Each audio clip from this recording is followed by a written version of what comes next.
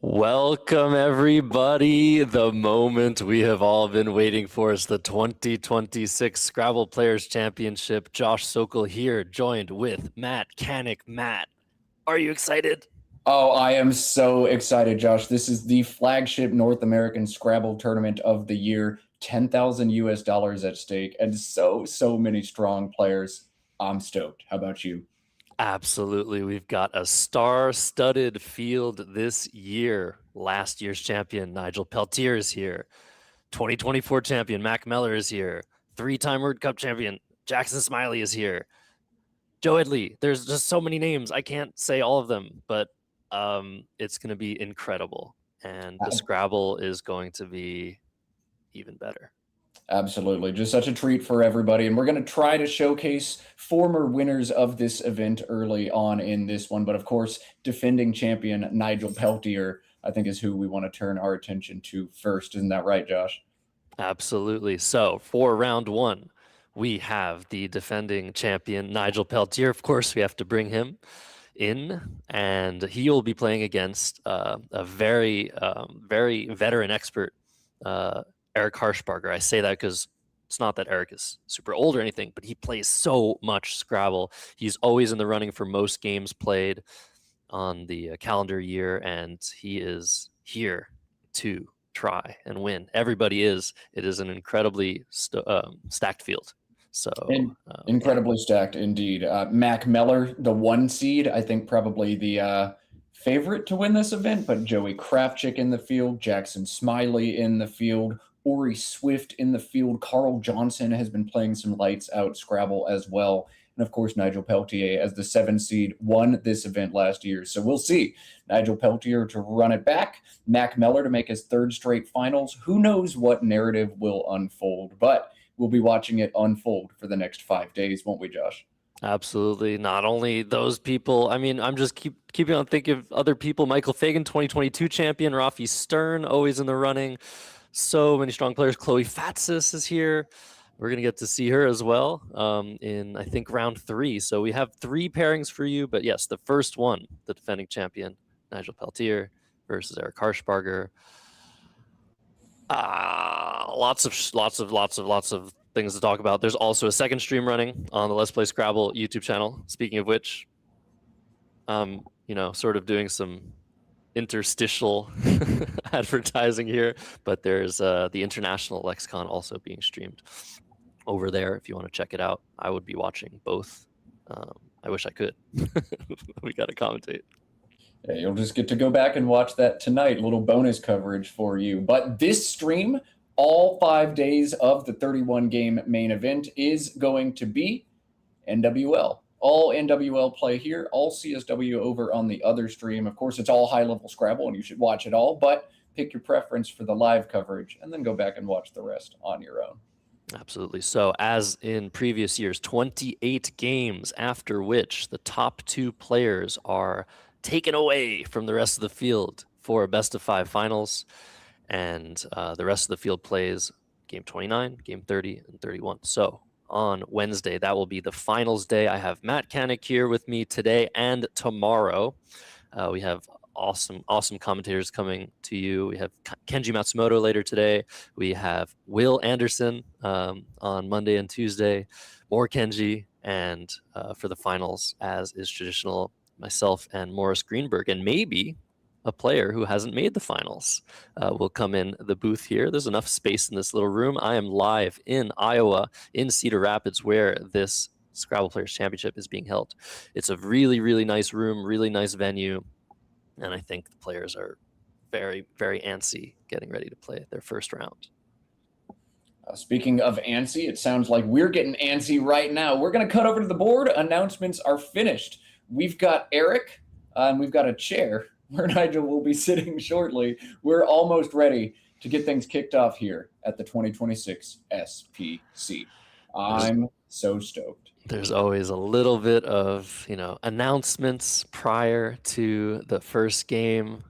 Just everybody being told what to do, what there is. There is actually a farmer's market very close to the hotel venue that is open right now that I'd love to be at, but I'd actually much prefer being here commentating. But there's a huge farmers market. Yeah, Cedar Rapids is in full bloom this summer. It's a very nice location for the Scrabble Players Championship. But Eric will be going first in this game. We see the board in the middle. We see Eric on the left. We see almost Nigel Peltier on the right. It looks like he's running the champion.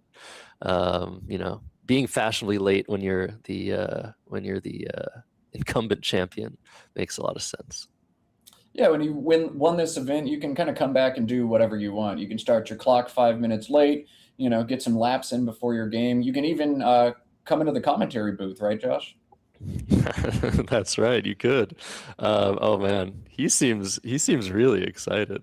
But yeah, it's kind of like when I think about the top players and the elite behavior. We're working on it, right? Like the handshakes, the what do you call it? The dress codes of chess. Like we're not really there yet. But I really like the psychological aspect of, oh, I'm last year's winner. I'm going to be a little bit late. You can start my clock. Not Nigel Richards, but Magnus Carlsen does that in chess. Yeah, I could do whatever I want because I won this thing. Of course, the joke there, if it's a bit over your head, Josh Sokol did win this event back in 2023, and now bringing you commentary all 5 days, right, Josh? That's right.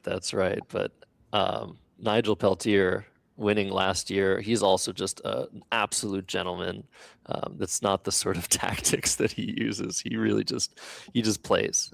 He's an incredible player. He's so exciting to watch. Sometimes very unpredictable, the direction that he moves in his game.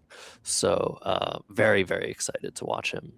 Let's see if he's honed his skills over the last year. If he just rests on his laurels, we'll see. Yeah, he's been playing a lot. His rating's been going up, I think. But almost no one's been playing as much as Eric Harshbarger.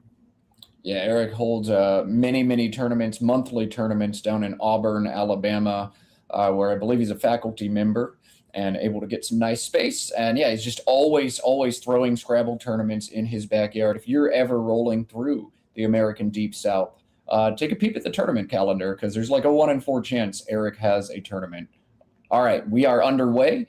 AEORWPS to finish it out. I don't see a 7 here, Josh. Tell us what Eric is probably thinking about. Yeah, I think with a rack like this, the letters you want to get rid of are the O, the W, and the P. So the word POW is a very nice choice. You could go a little bit longer, play something like power, and that would score a lot more. So POW would be 16, power would be 10 more points at 26. But AERS is so strong. I think I would play POW here, Matt. Yeah, that feels a little bit stronger to me as well. Leave the points on the board turn 1 and just hope you draw a bingo next turn. It feels like a good line here, but Eric's going to take some time and think about each of these options. Yeah, on the other hand, look at that opening rack for Nigel Peltier. He's just gotten an S and a blank immediately with a nice balance. So after power here, he's going to be looking to play across those 2 pink squares, the double word scores. And if he can't find anything there, he's going to be looking to play from or to the R in power and hit that dark red square, the triple word score. Yeah, so these are some of the nice puzzles to have in Scrabble, but also some of the harder puzzles to solve in Scrabble. I've got a blank. There are all kinds of options for me to score points on the board. What is the most I can do? As Josh said, that double-double between the 2 pink squares is what he's looking to do. But I've already punched it through the engine. None of those options exist here for Nigel. So he's going to spend some amount of time looking through the O. The question now is how much time will he budget before he gives up on it? I don't know how sharp he is on the words right now, but as defending champion, I'd assume he's quite sharp. We'll see how much time ticks off the clock here for Nigel. Yeah, it's the O looks okay. I think you just have a few too many vowels.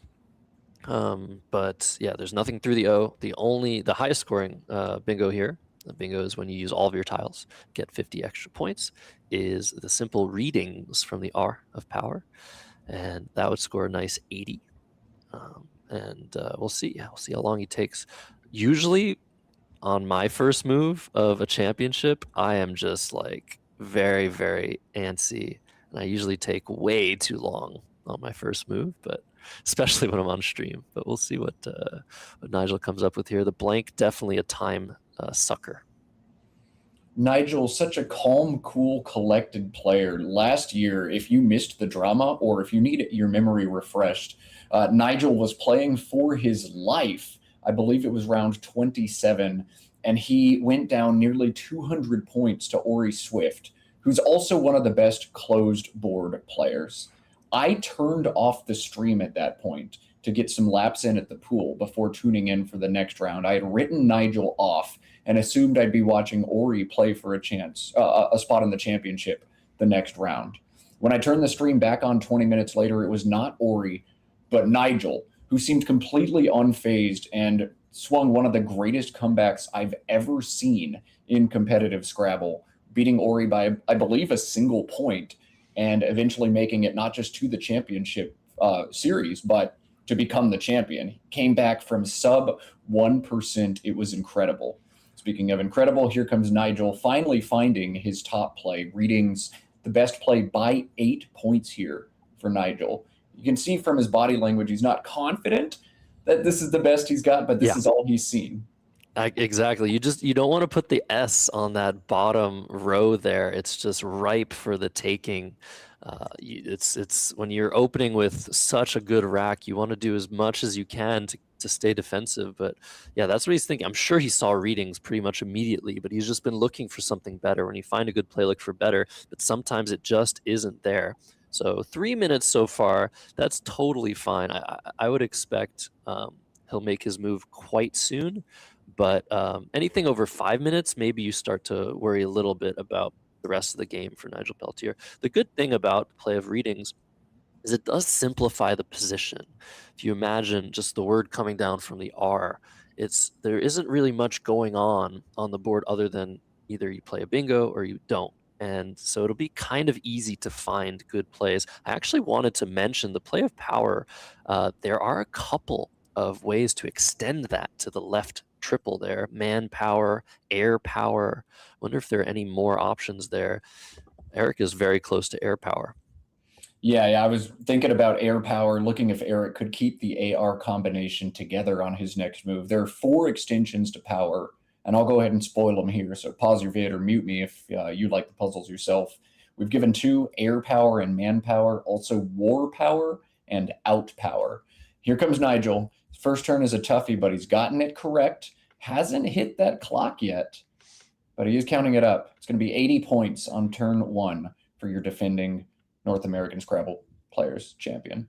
Yeah, and we'll see how Nigel deals with this board position. It obviously depends on what he draws, but we could see a stylistic choice next move. Maybe he'll try to block things. Maybe he'll try to just keep things really open for himself. Early in the tournament, when you get off to an early lead, sometimes you want to just try and defend it with all of your might and just try and defend the board, block all the open tiles as much as you can. But sometimes you just want to go full throttle and try to win by as much as possible, because not only is how many games you win important in this running, it's also how much you win them by. And so our tiebreaker, which is the differential between the players' total scores, is also very important. But look at that draw.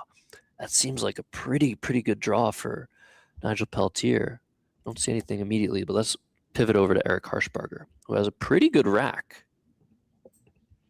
Yeah, he has a pretty good rack. There are no bingos available to him on this turn. Nigel does have an extremely strong play from the G in readings next turn as well. So this is a massive turn.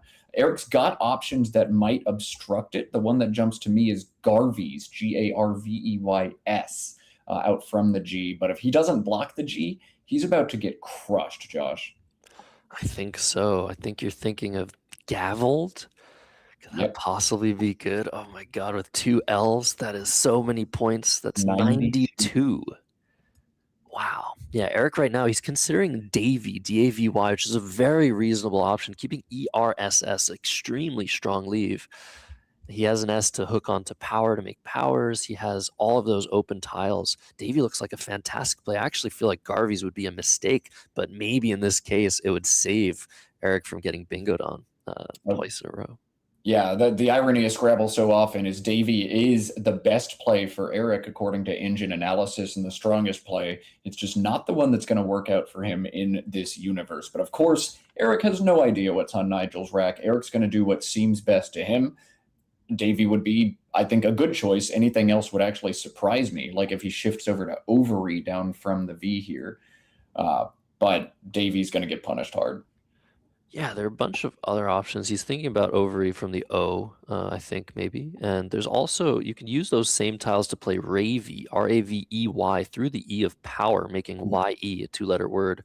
Now that looks like a great play in terms of score and the letters you're leaving behind, but it does open a really big potential for a high-scoring play to that top middle triple. And on this board, it is open, but it is open not for scoring plays, for bingo. So if you open the board to scoring plays, you might get punished, especially when you're down early. But vary is what Eric has decided to do, keeping 2 vowels and 2 consonants. This is also a good play. It also sets up the E for every. It does set himself up, but the E, the most common tile in Scrabble, means it's very likely my opponent's got one, and I'm concerned about that AESS leave.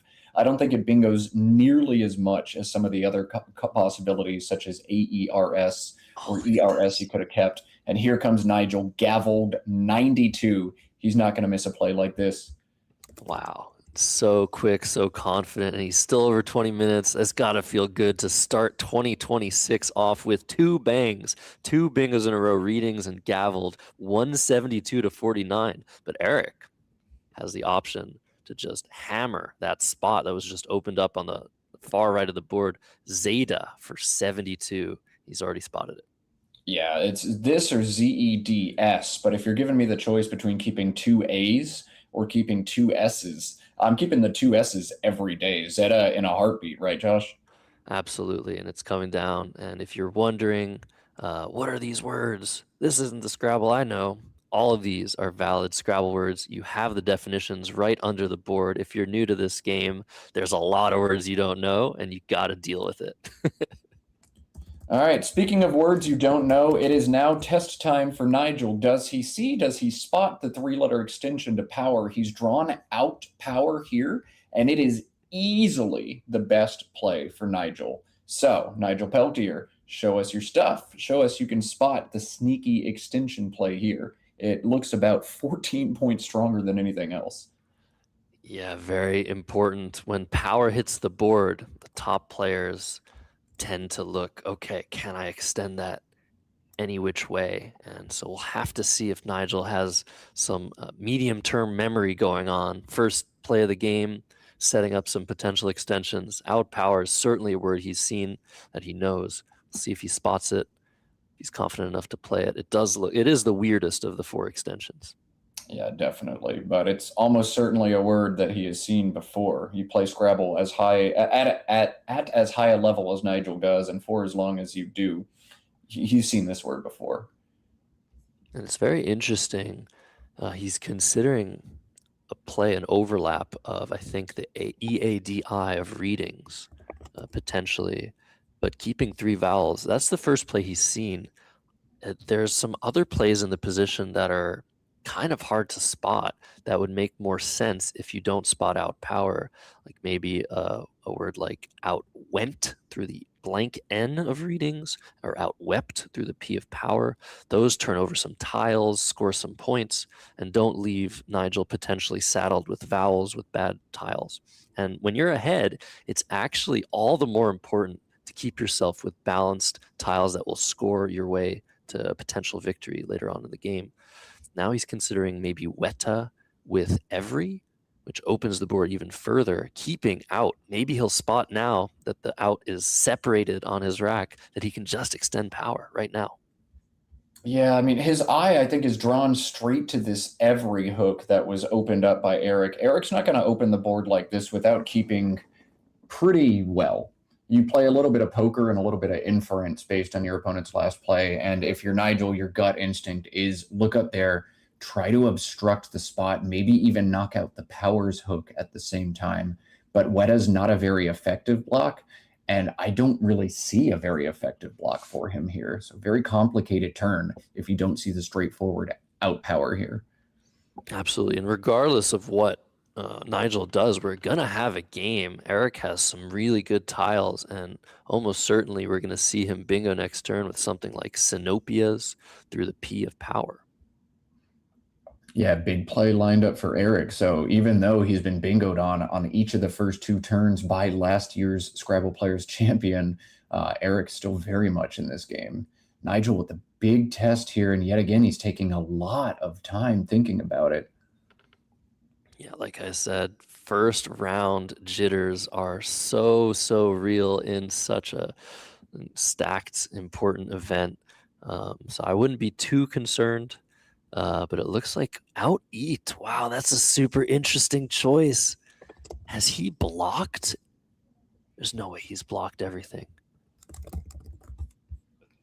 Well, he's blocked everything. That's incredible.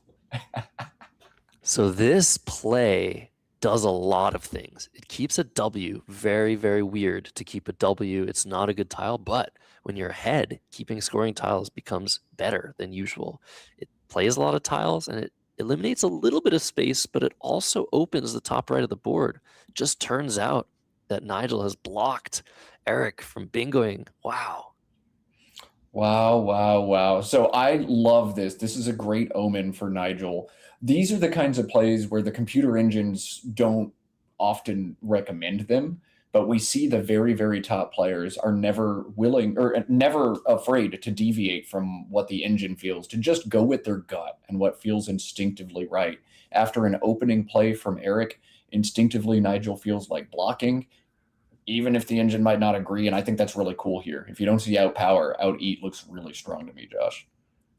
Yeah, and we're going to have to see how likely it is that power gets extended. Like we said, there are 4 extensions for this word that was the opening play, and now the play of out eat totally protecting that possibility as well. Yeah, wow, wow, wow. All right, we will see. That power extension will keep lurking, but what is Eric going to do here now? These racks get so awkward when you've got all 1-pointers, good bingo prone letters you don't want to play off, but you need to score some points if you can't bingo. I'm not seeing any strong option here for Eric at all, Josh. Are you? Not at all. When you have tiles like this, you either bingo or you score almost nothing. Now, what's very interesting about the play that was just made out eat is out 8 in the same spot was 2 more points, hitting 2 of those triple letter scores. But that would make a situation where hooking onto every, now every is on the board. Reverie and severy are both words. So out eat actually makes it much harder to rehook every. And yeah, now it's just a question of how do you do anything with this rack? You want to score something, you can't really do that. You don't want to play any of your tiles because they're all really, really good. This is a really tough position now. Yeah, the more I look at it, the more I feel like what we're going to see from Eric is just a 1 or 2 tile plunk. He might just grab his O and play WO for 8 points here. I'm not sure that's the strongest option, but on a weird, complicated turn, that makes quite a bit of sense. I see a lot of draws that I could hit the S at the bottom of the board afterwards. Easiness, for instance, and just try to stay as close to bingo range as you can. It makes sense to me. Maybe we'll see OI or OS played off instead, but I'm thinking Eric's going to play short here. I'm thinking that Eric's just staring at this board and being like, why can't I see anything? I feel like he's going to take potentially a lot longer here before he comes to the conclusion that he has nothing. This is insane. This is such a good rack, and the board is quite open here. So this is a really big gut check early on for Eric Harshbarger. And Josh, you've been talking about how hard it is to play at a nationals, but especially game 1 at a nationals, a tournament that all of these players have had circled on their calendar for at least 9 months. But then confounding that you're on stream as well, like That's a lot to think about. And it's easy to get in your own head, especially with a rack like this, and think, oh man, I really don't want to miss a high probability bingo on stream.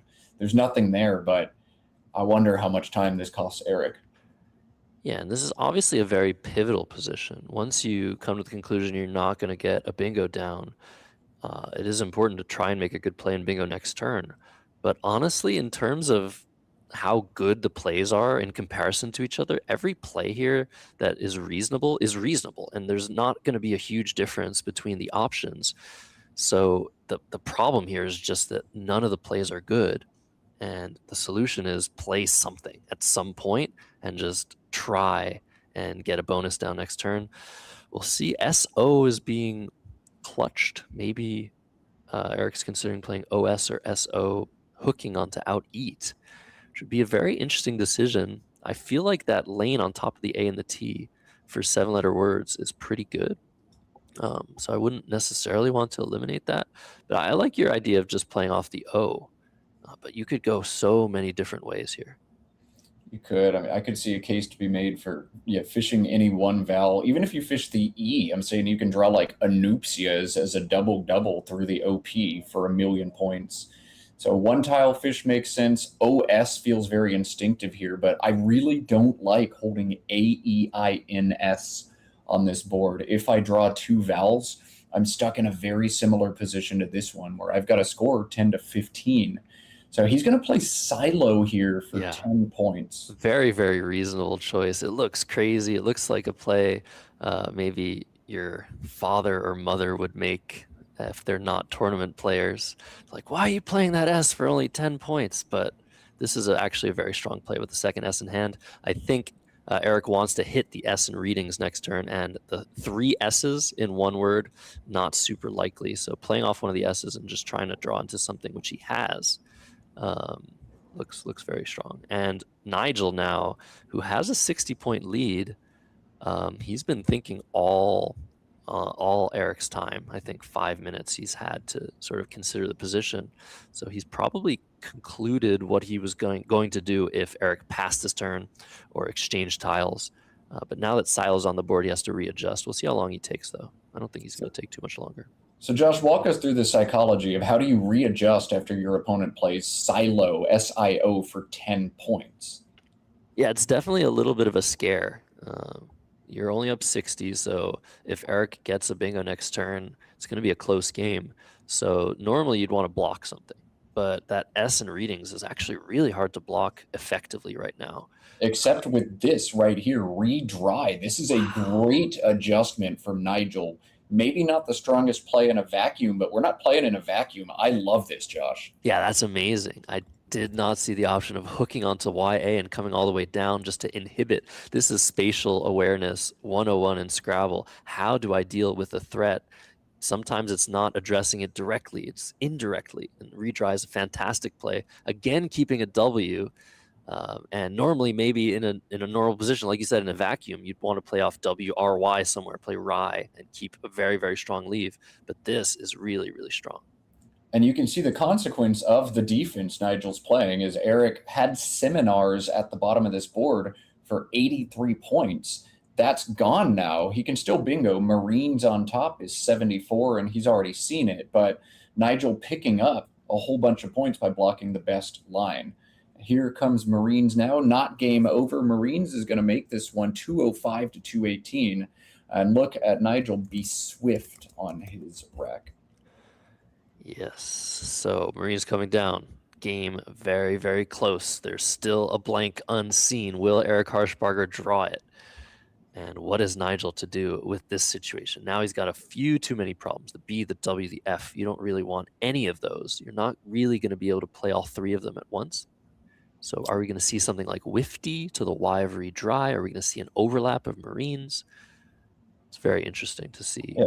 One very strong overlap to Marines. I think this is going to be Nigel's play after a while. It's BeFit, BEFIT, above the INES. It's not weak to counterplays as FE takes no front hooks. It keeps a W for a 3rd straight turn, Josh, but BeFit for 37 looks really strong here. Yeah, that's very nice. It's almost lined up. but Nigel's actually just lining his letters up in alphabetical order. Let's talk a little bit about that. At the top level, lots of players will study racks that they might potentially draw, and the way to retain the words that are potentially on those racks is to put them in alphabetical order and retain them that way. It's a rote memorization tactic that is very, very important in high-level Scrabble. So Nigel doing that just to make sure there isn't some potential word here with his tiles. I don't think Eric does that. It looks like, I mean, for this specific rack, you don't need to alphabetize. You know you have a cue, you're not going to do anything.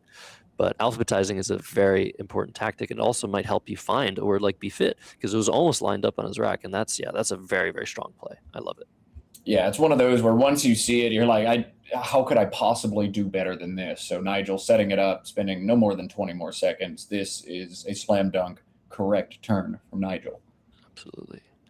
And another, I guess, easy-ish turn for Eric last turn. It was just like, okay, 7 hours was block. I'll just play Marines. It's anagram. But the Q, the worst tile in Scrabble, either you can play it or you can't. First thing to assess is, can I play it? Yes, I have an I for QI. Yes, I have an AT for QAT. Is there a U on the board? Is there somewhere I can score very well? Should I play Kaid, QAID to the D and redry? We'll see what Eric decides to do. QI overlaps the IT of befit. Cot was just blocked, by the way. That was a big play that Eric wanted to play in the same spot as befit. Oh, yeah, that's one of the other strengths of Befit. It knocks out some of the best scoring spots on the board. 4 bingo lines and a big stack spot all at once without giving anything back. So, yeah, Eric's going to play either Kot, Chi, or Kaid. Like, those are the 3 things you do with the U-less Q. But which one? He's got QI above the IT of Befit for 25. The leave is nothing to write home about, Josh, just ANOOT. Would you try to play off more tiles here? Yeah, I'm not sure. I definitely wouldn't play QI for the same score under the P of power. Again, we have to think about those extensions. Yeah. So manpower was available with Marines, but you want to take the bingo score, I think. You could potentially draw the other M for manpower if you keep the AN. You could potentially draw a U for outpower. I love this decision. I wonder if Eric is thinking about the potential U draw. You hate to draw U after playing the Q, but in this particular instance, it might work out nicely. It's a fundamental law of Scrabble, though. As soon as you play the Q, you will draw a U. With 3 of them in the bag, Eric's going to draw out power here. Just you watch. Commentator curse. Oh. You did it. First instance. Yeah, 3 U's. There was a pretty decent chance that Eric would draw one, but unfortunately he has not. But he's drawn 2 consonants, which is nice. He had too many vowels. And now over to the defending champion, Nigel Peltier. He is separating WIC from the other 4 letters on his rack, because those are the letters you want to get rid of with a rack like this, Matt.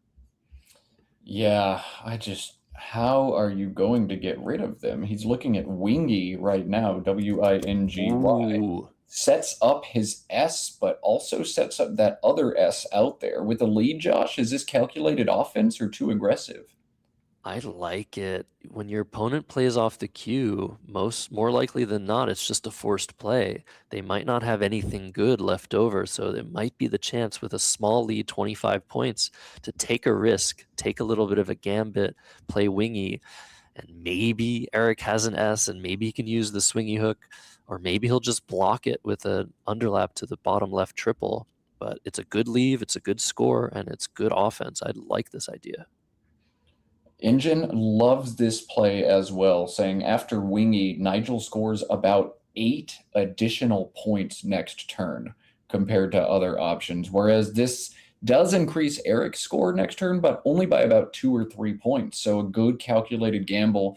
Engine has this 8 points above any other option. Not too aggressive, say the computers. Not too aggressive, says Josh Sokol. Nice play, say all of us. Yeah, and it's actually the last S. Oh, is it? Okay. I didn't have Unseen updated. Wow. Yeah, it is the last S, so it makes even more sense knowing that 3 S's are already on the board. Eric lining up potato on his rack. That would be a fun word to play. Its anagram patoot is also a nice word. But I think here you're wondering, does Nigel have that final S? Does he have a blank? I don't have either. Should I just overlap wingy with something like topo? Should I go underneath? Do I leave it open? It's a kind of a tough position down 49 points. You don't really know what direction to go in, and the board is actually starting to get a little bit cramped. I would be worried about the shape of this board if I'm Eric. Yes, the power extension's still in play, but options starting to dry up here. I do like how Topo does two different things to the board. It allows for high scoring underlaps between the WIN of Wingy, and it allows me to play down to the T in Topo for bingo lines. A play like Pot, I feel like, is much, much weaker for Eric because this board is getting so exhausted. I think he needed to do something to keep it alive. Yeah, when you see a triple open, most likely you should use it. But Topo looks like a much stronger play. I think this was just a miss, but look at that draw. It's the second Whoa. blink. Okay, Eric not out. Anato is going to play on this board as well. Is that what he's got? Not quite. Not quite. But Nanobot does play. Ooh. Yeah, wow, Interesting. Nanobot.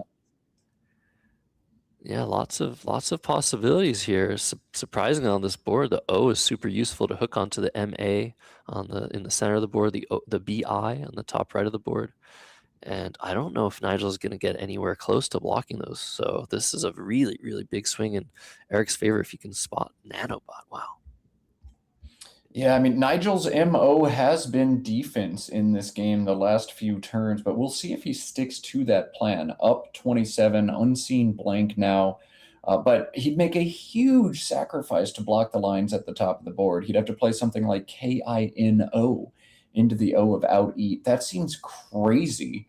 You I know, wonder if we might see KIT here, Josh, for 7. Is so that I was about to suggest that play. So Nigel looking to play knit to the IT on the top right of the board, hitting that triple. But if he plays just kit for 7, he has so many draws to hit skit next turn, getting the triple word score both ways and scoring over 100 points. That could be super awesome here. The only problem with that play is if Eric does have the blank and can use the skid hook himself for a big score.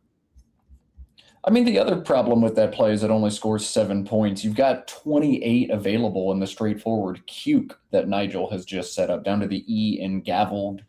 I think Kit probably just a little bit too cute here, a little bit too much of a gamble in a game you feel like you're in good shape in. Cuke holding INRS. My gut would be saying, don't get cute here. Just make the play that seems really obvious. Don't get cute, get cuke. So cuke coming down for 28 for Nigel. He is padding his lead even further. This is going to be really interesting. That spot on the top left is ripe for the taking at any point if Eric gets rid of his blank. Nigel can just drop potentially a letter there. I guess you can't drop the N because of unit, but there might be a possibility of drawing potentially the H. There might be a way to set it up later. So there's the J for Nigel. That's going to be a nice tile for him to continue to try and score. But will Eric Harshbarger spot Nanobot? Is that his only playable bingo here? It is his only playable bingo here. And that's the test now for Eric, who's got just over 10 minutes to play the remainder of this game. If you are brand new to competitive Scrabble, never seen anything like this before, we'll just quickly talk about what a time penalty is because this is game 1. Josh, why don't you tell us about it real quick? Yeah, time penalty. So in Scrabble, you can go over time and you will not lose the game. Is that what you're talking about, Matt? Yes, yes. Okay, so if you go over time, because both players are under 10 minutes, which is not so great at this stage of the game, if one of the players goes over time, and I know Eric actually tends to go over time pretty often in my experience, if you go over time, you don't lose on the spot. You lose 10 points per minute that you go over. So if you're minus 1 second, you lose 10 points. If you're minus 59 seconds, you lose 10 points. If you're minus 1 minute and 1 second, you lose 20, and so on and so forth. So it is a penalty, but sometimes it could be strategically important to go overtime in order to spot a potentially winning play. Yeah. So that's how it's going to work here for Eric, whose time is just now over 9 minutes. And if he doesn't spot Nanobot, this turn is really hard once again for Eric Harshbarger. You might also think about, again, like that, those extensions of power are just there. Non-power is not one of them, but it is a very reasonable attempt at a word. So I wonder, yeah, I wonder the direction that Eric's going to go. And I think he's trying to look for a bingo here, but Nanobot is so tough making the blank a B. He might just try to play off the N and the O, the duplicated tiles. He has two N's, two O's, but where do you play an O for any reasonable score? Yeah, that's the problem with these racks that have all 1 point letters is how do I get points right now? N-O and O-M-A at the top of the board, maybe? I like that for a few reasons. I like that OMA takes a front N, setting up NOMA for myself. Also takes a front S, so if I draw the S and bingo next turn, there's a line for me. I think if I'm going to play up there, though, I'd rather make it N-O-O and make O-A-T as well. What do you think about that, Josh? I don't know about using up that spot because if Nigel's just able to play a five-letter word after that, hooking onto the N, the board is really, really hard to work with. So I'm not sure. That wouldn't be the direction I would go in. But then again, there is just a very, very good play here available for Eric. And if he doesn't spot it, he's in a really bad position. And if he does spot it, it's a very, very close game. So it looks like he's playing no and OB. This makes a lot more sense, I think, board-wise, setting up that lane on the second to top row and leaving that other lane open. But it only scores 7 points, Matt. Yeah, just 7 points. He'll really want to draw a playable bingo on this turn, one that he spots. The M and the E means Eric basically a lock to do so. Great draw for him. We're back on Nigel, whose lead is 48 points now. And look at this, Josh. AIR set up at the front of this rack. I think he's seen air power. Wow, are we going to see the extension? Because Eric's drawn into manpower and he had it lined up himself, which might actually be better for him since he's retaining the blank than playing a bonus here. But is air power going to come down, keeping 4 constants? But it's such a nice score, 39 points, hitting that triple.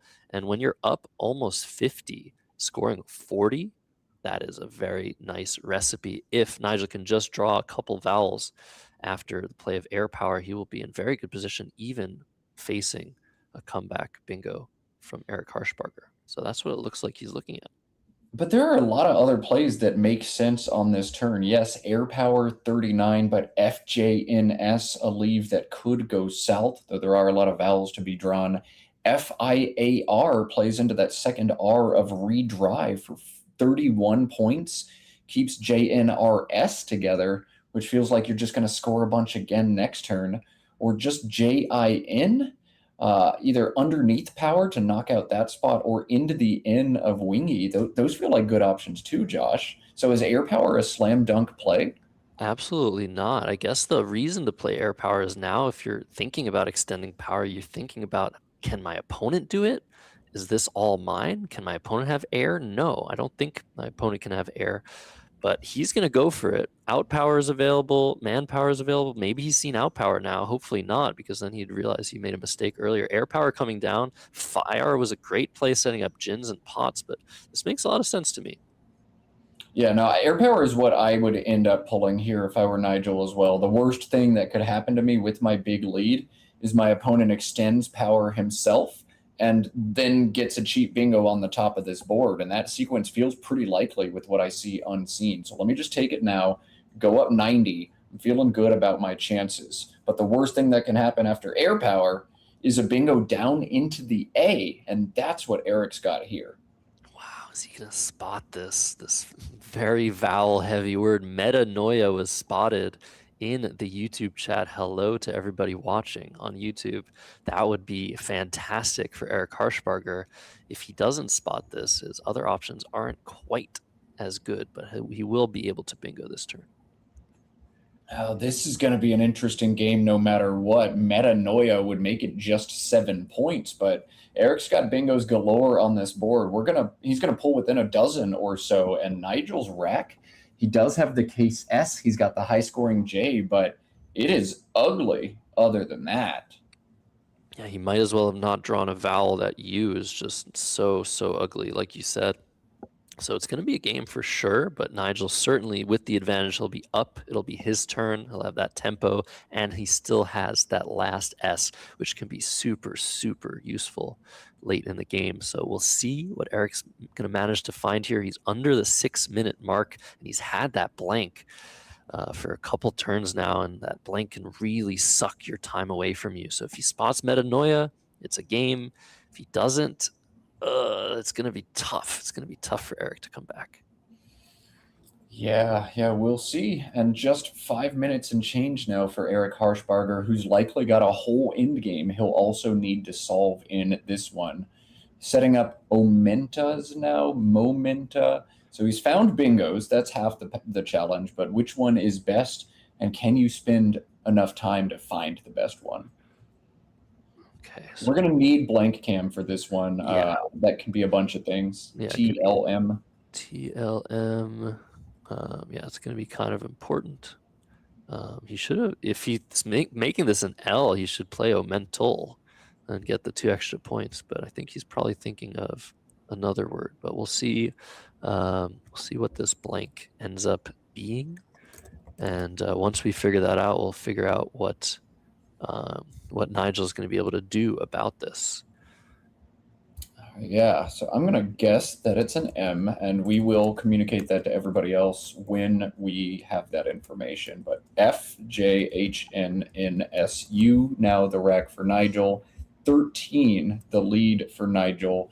This is going to be a pivotal swing, as now Nigel's got one pretty obvious play here. Just 44 points for Jun above the OME. What a swing in this game. Yeah, that's really good. But look at that draw for Eric. It's actually pretty nice, and there's still some space open after Jun. That lane on the second to top row is still kind of there.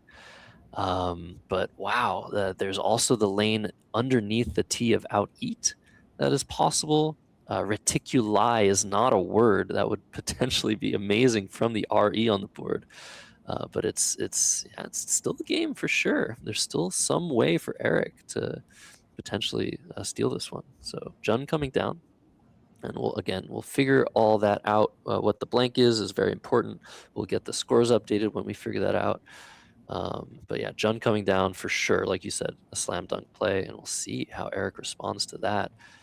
I want to play off the U and something else maybe. Yeah, wow, this turn feels kind of awkward. And I think the proper way to analyze it would be thinking about bingoing from the RE as well as the other options available to Eric here. Does he need a bingo to win this game, Josh?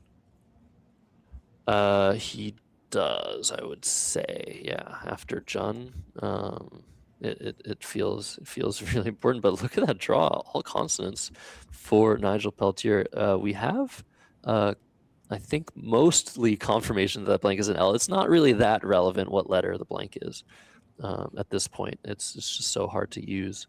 But we'll just assume that the blank is an L, and Lomenta was the play, and then Jun, the response, propelling Nigel up by over 50 points once again.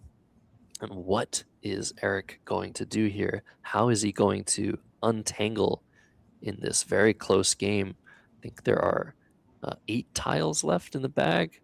Oh, what is he doing? He's playing call. That doesn't seem like the call to me at all. No, this just kind of feels like a game-losing play. You could get lucky and draw a bingo that starts with an E, but otherwise, that is not a strong bingo line you're making on the top of the board, and you're knocking out a strong bingo line. You're also playing some good tiles and drawing into a bag that has mostly bad tiles. I think this is the time factor on Eric. He doesn't have much. He has found a really good draw, though. Yeah, I mean, this is what's very interesting. I think he was maybe trying to get that last S, so playing as many tiles as he could reasonably, within reason to get it. But yeah, I think it was really time. It was like, I have no time. I'm just going to play something that looks good. But I think you could have just played a couple of tiles there. Maybe you do want to play the C because the C is really hard to use on this board. But yeah, we'll see how Nigel responds to this with his 7 consonants. It's still a game, Matt.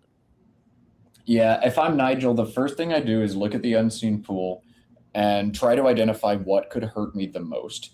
Is there a bingo at the top of the board that I need to be worried about? Oxidate doesn't seem to fit. So I think I'm okay on that front, but can I survive something like exit or axite if that is what Eric has drawn here? I think, Josh, I can, especially if I use pacing to my advantage. With 4 tiles in the bag still, Nigel's probably looking to play off 2 tiles, score some points. FEH maybe through the E and gavel. Yeah, maybe score something. I would actually be worried about the word exodoi, Exodoi. That Ooh. might be the only thing that has a chance of winning the game if there is no bingo available. Reoxidate, you have to be sure that that's not a word. Again, that RE in the center of the board, potentially useful. And with 4 minutes left, Nigel has a lot of work to do to try and figure out if there's any threats he needs to deal with, and he just has no vowels to use to deal with those threats. So he's playing nine instead, playing off 3 tiles instead of 2, leaving only 1 in the bag, which seems like a good choice to me. But I think this might be it. I don't see a way back for Eric. He's probably just going to go ahead and play Axite, make the score close, and that 1 vowel I think is going to be enough for Nigel Peltier. Yeah, so there was one bingo at the top of the board that could have been a slam dunk game over for Eric that was exalted. But Nigel says, you know what? If you have exactly that rack, fine. And otherwise, this does pretty much everything it needs to do. With 1 in the bag, Eric can't even really make a fish to get back into this game. Feels like all she wrote in this one. Nigel bingoing on turns 1 and 2 and coming out to a round 1 win. Yeah, so this is going to score 38, bringing Eric to 389 within 20 points of Nigel. But the last tile in the bag is an O, which is going to make it pretty much, I think, just impossible for Eric Harshbarger to go out next turn, which means Nigel's, the end game is all his. All he needs to do, score some points this turn, score some points next turn, and he'll be totally fine. Yeah, and he's got tons of points available to him with the S on his rack. Come extended to Scum. FEHS is so much. That's it. Yeah, it's got to be a simple play there. I guess the only thing that would be better than playing that is a play that would leave him with an outplay next turn, but it's totally fine. Yeah, it looks like FEHS is one of 3 highest scoring or highest winning in-game sequences for Nigel. So it's unblockable. He can do something else first and hold on to it, but BLD is not going to do anything on this board. Yeah, with 3 minutes left, you can't take any chances. What if Eric does have an outplay that I'm missing? What if he has different tiles than I've tracked? The player's definitely keeping track of the tiles that have been used. That is a very, very important strategy at the top level of Scrabble. So both players should know at this point in the end game when the bag is empty what letters are on their opponent's rack. Flesh now lined up, but HANE not a valid word. I think Nigel's going to end up probably just going with FEHS and taking the points in the end. Yeah, he's shuffling right back on that option as you say it. And here it comes. The game-winning play from Nigel Peltier. 42 more points brings him up to 448. And yeah, what a great game to start things off. Lots of tactics. Like you said, it looked like Nigel's going to go off to a really, really strong lead, but Eric fought back. He made some nice decisions, came back with Marines, came back with Zeta, came back with Lomenta, but it was just not quite enough. And I think the time problem, the time issue, the play of call was the only situation where Eric could have done a lot better. He's going to go ahead and play Rue and get over the 400 mark, which is definitely a nice achievement against the defending champion. Yeah, absolutely. If you can score 400 points, you're usually gonna win. Just not enough for Eric in this one. But as you said, 2 bingos to start the game for his opponent. He stayed alive till the very end, and just a couple key things at a couple key times, this game could have still been his. But hats off to Nigel, finding the 2 bingos on the first 2 moves, and then out-eat, redry. 2 crazy, uncanny blocks that worked out great for him. Then shifting to an offensive MO, playing Wingy, setting up his case S. He did a lot of really smart things in this game, showing us why he won this event last year. Definitely. So while Nigel looks for his highest scoring play here with his 3 consonants. He's already determined he doesn't have an outplay. We will tell you next round's pairings. We just had the 2025 champion. What about the 2024 champion? Mac Meller is playing against Mike Thalen, who is a very strong expert as well. And this is actually going to be a great matchup because they have never played each other, Matt. That's crazy because they both play so much Scrabble. Yeah.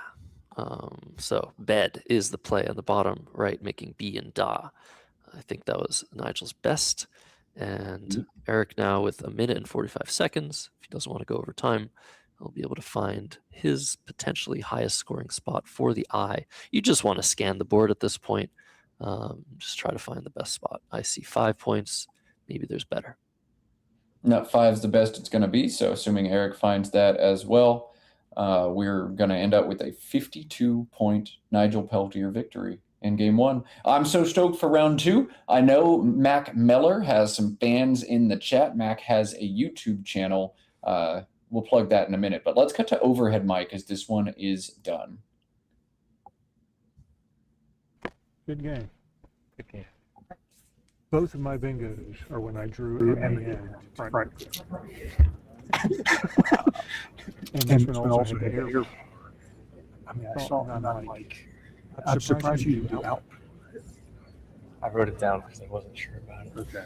And I thought maybe you wanted to kill that E spot. That was more important. Out.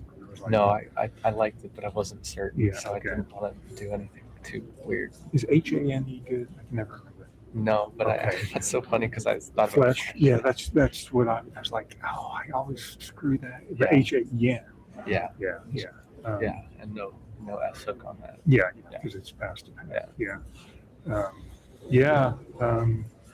That it was closer than I thought it would be. I was trying to catch up. And Yeah, you came back maybe a toll would have been better. I guess. I don't know. a couple more points. A couple more points. And here I kept AS for power. Maybe power, so it doesn't have the front extension. PAWE. Mhm. Maybe. Hmm. But I don't like I like AS a lot better than OS. And I didn't first play. I don't mind that. Well, you thought of manpower and I didn't. Oh, so okay. Yeah, I mean, There you go. I kept AS, keep the A for man, and God was so. You just opened up these 2 bingos on. Oh my God! But fortunately, that hurt. This is probably what hurt me the most. Yeah. When you had that. Yeah. And the X just wasn't enough at the point. And I didn't like this because of the S's, but I had to give myself. I mean, It almost turned into something nice because this caught me with all consonants. oh wow! And so if I didn't draw a vowel the rest of the game, it's like yeah, you probably could have done some Wow. things. It's like yeah, I was thinking of like setups. I mean, my goal for the last few turns was to eventually drop an Wow. AH yeah, once you burned your last hook, yeah. so that I could do something big. Wow. But then that just turned into Yeah. this one, which is pretty good too. Yeah. No, it was. At least I was in it. You Yeah. played that blank on the first. I thought, oh, here we go again. I'm like a game blank, and that came out pretty darn. I mean, that was. Yeah, I had it for 1 turn before that, I think. like you said, if I just get 15 somewhere with Yeah. a bad lead or 20 with a bad Yeah. lead instead of this Instead one, of that, yeah, that's what. different game. So You did come back. and I mean, this was. I had the blank at this point, obviously, because I just needed bingo lanes, and There's this one here. yeah, That was a sneaky little hidden tucked away there the whole game. yeah. But it was just crazy because I was eyeing. And I got MAN, and I finally got a bingo, and I didn't quite get you. And then my second one, I got MAN, but you blocked it right away. And I was like, yeah, but yeah, I did leave IR on purpose with this play. I don't know. okay, It's yeah. pretty Still, I mean, I was trying to keep 2 of those letters in my right. Okay. Either air power, man, or out power. It's so cool how a single opening can impact the I mean, game.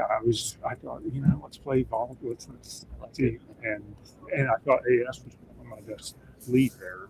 Yeah, I could have POW, I guess. POW would have been more defensive. I like that. Yeah, that might have been better. And then even this, I kept AESS here. So you blocked this blocked Sinopius. Yeah, that was and I had nothing else. Sinopius without a P, nothing was going to play that I saw. Maybe, I mean, evasions, anisols, none of them were fitting, and these two F's and couldn't do anything. And surely he won't screw his P up. Alrighty, yeah, I love the lengthy postmortems, Matt. But yeah, that was Eric Harshbarger, a very respectable loss of 52 points to the defending champion Nigel Pelletier in round 1 of this year's Scrabble Player Championship in Cedar Rapids, Iowa. And like we said, if you're just joining us, next round will be Mac Meller, the 2024 champion, YouTuber, potentially favorite to win this year. He's the top seed, facing Michael Thalen, who always puts on a show at these tournaments. He's a very exciting player to watch, and he's been playing a lot. He's been playing a lot. He's been learning a lot as well. Michael is one of those players who annotates pretty much every game he plays at every tournament. You can find a whole treasure trove of Michael Thielen at cross-tables.com. Find a whole treasure trove of Mac Meller and his videos here on YouTube. So plenty of exposure for these two guys, and we're going to have them next for you. Yeah, I also wanted to mention, I guess I didn't mention this, Eric, not only does he play a lot of Scrabble, he organizes a lot of tournaments, like we said, but he also has some really cool equipment. At the beginning of this round, he wanted to see if he could use his own personal rack. He likes to use his personal racks, but he won't be able to do that on stream. He has a metal board with metal tiles, which is really, really cool. He has a Lego board, I think.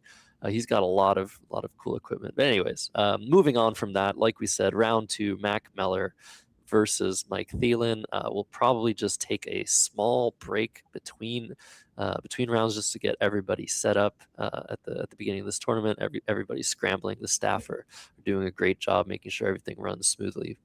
But I'm excited for the next matchup, Mac.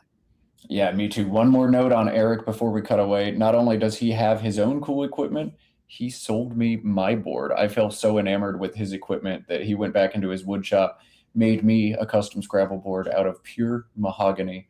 A great investment on my behalf, if I say so myself. So thanks, Eric, for the board. Thanks for all you do for organizing Scrabble, making gear, and thanks for an entertaining Game 1. Game 2 coming your way real soon.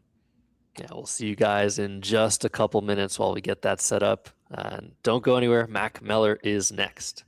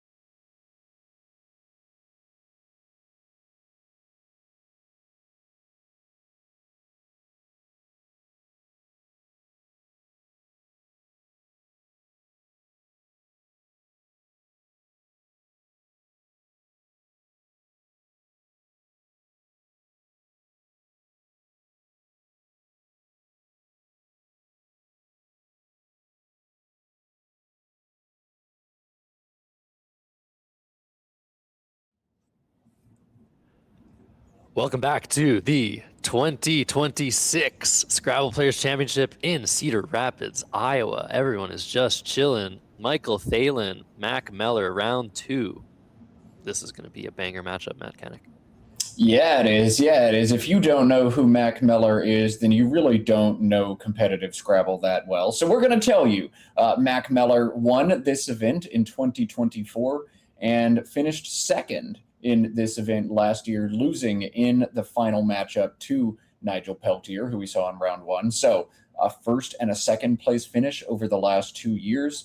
Mac Meller, a child prodigy at this game as well. I think he was one of the youngest, if not the very youngest player ever to hit a rating of 2,000. Is that right, Josh? Absolutely. For the youngest. He was the prodigy in Scrabble. They can get started whenever they're ready. Michael Thalen going first. We see the handshake. Mac Meller, Scrabble royalty over here. And this is their first match ever, which is really, really, really weird. But that's sometimes how it goes. We have a pretty small community, but not everyone has played everyone. And Michael Thalen has been really doing great.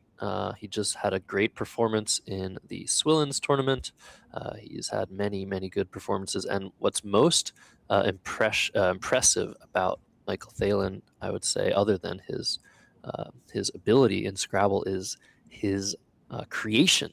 He has created one of the most important Scrabble apps of all time. That is the Ziziva Scrabble app that you can still download for free online. It is all his creation. There's a bunch of different ones now, but it's an incredibly important study tool for so many people. And let's see, opening rack BGLMNOY for Mike Thalen. What do you do here? You want to play a 5-letter word? You've got the 5-letter nobly, Nobly. GM, not a great leave, but 28 is a lot of points. There's options to do more fun stuff, though. GYM. It's pretty defensive, though I hate the leave. GOBY or BOGY, also a little bit more defensive here. So we'll see. Offense or defense is the decision on turn 1 for Michael. Yeah, Nobly looks standard just to get as many points as possible, but Jim's super, super defensive. Look at Mac's opening rack, AEEEELU. So he's just hoping that Mike isn't searching for maybe a blank bingo. And most certainly, almost necessarily, we'll see an exchange for Mac Meller in turn 1. But as I say that, we might see a play like EAU after Jim. Yeah, so Jim, the defensive option coming for Michael. He does annotate all of his games. I was wondering if he would choose to play some defense here. I don't see him play a ton of defense, but maybe this is, I'm spooked. My opponent is Mac Meller, probably the best player in North America. Josh, do you tend to play more defensively if you're playing against good people? Mac definitely likes to play defensively. He doesn't like to give easy scoring back, but the play of EAU, yeah, it's pretty defensive. And the play of Jim is pretty defensive. So I think for Mac, it's really just going to be a value judgment here. Do I want to keep 3 E's and an L in order to score 14 points? Or would I rather exchange down to an E and an L, or just an E, or just AEL? I think that Mac likes points in general. I mean, who wouldn't? But he might just exchange here. Maybe 3 E's is just a little too much for him. I might play EMEU through the M. That's 8, but ALEE? I think I might score 8 here, Josh. Oh, that's a really cool option. Yeah, through the M. Normally, I don't consider plays like these early because they open a triple, but placing that U 2 spots underneath the M of Jim, not a big deal. It's very hard to overlap a U, so that actually might be the play. You're right. The U would be the letter Michael's looking at with the Q on his rack, but that's not going to give him any options at all, as the rest of his rack's so abysmal. So we'll see. Mac's got a lot to think about here. Just exchanging back with the tight board makes sense. EMU gives up very little. EAU gives up very little as well, unless your opponent has an H, which is exactly what we see here for Michael. Yeah, very interesting. Mac already taking 2 minutes. Normally opening plays don't take much longer than a minute, but we see the exchange. Mac saying, whatever, I'm just going to live to see another day. not keep too many vowels. He really doesn't like keeping vowels. He likes to keep a balance of consonants and vowels. If you watch his YouTube videos, he'll often say, "Oh, that's too many vowels." So this makes a lot of sense. This was what I was expecting him to end up doing after around 2 minutes. Not a very, very long think for decision number one, but this game might go the distance. The play of Jim really making it difficult to do much of anything, and we might see a lot of small, dinky plays. So the more plays that happen, the more time you take. Time's going to be of the essence. We'll see what Thalen does. I think he also just wants to exchange here. Looking at exchanging down to ON, I'd never keep the O. The O is decent on this board, though. It could overlap the O, the M, underlap the G, and it's a vowel, so it does make some sense. Maybe the H as well to be able to hook onto the M, but he's just going to exchange all 7. He's like, all right, I need an S, I need a blank, I want something good here, and I didn't have it. And wow, Yeah, like 2 more E's for Mac Miller. too many vowels yet again, perhaps. So I like the decision from Thielen there. Just throw it all back. Either exchange 6 or 7. Probably all 7. Try to get that S. Why not? DEEEHLU, more vowels for Mac. I think this is a very straightforward play. The one he's already set up, HUE, set up the back D, but you do give away the triple word square. Got to take the points though, right, Josh? Yeah, Mac with the H. He's gonna have to use it here for 21. It's an ugly play. He looks at his face. It's like, yeah, well, gotta do it. Gotta do something. Gotta make a play, score something. Sets up the D. There's some benefit if the triple gets used. He's gonna have some tiles to potentially play through with his decent leave of DEEL. And for Mike, he hasn't seen an S or a blank. He's drawn the J and the X instead. So if he had kept that O, Matt, and drawn the X, he would have had Ox on top of Hugh. But obviously, we can't we can't predict the future, and that's why we're watching this. We don't know what's going to happen. We'll see what Mike does here. I don't think maybe he's just going to play Retax or Taxer. Yeah, I think that's it. You'd love to drop extra and EE, but that's not a thing. So Retax, Taxer look to be just about it. Maybe he'll think to try to hold the X and draw the O for OHM and OX next turn, but there's not a good play that does that for him here. It's got to be Taxer or Retax. Yeah, the difference between Retax and Taxer, a little bit more volatile. It'll put that R on the right middle corner of the board, making a potential 8-letter word to or from the R. Pretty likely Retax will put the X in that spot. X is not a good tile for 8-letter words. So it's really just about what Mike wants to do here. Does he want to open the board against the overdog? Does he want to keep things a little bit more contained and just try to play on this board? He can certainly duke it with the best in the world. So Retax coming down, I think this is a great decision. Also the benefit of potentially drawing an E for Jeer to the ER. So maybe it's slightly better for this. All right, Retax, what we see from Mike, he leads by 38 now on Mac Miller, and Mac getting close to a bingo. ADEEFIL has not found one on this turn, did not get the N he needed for enfilade as he set up on his rack. What are you thinking here, Josh? Yeah, enfilade or defilade with a D would have been nice. Mac's going to look through the ER to see if he can get both double word scores. And if he comes up short there, I really wonder what he's going to do, because a lot of plays will make sense.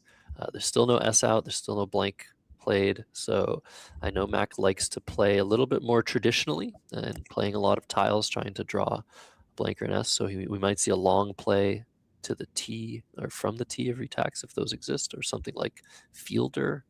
Not sure. Yeah, nothing awesome here. You're going to look for double doubles through the ER. You're going to look for a lot. Deflate is 26 points, but holds back just an I. Yeah, I'm curious to see how Mac plays this one. This is an opportunity where a lot of us can learn. Is it right to play FE, right to play FIE, right to play much longer and just grab points? Mac is going to be one of the best people to dissect this position. What will he do? I'm taking notes. Yeah, you mentioned FIE. I think that's probably what he's going to do under the ETA of Retax. That seems like his style. Maybe DEFI instead under the RET to score a little bit more. But we might see deflate as well. It's not great. It's the first eye. You don't really want to keep a lone eye on your rack and play 6 tiles when you have the first of 9 eyes. If you play Scrabble at home, you know eye trouble is something we deal with a lot. So I would definitely want to play the eye here if I was Mac. And I like FIE. It's very, very restrictive. So now he's setting up defile and HUED. That also makes sense. 28 points is the best you can do. Defile or deflee in the same spot. So just grab all the points, says Mac. He hasn't committed to it yet, but it looks strong to me. Yeah, defile looks good. I think Mac's just not super happy with keeping 2 vowels here. So that's what he's considering, but he's taking some time on this turn. There's a lot to deal with, a lot to sort through, a lot of plays that are very similar in value. But yeah, HUED, that's a nice hook. That's a nice spot with defile. And yeah, deflate, again, I hate keeping the eye. You could do something like FedEx to the X. That doesn't really make much sense. Okay, so it looks like he's going to go a bit longer. No, he's taking it back. He's not super thrilled with this play. I like FIE. FIE keep things tight, but your tiles just don't go well with the remaining board. I don't know. I don't like defile because it opens so much up, but Mike did just exchange 7 and then take a while and play retax sort of unhappily. So Mac's taking the points here. Yeah, it's definitely sensible. I guess looking at the score being down over 30 points makes sense. Yeah, he was down 38, so just keep things a little bit more open with the deficit.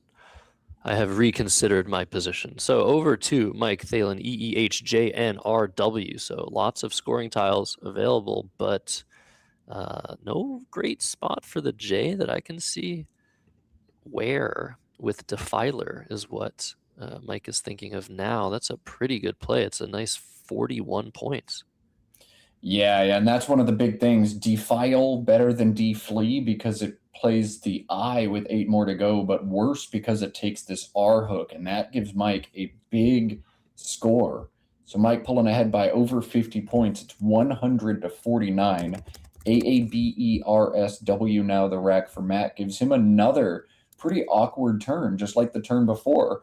How much of this bingo prone stuff do I want to play right now? How many points am I willing to sacrifice to do it? Josh, walk us through your early thinking on another tricky turn. Yeah, for Mac here, you're very close to a lot of 8-letter words, potentially through the G of Jim, the L of Defier. You have the able suffix, so you just want to be looking to make sure you're not missing some 8-letter word. But after that, the 2 tiles you don't want, the A and the B, the A and the W, excuse me, and the B also potentially you don't want that. So I'd be looking for spots for AW, for AWB. There's Blaw through the L of Defiler, but that takes, I think, the N hook. I think the S hook. So it's a little bit dangerous. Yeah, another tough turn. I wonder what Mac's gonna end up deciding to do. I guess you could keep the W and play Fab. Everything seems pretty ugly. I think it's going to be AWE down into the first E of where. 21 points, hold Saber together. The board's not great for bingoing, but you're not going to score super well at on this board without making a big sacrifice. It just feels boring, and you'd like to do something a little bit more creative, but I feel like that's what we're going to see here from Mac. He's set up AW off to the side. He's thinking the same. 35 points available if you play Swab and Defilers here. AER is not a terrible leave, but can you do that, Josh? Yeah, it's just not the direction you want to be going in early when you're down 50. You want to keep your S. You want to try to bingo soon. Swab opening a big triple, allowing Mike to just hammer that a lot and score 30, maybe even 40. So I think, yeah, AWE, that's a great spot by you. Keeping ABERS. Unfortunately, what the problem with AWE to the E and where is that it does block the S lane. You can make SH and EW on top of the WH. So that's the one problem, is that a lot of your 7-letter words might just not fit after AWE, but I think it's still probably the right play. I think that's the direction I would end up going in. If you want to be way more aggressive, I guess you could play WAG for 8, set up your S with swag. But yeah, I think you found a good play there, Matt. Yeah, I have exactly the same concern as you. I don't want to play and obstruct the H in where those ES bingos so likely to be drawn. And, that's what I want to do next turn. They could score quite well too, depending on what I'm able to slot on the double letter square there. But nothing else good. Wag, 8 points. I think that's too big a sacrifice. Wax into the X, just 13 points. Also probably too big a sacrifice. Without anything else to do here, Mac has spent a lot of time, but it's got to be this, AWE. Yeah, a lot of the bingos will still fit. You can maybe play through the G of Jim. You can maybe play over the W and end in an E. If you can maybe even play a 9-letter word. We know Mac Meller has knowledge, almost perfect knowledge, of the 9-letter words. Him and I were, working a little bit, doing a little bit of studying prior to this tournament, and I only stumped him once with a 9-letter word. So yeah, he is so strong. He sees his 9-letter words instantaneously. Same way, if you watch his YouTube channel, he'll spot them instantly over the board. He'll just take a little bit longer to be sure of his play. So AWE coming down. It's a nice 21 points, and it's Mike to move now on this board. That's kind of weird. It's kind of hard to deal with. The bingo lands on the board. You're only up 30. So I think in this position, if you're Mike, you really just want to keep scoring points and not worrying too much about the board state. Psychology is still a big thing. A play of AWE into an E, 21 points. When your opponent is playing just 2 tiles like that, it likely means they're holding on to some goodies. So you don't want to open the board. And some of Michael's best plays here open the board. Joiner or Jointer look quite strong into the ER, but both of them string numerous tiles up in space. Maybe we'll see him deviate from a plan like that. He set up just JO right now. This could be JO and OW above where? That seems a little too aggressive on the defense, Josh. Yeah, it's interesting. But yeah, if Jointer come down, suddenly a Bridges will come down for Mac Meller through the I. He has Badgers on his rack right now. Nowhere for that. He needs an I. He needs a U potentially. But JO, it's interesting. If you draw a couple of vowels after JO, you're doing pretty well. But if you don't, you're not doing that well. Maybe something like Jinx is interesting to the X.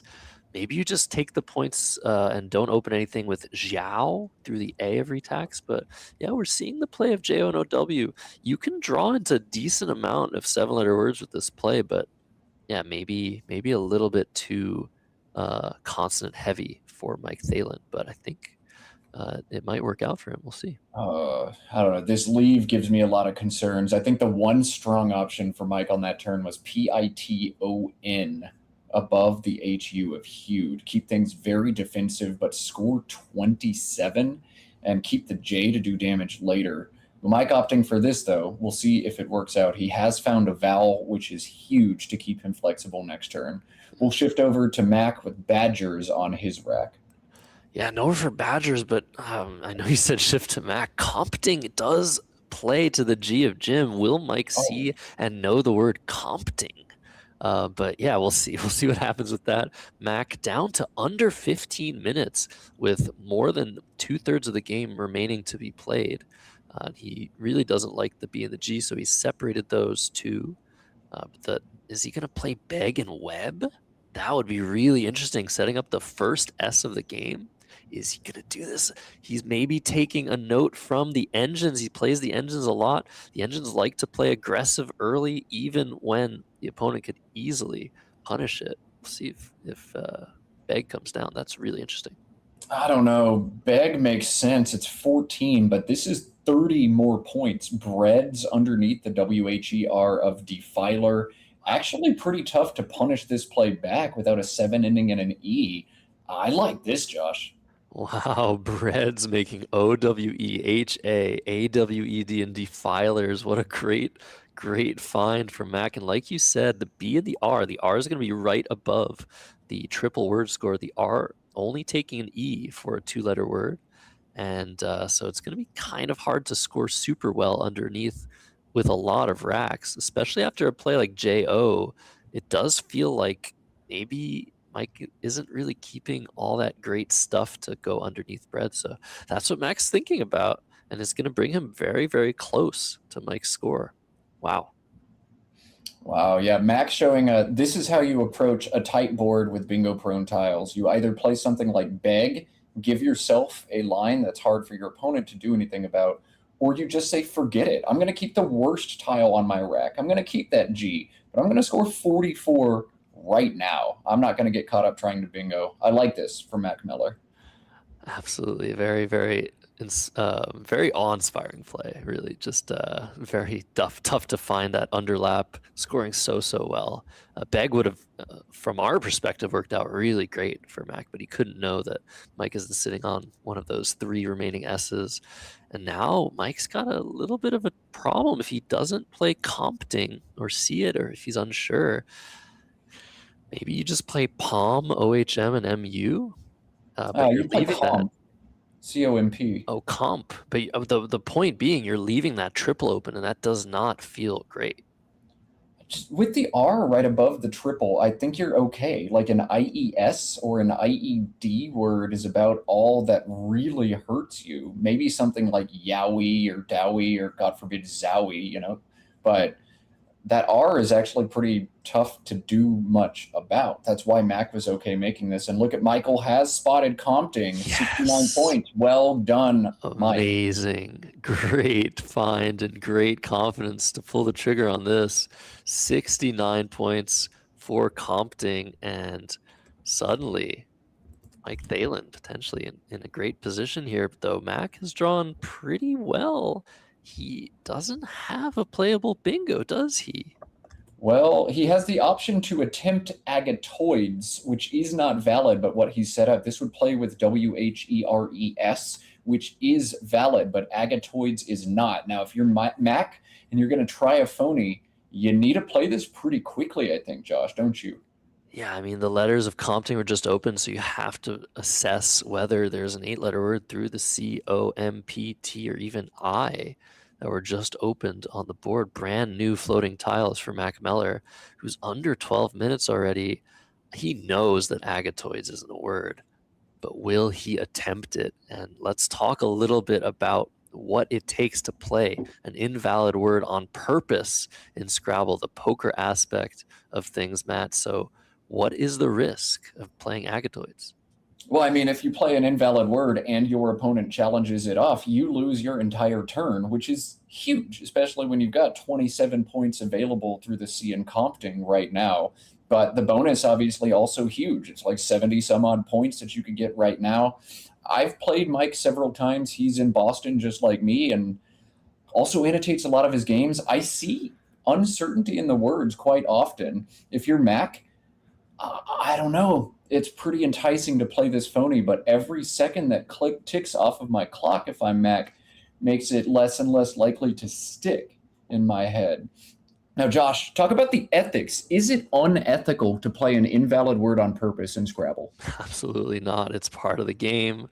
Knowing the words is very important, and if you can use your knowledge against your opponents, it is a very, very acceptable form of gamesmanship. Even sportsmanship sometimes. So yeah, lots of people are very surprised, but Scrabble isn't necessarily about who has the best vocabulary. Sometimes it's about who has the most cojones to play something that isn't valid but gives them the best chance of winning the game, and it's worth a lot. If you lose your turn, you're in big trouble, especially at the top level. But in this particular instance, agatoids might work out for Mac just because Mike has a response. He has volition through the T of Compting. And if that doesn't get blocked, that is coming down.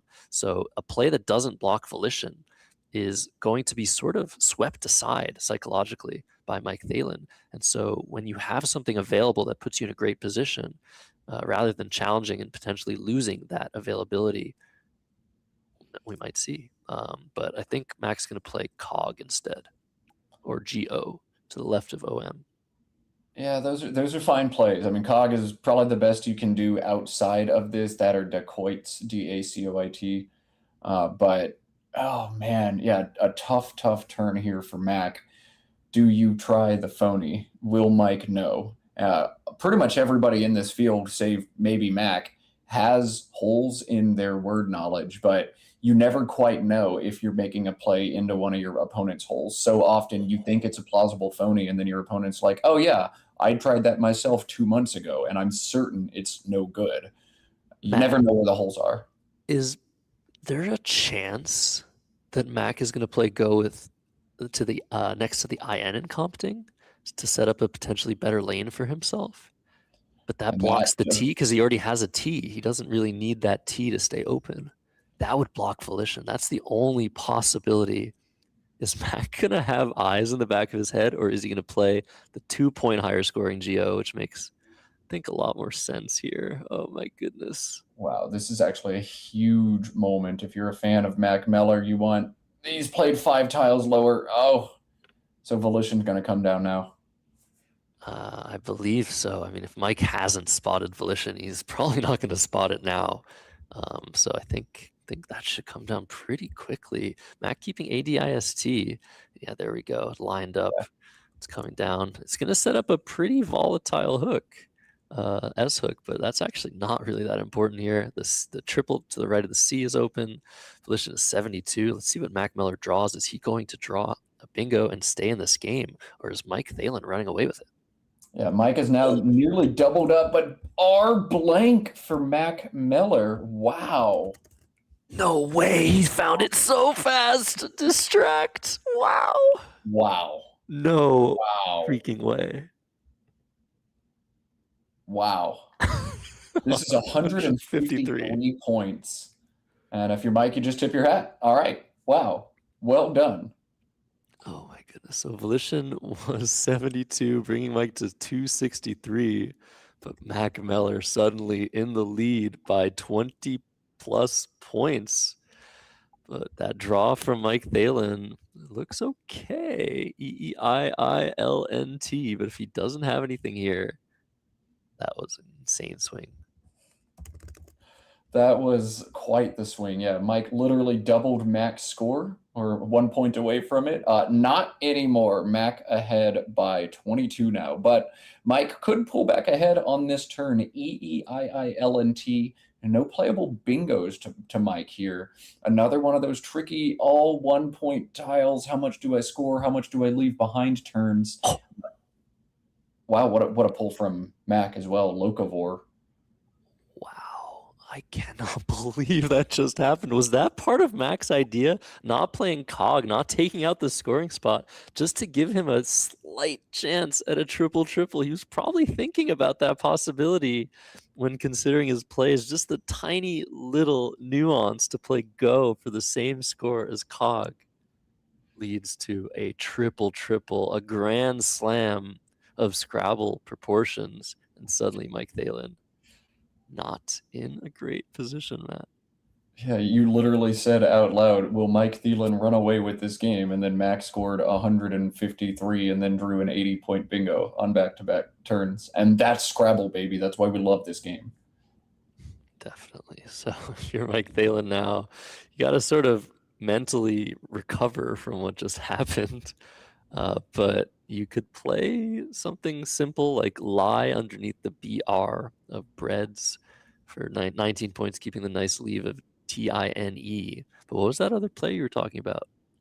I don't know. There's invitee through the V in Volition right now with one unseen blank and some pretty good tiles unseen. Some R's, some S's, some T's, a Z. Maybe you just go really, really long here and try to draw the stuff.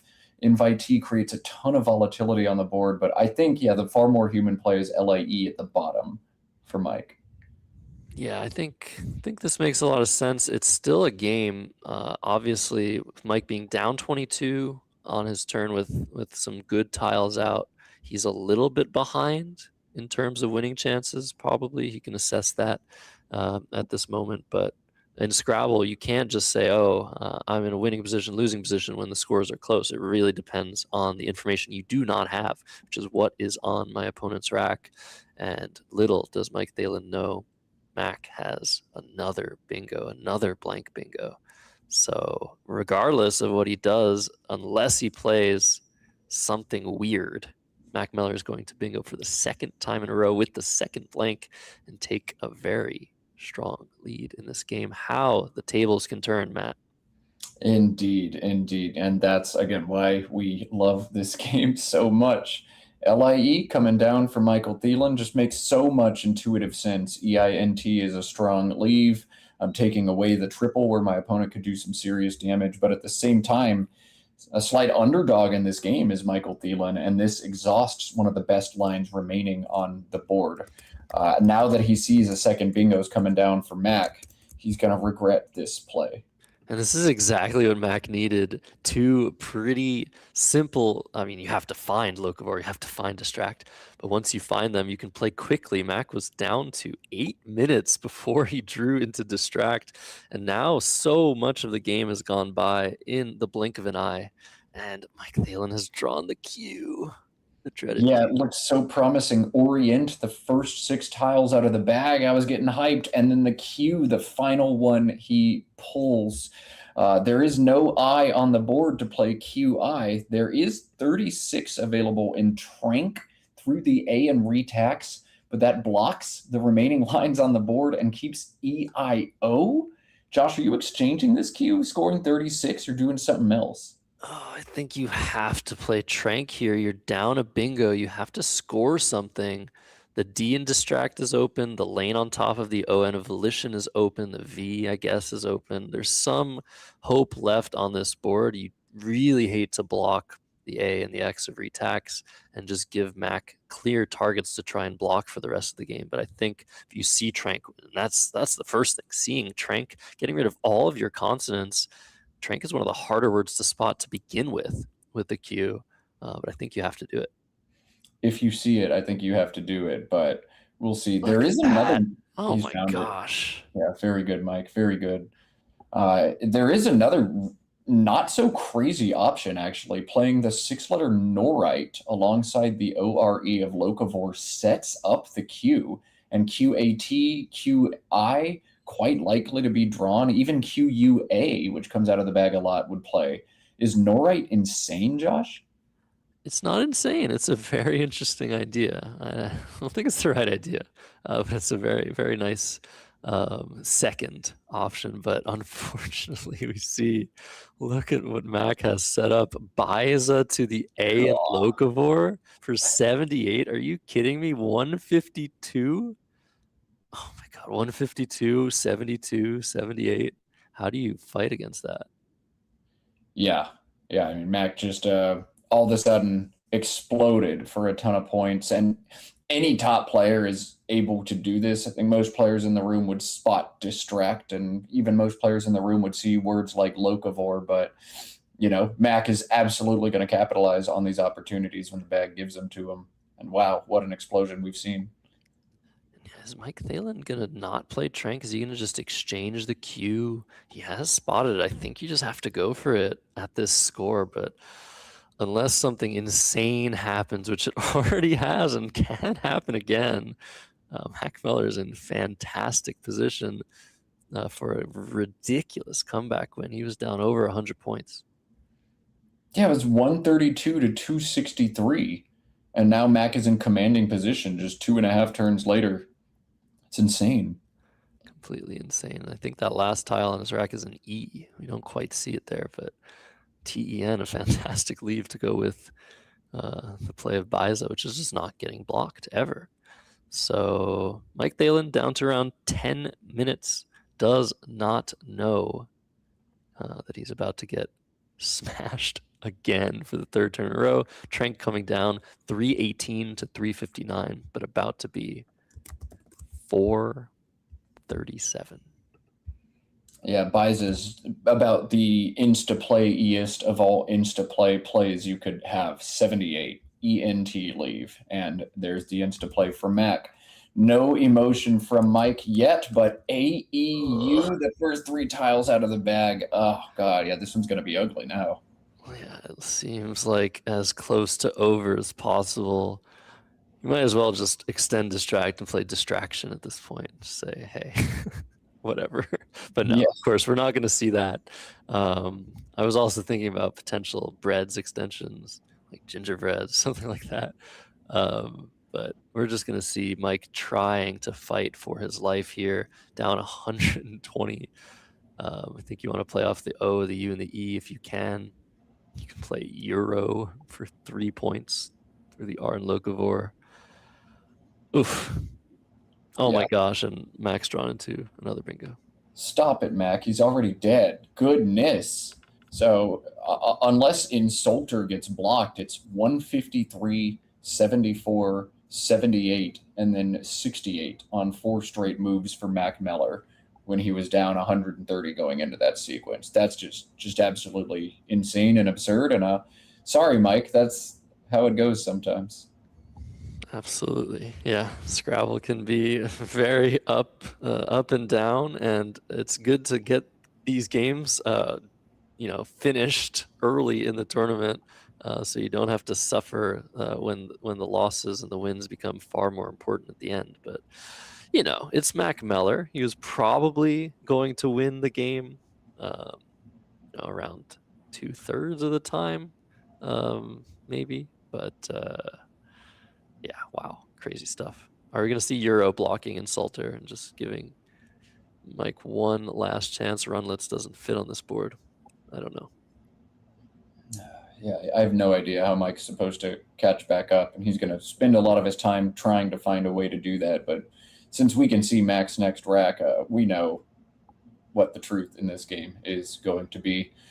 So I'm trying to think of other things we can take about, and I don't think we've done quite enough plugging of Mac Meller's YouTube channel. But Mac, very, very avid on YouTube. He posts a video pretty much every day, right, Josh? Yeah, normally when he's home, he lives in Kentucky. When he's home, he just produces so much content for the masses. He's not going to be able to post for the next week or so while he's here, but he's got so many videos to check out. And if you're a Mac Meller fan, you probably haven't watched all of them because there's so many to choose from. So if you haven't subscribed to his YouTube channel and you're liking what you're seeing here, you should go over there right now while you can, while the game is no longer really in the balance. But we're seeing, I think, just a give up play of Unai. Mike being like, oh, I'm going to block your bingo, but actually he's not. Yeah, Unai definitely is a give up play, but sometimes you do just have to give up in a game. I guess it's theoretically possible that you have the magic 90-point perfect overlap on this word, but yeah, here comes Insulter. Mac just shaking his head like, I'm sorry, man. I'm really sorry. Someone in the chat saying adding Insulter to injury. That's a pretty good Scrabble pun there. But yeah, both players just shaking their heads and being like, okay, it'll happen.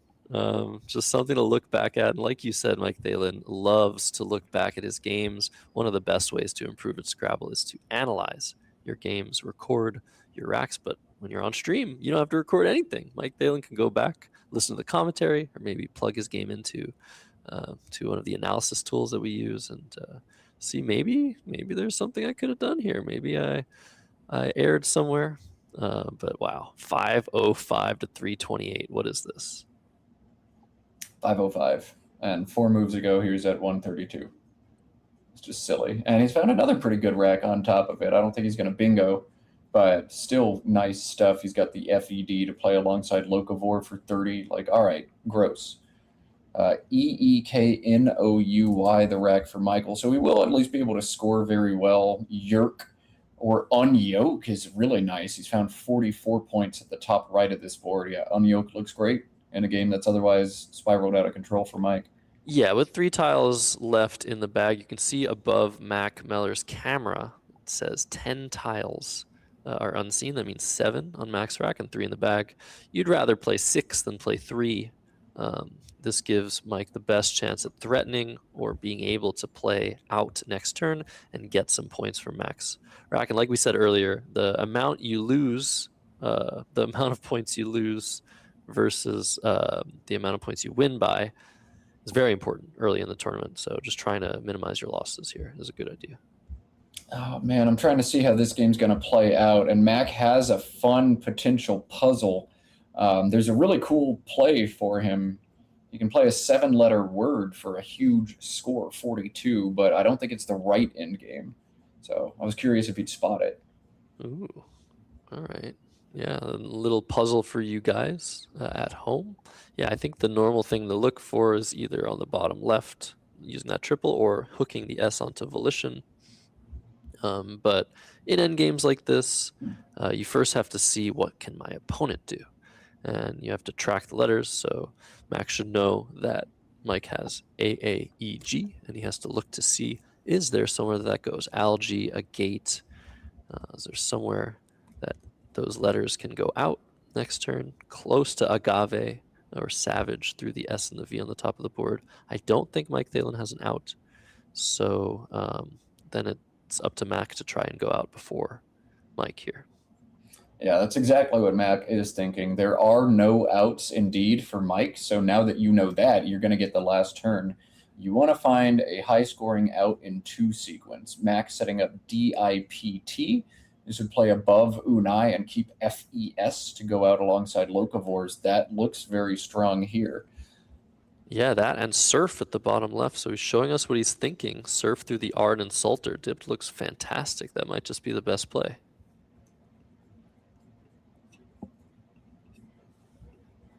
Yes, this sequence dipped into surf is going to lead to a 180-point victory for Mac, which is great, but you would love to win by as much as possible. So now he's trying to figure out, can I win by even more than that? And it looks like there is a way for him to do it, actually. Wow, and what is that high-scoring 7-letter word you were talking about? I haven't found it yet, Matt. It's going to capitalize on the back hook of volition. It's Penster, Penster. Wow, that's really cool. Penster through the disconnected N and ER. But you're saying there's a better sequence than dipped into surf. Yeah, you can do one more. Wow, that's so weird. Is it keeping the D instead of the S? No, it doesn't. I'll tell you because it's crazy. It's PINS through the N and Unai, holding DEFT. Oh, wow. Okay. DEFT. Felted through Insulter and Locavor for 28 and out. Wow. Okay.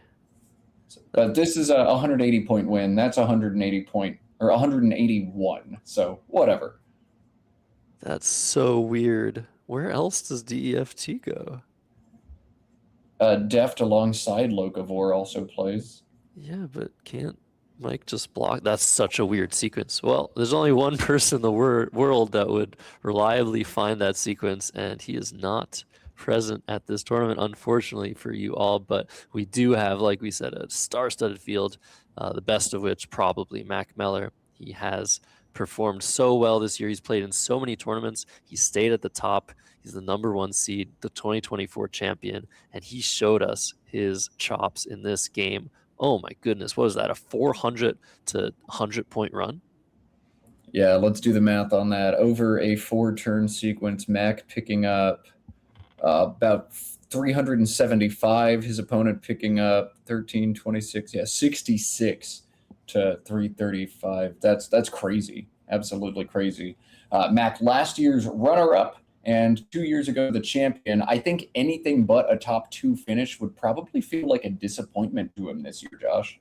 Definitely. But he'll keep playing. He loves the game. He loves just trying to win as many tournaments as possible, trying to improve, playing against the best bot, which he's actually currently leading against one of the strongest, if not the strongest Scrabble engine that was ever built online in a match, in a 100-game match. And he's also just the top seed, the top performing player of the year. He's going to get that award as well. One of the days they give out all these awards, and player of the year will be going to Mac Meller. I mean, no surprise there. I think most people would count him as the top NWL player in North America, and I don't really think there's a strong argument to be made against it, especially, as you said, he leads BestBot, the strongest engine we've ever built in Scrabble, in a best of 100 series right now. Yeah, so Mike Thalen now, 3 minutes left to figure out what to do. If he's tracked properly, he'll be able to see that Surf and FES around the same score, so he should probably just go for his highest scoring play that he can find. I always want to think that avolition is a word, but it's not. Indeed, it is not. His best sequence, though, is going to be in that same spot, just GAVE. Yeah, just gave. Maybe you try to put the A on there at the last second and hope Mac doesn't notice, but no, of course, that's not going to happen. Michael is such a gentleman. He's such a pleasant player to play against, win or lose. He's always wanting to analyze, always wanting to improve, and he's been in the community for such a long time. It's great to see him at the top board, and he can be happy about his position here, losing to the top seed. He's going to play a Jin. He's probably just mistracked. He probably doesn't think that Mac has a high scoring outplay. Maybe he thinks that Mac has something with volitions, but not a big deal. Yeah, just maybe trying to block Finns, but this is going to be the best sequence for Mac. A little bit of a misplay. Doesn't really matter. Let's cut to the mic. This one is done. 5, 6, and 4. It was pretty ridiculous. Oh boy. I mean, literally, like, it was just two completely different games in one. And that was, Yeah. I mean, Playing on a dime right there. I know. I mean, this is a tough place. I drew the blank after that too. I had DISTA. Uh-huh. I know Gorditas. I didn't think you'd buy agatoids. No. Yeah. So, yep. I mean, I could have played through the C, but I'm down a lot at that point. So I like keeping this open because the left side of the board was starting to die too. Mhm. Yeah, I should draw this, and I mean, it's just ridiculous. Like, I thought this was going to be a big, dangerous spot, and it turned out not to be. yeah, no, I mean, well, Too many bingos I got. everywhere. I mean, I had the S's, I had plays there. I just kept having bingos when I had the Yeah, S's. exactly. So it was like I ended up getting, I think, both blanks and all the S's. So I mean, it was just Oh yeah. crazy. Yeah. No, Well, I mean, that was well played. yeah, definitely lucky, but I'll take it. I had Badger, I had a G here. I was gonna actually play Beg, setting up the S, but this is just so many points. Yeah. It was what, like 44 or something. Yeah, and the board was starting to get shut, so I was just worried too. Like, you're kind of, not necessarily fishing, but playing short. If you hit something, I'm like dead. So I'd rather just take the points and Yeah. I think that move on. is a good plan. I thought maybe I had a second S with that or something. Would Serdab's Brass have played? I don't No, if it would've. I don't know. If I had a second S, I probably would have played it more quickly. But Yeah. yeah, That's a good point. I don't think the bingo would have fit. I played Trank, keeping 3 vowels, and it shuts wow. this spot, but like it Yeah. scored so much. I had Orient with Q, and I Ooh, could have no exchanged open. the Q maybe. Like, I mean, you're down. I don't think so. I mean, you're down so much. Like, you have to score. Yeah. I guess that was before I played this. So. Yep. You're down, what, 75? Yeah, I mean, you can't that's exchange. this down. There's still like this spot and this spot. You got this line here, too. Yep. You can't exchange if you can score 36 when you're down that much. Yeah. Isn't it? I mean, even if I don't have this, I'm going to go up over 100. You're going to need 2 bingos, and there's just not enough time. Like, you have to score 100%. I hated making that play, but I agree. Yeah, and there's just nowhere for QI, I guess, on that board. No, I didn't, unless I missed it. Possible, but No, I don't think so. Yeah, no, I mean, I don't think you did anything wrong. I just had 4 turns where I drew, like, literally perfectly every turn. yeah, I mean, lowest score in that I run. know. I mean, I had like 370 something over 4 turns. Like, I mean, that's just Score in 4 turns was 68. yeah, that's just silly. But Wow, good game. no, you too. I thought I was in pretty big trouble in this game. I tried to think, I'm like, all right, I guess I'll bingo with carditis. Wait a minute, no, I'm not going to bingo with carditis. Yeah, don't get distracted with that. Exactly right. Exactly. I didn't play Disfract like I did against Joey Malik once and got challenged off. Oh no. Um, I almost missed comp day too. Like I was looking. yeah, it's not a rack that looks like it should bingo with another consonant. Yeah. I just like thought, oh, I'll look at an ing here. Yeah, I really didn't know what to do here. I mean, it worked out. It doesn't mean it was right. Yeah. What did you keep for that one? ADIST. ADIST. So Gorditas, Dog's Tail, Yeah. but no bingos. I mean, I could have played Decoit. Maybe that's better. I hated keeping the G. There were a lot of E's left still, so I figured here at least, like, if you go here. I got this lane because the thing is there were like no good lines for sevens. Yeah. But yeah, ADIST is one of those leaves I normally don't love keeping. Did you have 377 for you? 377. Oh, and I forgot to add your core, so 570. Gotcha. I guess we both. Okay. Another great post-game conversation, Matt. We love to hear it. Some great sportsmanship. Echoing a lot of the things we talked about too, but that'll do it for round 2 of a potential 33 in the 2026 Scrabble Players Championship. Really glad to have you with us. For those just joining, this is the North American lexicon being streamed. There's also a stream alongside this on the Let's Play Scrabble YouTube channel for the international lexicon. So 2 championships in one. I'm here with Matt Gannick. Couldn't be happier. Yeah, no, I couldn't be happier. This is like the best week of the year if you're a competitive Scrabble player, the North American Championship. So if you're not in Iowa, we appreciate you tuning in and watching us, hanging out on the NWL stream. Of course, CSW over on the Let's Play Scrabble channel as well. $10,000 at stake here, Josh, and infinite bragging rights as well. This is the biggest North American tournament of the year, and you're watching it right here. Absolutely. So that was 2 rounds. Round 3, we have another great matchup for you all. Chloe Fatsis, the daughter of Stefan Fatsis, author of Word Freak, but also one of the best players in the world, coming back for the championship, playing against the runner-up in 2023, Joey Malik. A very great matchup for you guys coming soon. And yeah, what can you say about this one here, Matt? I mean, in 2 words, get hype.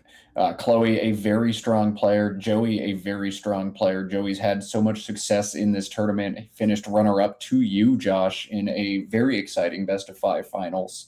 So it's going to be a great one. Joey is one of the best players in North America. Chloe is one of the best players in North America. And they're going to face off on the biggest stage in Scrabble, the North American Scrabble Players Championship, in just a few minutes. That's my summary. What do you got, Josh? That's basically it. Yeah, it's going to be a fantastic matchup. 2 wordsmiths, 2 fantastic players, competitors, and your dogs are there for it as well. We see the little dog cam. Love to see it. Both dogs on the bed while we're waiting for the next matchup. We're going to take a short break while the players get set up and come right back with round 3. 4 rounds before lunch, 3 rounds after lunch, and exciting Scrabble all the way through. See you in just a minute.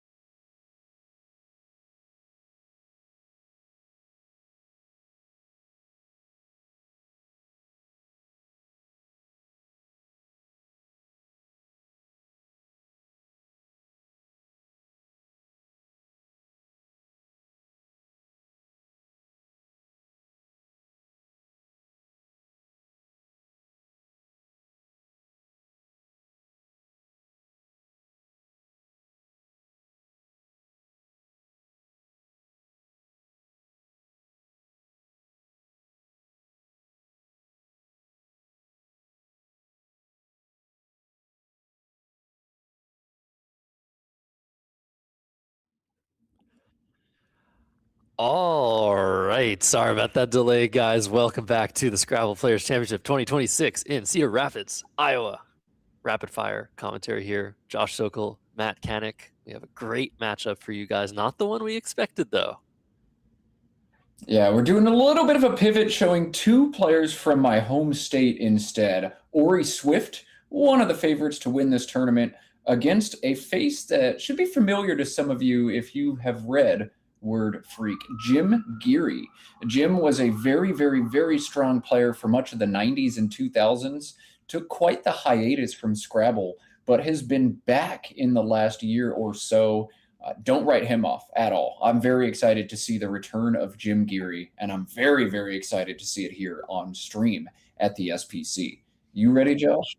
Yeah, we are ready. Cut over to the board. Let's see him in the flesh for the first time ever, I think. This is his first time ever being streamed. He's come back from, like you said, extremely long hiatus, but a legend of the game.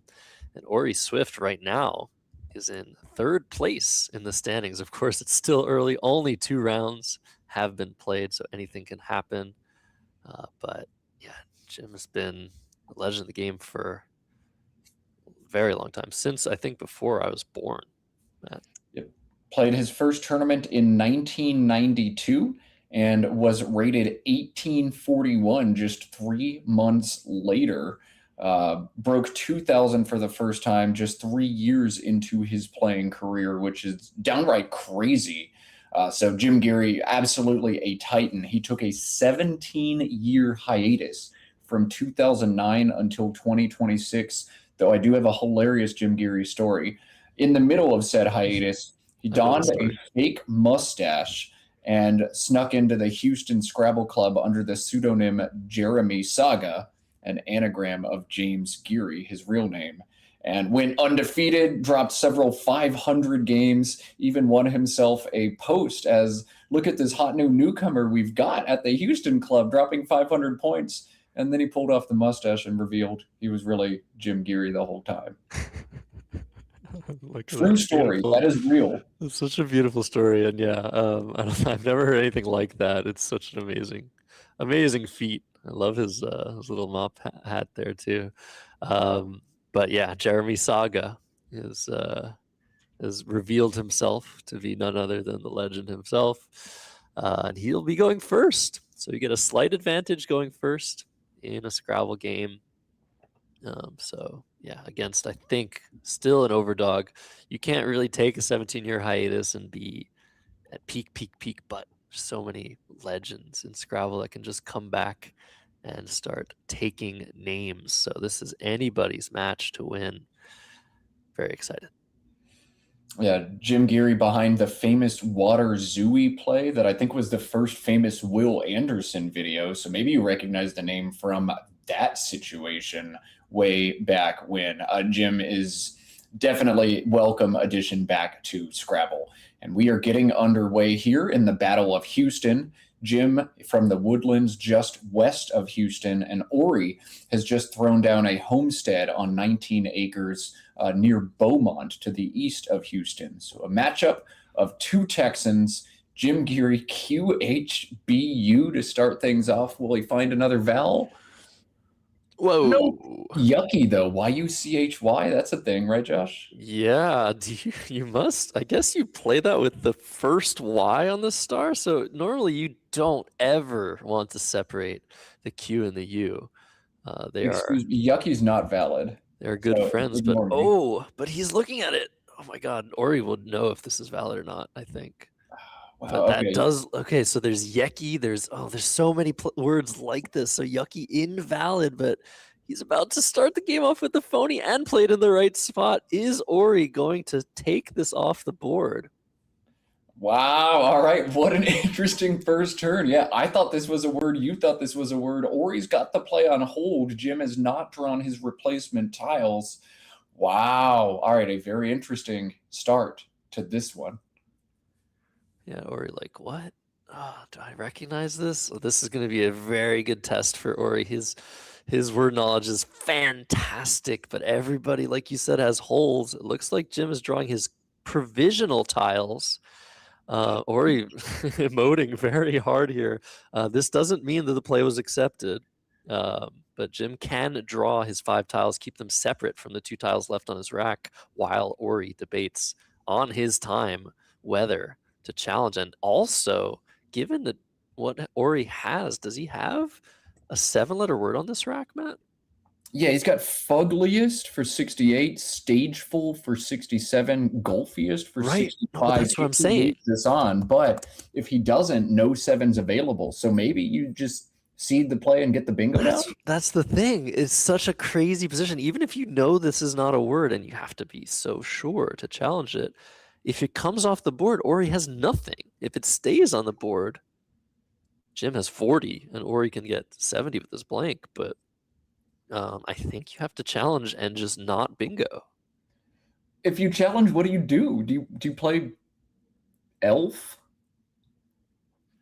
for 12? No, I think you just exchange. Exchange FG, But right? then he's gonna play Yuck. Oh, this is so freaking crazy. What do you do? What do you do here if you're Ori Swift? What an insane decision to start things off. And he's freaking out a little bit here. It looks like he's just gonna play Fuggliest. He's just gonna accept leave and it play on. Fuggliest. Wow. All right, so Jim Geary getting a phony buy on turn 1. Ori hasn't even said I accept. He's just going to bingo through it. And there we go, 40-68. How we start this game. Fun Okay, stuff. but we have to talk about why I think you still have to challenge this if you want to play optimally. It's just that you're giving Jim 40 points. You have a blank, so you're in a great position if you just challenge this off. But I think there was just a little bit of doubt. And I think Ori just made a decision to leave it on and bingo. And let's see what Jim Geary has drawn out of the bag. You do not see that every day. So Keebla available now through that blank eye of Fuggliest, which is a new word, by the way. We'd love to see that addition. Unbelievable stuff. Keebla might not even be the line forward. He's also drawn Alcoxy to the Y and Yucky, ALKOXY for 40, holding back the BQ again. I think Keebla is stronger, but not a slam dunk play. Oh, and look at that. The second blank immediately for Ori. Unbelievable Metanoia stuff. again. Metanoia again. That would be hilarious. So I guess in terms of what Ori's gonna have available, if you play Keebla and Metanoia comes down, you're in fantastic position through the T and Fuggliest. But yeah, well, we see Alcoxy. That's a word you almost never see. It's a 6-letter word, contains the K and the X. I don't think I've ever seen that played on the board. No, I don't think I've ever seen it either. And this is one of those racks you'll just never see drawn again in your life. QKX all on there together. Awkward turn for Jim, who is just stretching back in his chair now. I think if you see Kibla, KOX sets up the X, just looks a little bit too good to pass up on. But with a blank on the board, maybe you don't see it. Yeah, it's tough. It's tough. The blanks can really blind you. But man, what an amazing start. Part of the beauty of Scrabble, Matt, is that, after 2 moves, the position has almost never been seen. The only time where after 2 moves the same position has existed is after the opening play of QI. And I don't know if anyone's ever played YUCHY to start the game, because it's not a word. And maybe if they have, it's been challenged off. So this position's never been reached. These racks have never been seen. The rack that Jim has, the rack that Ori has been seen. It contains all 1-point tiles. People have had this rack. I think I've had this rack maybe multiple times. But the more complex, the more high scoring the letters on your rack, the more likely it is that rack's never been seen before and may never be seen again. So that's part of the beauty of Scrabble. Yeah, you never know what you're going to see, but you do know you're never going to see it again, and it's going to be unlike anything you've ever seen in at least 1 degree. That's why we love this game so much. That's why these players love the game so much. This isn't a chess where you have to go 11 or 12 moves in to see anything novel at all, playing your standard openings. Everything is weird. This also weird. Keeping QOX is Jim Geary here. Josh, Yeah. thumbs up, thumbs down. No, he just missed, I think, both Alcoxy and Keebla here. I think you cannot leave that big triple open next to the EST unless you get something huge. And Balky does kind of set up the X with AX, but it's leaving such a big spot open early on. So I think this was a miss, but two extremely hard finds in Keebler and Alcoxy, and let's see what Ori ends up doing. I feel like I would not play Metanoia if I had something better. So that's the thing. There are only 2 playable bingos for Ori here. One of them is Metanoia through the T for 68. The other one, Aeration through the same T for just 61. So that's it. All he's got.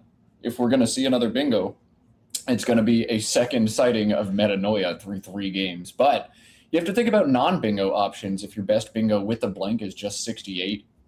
It looks like the best one to me, Josh, is Isha, AECIA for 23 through the C and Yucky. Is that strong enough to bypass the bingo, or do you play Metanoia and hold your breath? No, you have to play the bingo here, Matt, because that spot next to the EST is so potent and the board so not potent after Isia and a potential play to the left of the EST of Fuglius. So I think you just have to go for it, but you have to just make sure there's nothing more defensive. Aeration sucks, Metanoia sucks, but at least it's 70 points or 60 points instead of 23. I think you have to play the bingo. Metanoia coming down means an extremely straightforward Ox drop for Jim is probably coming the next turn. So it's going to be a bingo and then an X bomb to start this one. And yeah, scores even at 68 after a very, very unpredictable, crazy start to this game. If you're just joining, YUCHY is not a valid word in Scrabble, but Ori left it on to play Fugliest. Balky came down. That is a blank M for Metanoia, 68 points, and Jim Geary is going to respond in turn with Ox or Dox under the blank M and E for almost as much. All right, so then, Josh, the question now is Ox or Dox? Dox is 6 more points, but holding the D back allows QAID plays. So Ox or Dox? Yeah, you have to take the 6 points here. I think you already have QI available to the right of the B of Balky. So whenever you're thinking about keeping a Q, you think about what you're leaving with it. You think about, do I have a spot for my Q? And there's a couple spots. The I in Metanoia next to the B in Balky. So the extra D is just not worth keeping here. And Jim agrees, plays Dox. 61. Yeah, makes a lot of sense. And we've got a 7-point game yet again. ABDELMN. Now the post bingo draw for Ori gives him a huge play. Oh my goodness. Mandible. Oh, he's putting in the wrong spot. There you go. There it is. That is insane. Double 98. Bam from Ori. That's just crazy. He's just bingoed on 3 turns in a row, his first 3 moves. You hate to see it if you're Jim.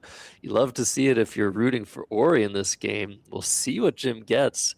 There is a possibility of a U draw potential for underlaps of the M of Mandible, but having a Q in this position is just so bad. And now 2 A's. Eek.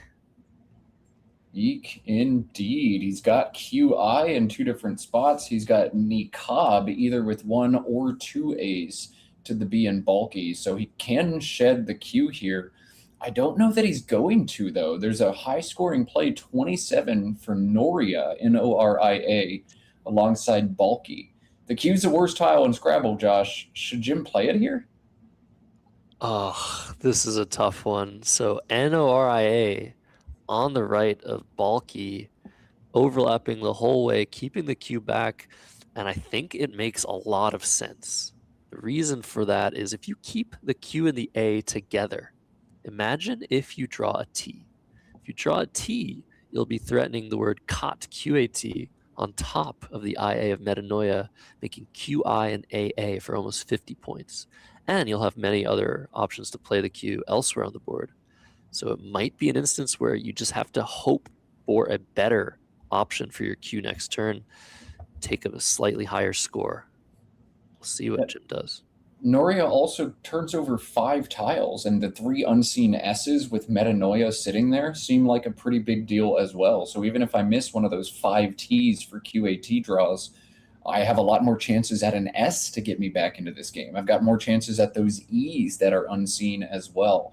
Noria feels okay here, especially given all the Q plays either score poorly or leave poorly for Jim.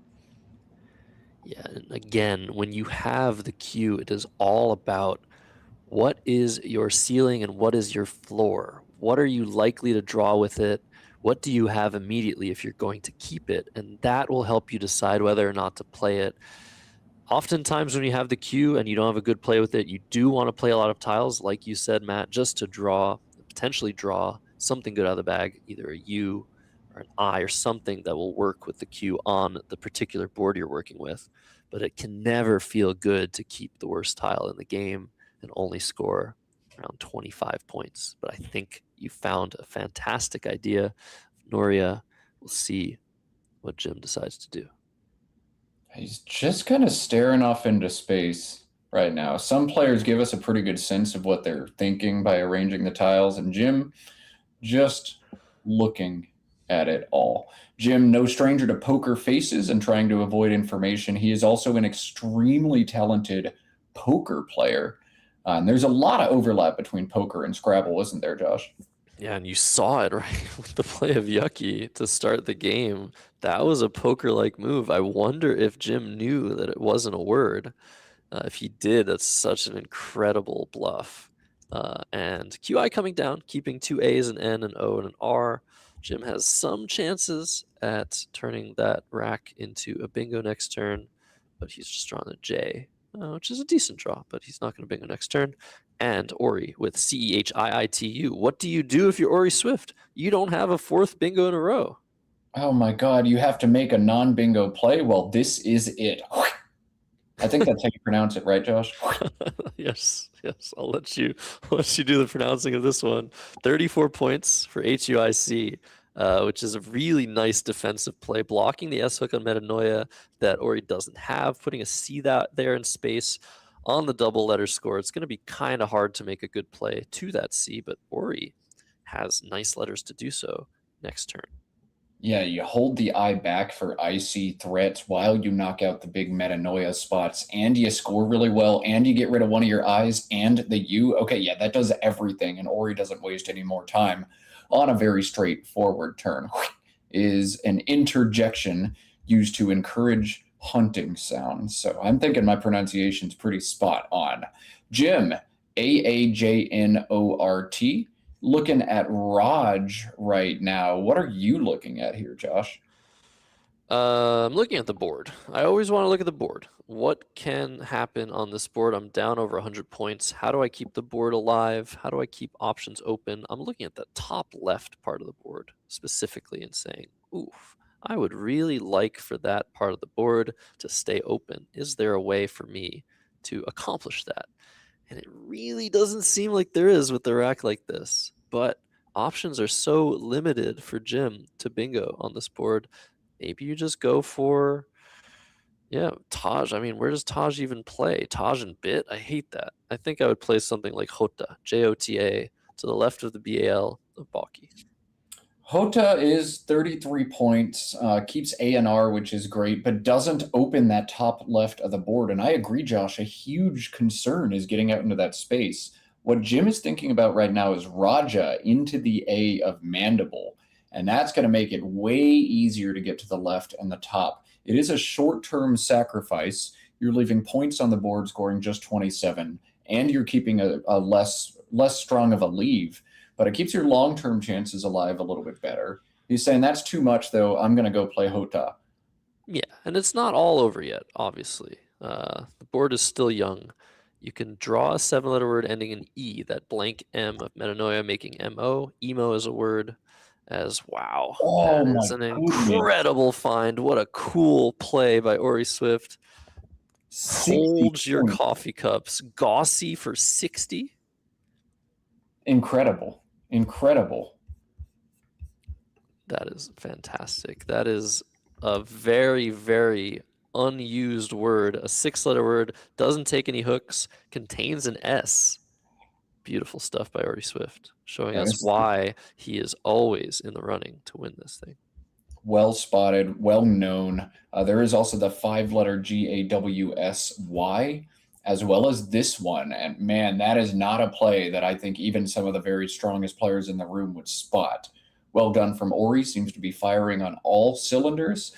And this draw gives him Vagrant through the A of Mandible, which just completely closes this board down. It's not going to score well, but it's going to be basically game over unless Jim opens the board on this turn. Yeah, wow. What do you do now? 2 O's, a W. Where can you play off OW to open the board? I liked your idea of Raja or a jar through the A of Mandible last turn.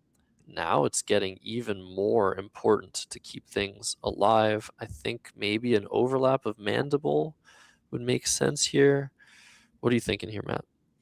If he knows and spots the 6-letter Pawnor, Pawnor, that plays beneath the MA in Mandible, it gets out to the left side of the board. To me, that looks like easily the best option for him. Keep your chances alive, also get 34, open up some space. That's what I'm thinking here, Josh. Yeah, that would be great. If you want to go a little bit more aggressive and desperate because you are down 140 points, you could play POW and PEH on top of the EH on the bottom right of the board. And that would set up an S hook. POWs is a word. There are 2 S's left, and Jim doesn't have one. So you might be wondering, why would you do such a thing?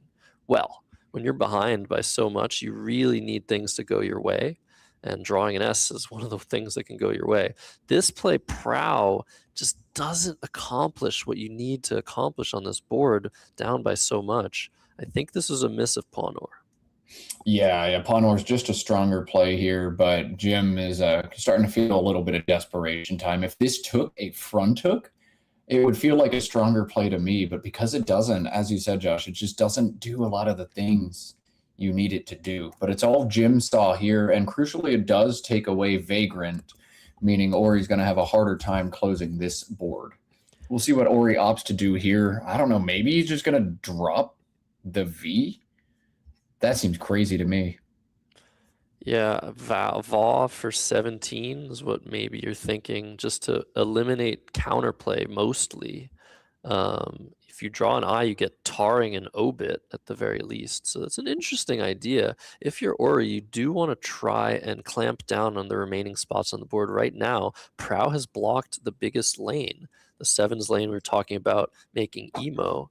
So now if you're Ori, would you play something like Tav and obit just to eliminate that line from contention as well? Even the C and Hewick now that you're up over 100 points is a threat to you.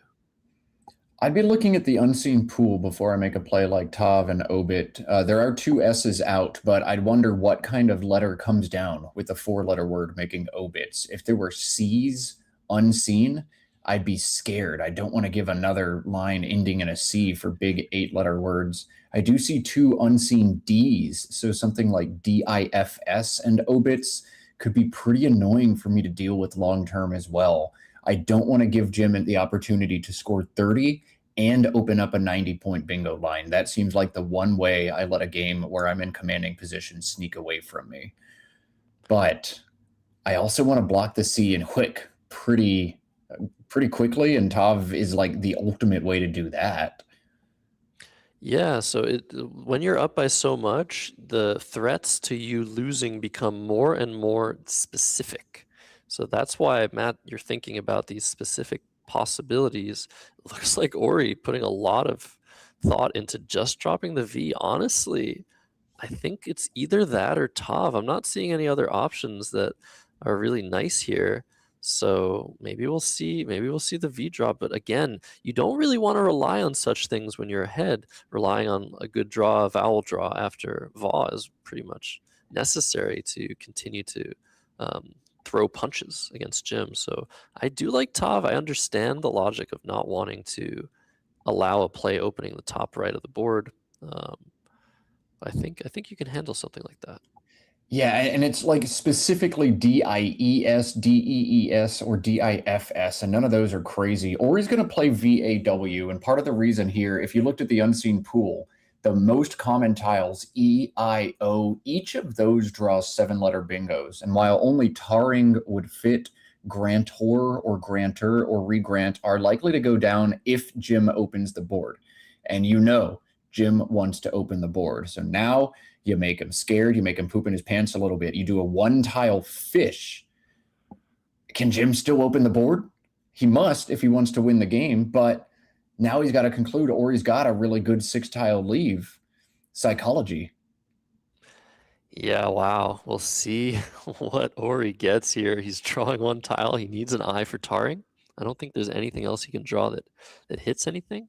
But I think if you're Jim, you don't care. You just hope it doesn't happen. Or he has drawn an E, which is nice, giving him grantor. And Zoya coming down for Jim, just trying to score some points. But Ori with that A is going to be able to re-overlap very, very nicely. Was there anything else to do there?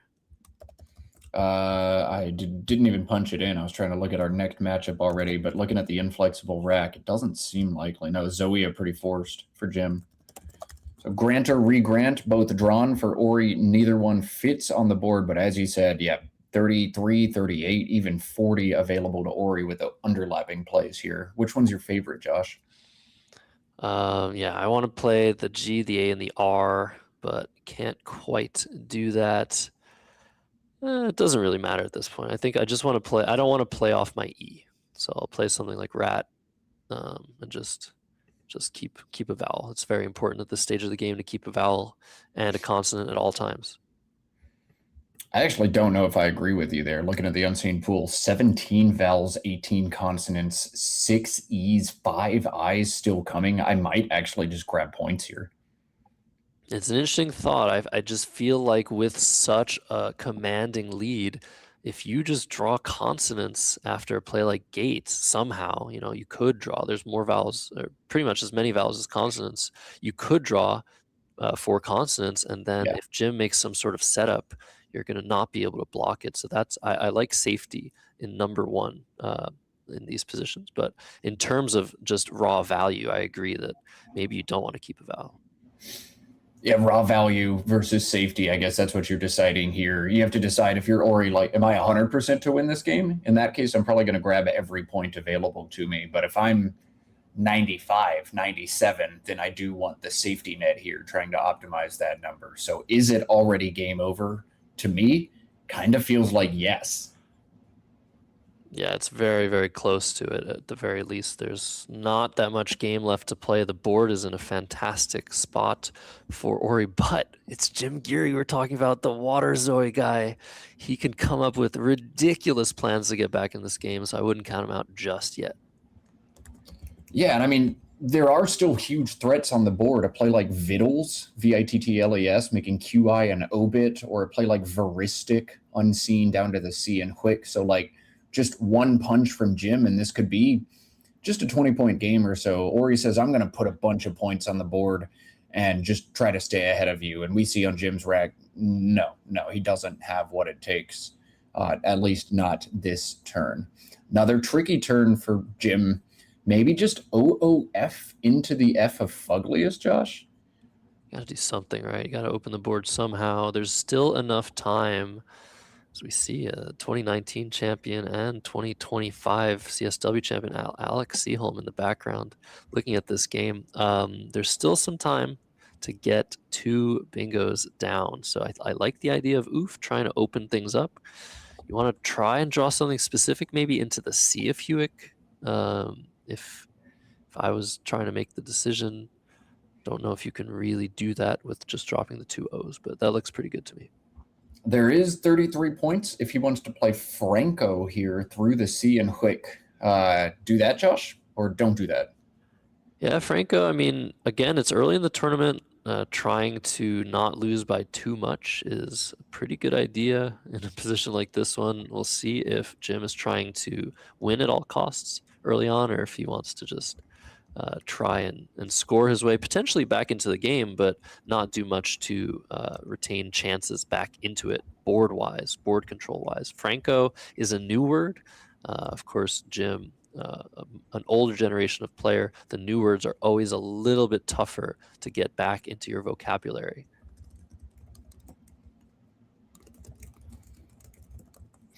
Yeah, I don't know what to do if you're Jim. If you know spot and are 100% on Franco, I might be just throwing in the towel here.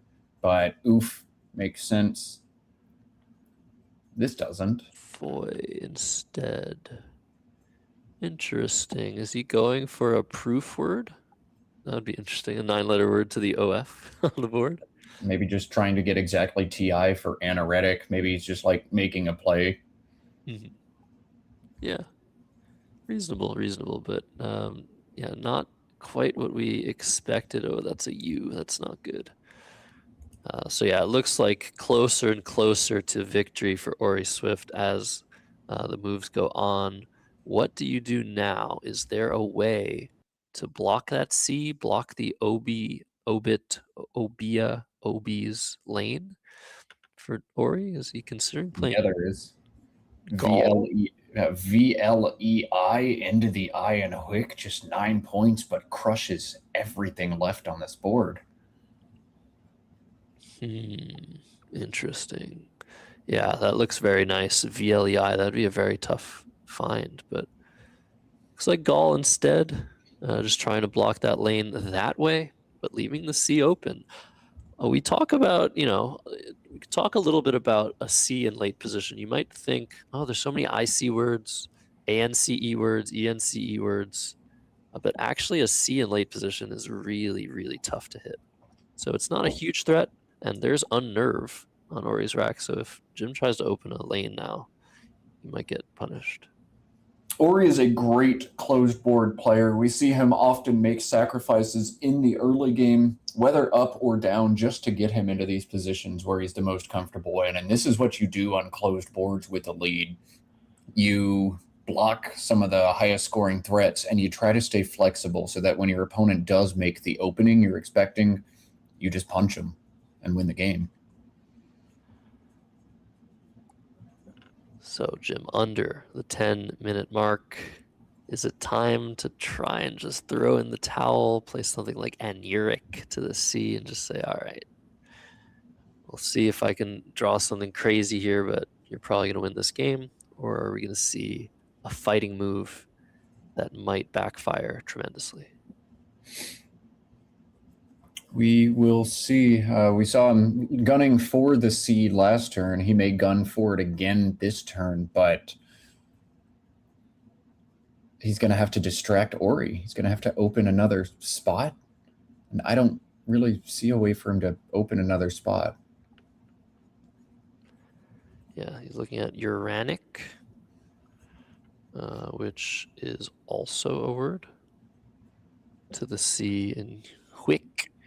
And yeah, it's just so hard to imagine winning at this point. It would be really nice if you had some sort of play 4-letter word to the right of the QI on the top right of the board, just to fork things. If something like, you could play RIA, R-I-A. There are no A's out for Aria though. Wow. Oh. Yeah, is this A-N-I and Q-I? Or is this Euro and like O-F and just open the board? Yeah, he's thinking about Euro. It's just also unroof might be an idea if there are fewer vowels unseen. But yeah, it's just not it's not very nice to see this position. Looks like Ori's game with 20 tiles in the bag. You're gonna have to find some miracle. Even 2 bonuses might not do it here for Jim. Yeah, but I mean, when you start a game, bingo, bingo, bingo, as Ori did in this one, it is going to be just defend that lead and hang on to it. Ori's done a great job of doing that. But Fuggliest, Metanoia, Mandible, the first 3 plays for Ori in this one. Too much for Jim to come back on. If Euro comes down, suddenly we get Unevener. And that'll open a triple-triple. So is Ori going to play this? I think he still will. I think This is so. interesting. This is very interesting because Ori doesn't need this. He's up by 112. If he plays unevener for 72, he'll be up 184, and he could potentially lose to a triple through the U. But I think early in the tournament, Matt, you just take it. Well, you also look at the unseen pool. There's not a 180-point triple left. There just aren't the letters that score enough. There's not a Q for something like squinted. There's not a CK or a CH. There's just 2 Ds, an M, and a P, and everything else scores 1. So even if the triple comes, it's probably 131, 140, maybe 149. I think Ori's free to pull the trigger on this one. If there is anybody in the room who would forego the triple here, it is probably Ori Swift. But you see him counting. He's going to double check his paperwork and realize, I think I'm actually pretty scot-free to play this here. Trumpets is 185. If he draws 7 vowels after unevener and gets hit with trumpets, he could lose. But he's going to go for it. And yeah, it's so hard to imagine losing after this play, even after the most damaging triples. So yeah, here it is, unevener. Nice play, and Ori's going to win this game by so much after this. So ADIINNS now, the rack for Jim. He would have loved to get a bingo, a triple, but he can do one of my favorite things in all of Scrabble and open up another triple when he's down by a ton. A play like INIA, making QI and Obia, would give us something else to talk about in this game. Let's give him something to talk about. Yeah. INIA or ANI, you were mentioning that word as a possibility last turn. But even if at this point Jim gets triple, it's not going to be enough because Ori is going to be able to score something and not empty the bag. So it's over now. But, there was a tiny little bit of chance that Ori would lose this game. And we did see him lose to even more favorable odds in his favor last year versus Nigel Peltier, which was just completely insane. Yeah, I try not to play favorites in the booth, but Ori is one of my closest, dearest friends in Scrabble. I've known him over 20 years. We sleep at each other's houses and room together all the time. And that was just one of the worst bad beats I have ever seen in a Scrabble tournament, much less the last day of a national. So hoping to see him shake that off and get back on his feet in this one. Looks like he's done the trick. Jim going to play Devon and open another triple, but all Ori's got to do is play route or something, and this one's done. Yeah, route, trod, something simple like that would just eliminate both triples at the same time. And judging by Jim's rack of EE, III, and S, it really doesn't matter. If you're Ori, you could even potentially look into the unseen pool. He has the ability to see the 12 tiles on top of his we can't see that, but on his tracking sheet he'll be able to see what tiles are unseen to him and is there something I need to block, maybe through the D of Devon.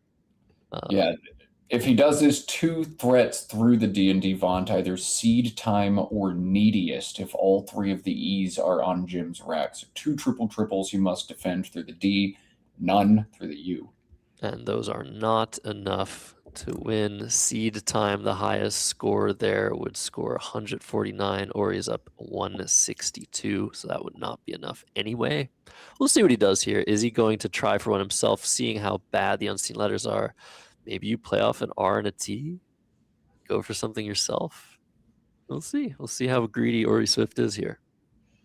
Yeah, probably ROUT, drawing into a whole bunch of vowels. Keep DRST. If I draw 1 E and 1 I, which is going to happen most of the time, I've got threats everywhere, but the threats are unlikely to fit. Yeah, we'll see what he decides to do. He can do pretty much anything and be scot-free here. But the game plays on. Again, we talk about the tiebreaker in Scrabble is how much you win or lose by over the course of the tournament. Very important to try your best to lose or win by as little or as much as possible.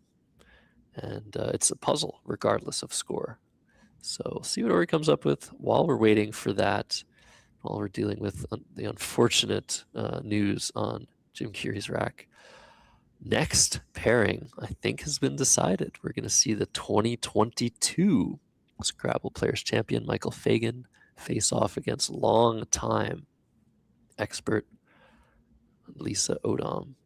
She has been the top female player in Scrabble multiple times over the years. She's been rated over the 2,000 mark, just as Michael Fagan has. And trust is the play for Ori Swift. Just getting rid of his S. He doesn't care. Interesting. Kind of weird. Probably going to work out. Yeah, I wonder what the thought was there. But again, all roads lead to Rome. 180-point deficit for Jim Geary. There's just one tile left in the bag. Maybe that was the idea, or you just want to leave one in the bag and try to draw a couple vowels. What's Jim Geary going to do here? Diane, I guess, from the D and Divan makes sense. Or maybe just QI, set up his case S. You could draw into Cyanite. Oh, yeah. QI. Do it. Sure. Why not? He actually will draw into Cyanite. Oh, yeah. T in the bag. Wow. That's pretty interesting. It only fits in one spot, though, and Ori will be able to block it. But pretty interesting stuff. I think that's what you do. It's you know, you empty the bag completely, so Ori's going to be able to figure out exactly what you have, but you're creating a threat. You're creating a nice spot for your S, and Ori can't block it with his own S because he just played it. Maybe that's why he shouldn't have played Trust. We'll see. I don't care what Jim does here. You're checked out. I'm checked out already. I'm checking out the hat now on his head again. Well, the thing about a game of Scrabble is you can check out, but you can never leave. No resigning. No resigning. Oh, man. Jim definitely looks like a competitive poker player right now in that outfit. Yeah, he's just going to play Nisi. Fair point. Cool. Yeah, just take the points and just not try. So, okay, Nisi coming down for 25. And Jim's going to get the bad news that he would have drawn into Cyanite. We'll see if there's any reaction from the poker player. Nope, not at all. Yeah, unreadable. I don't think Jim has cared for a little bit in this game. Did Jim draw the last tile? Yes, it's just on the it's way front over side on of his rack. Yeah, You can't see it, but it is the T.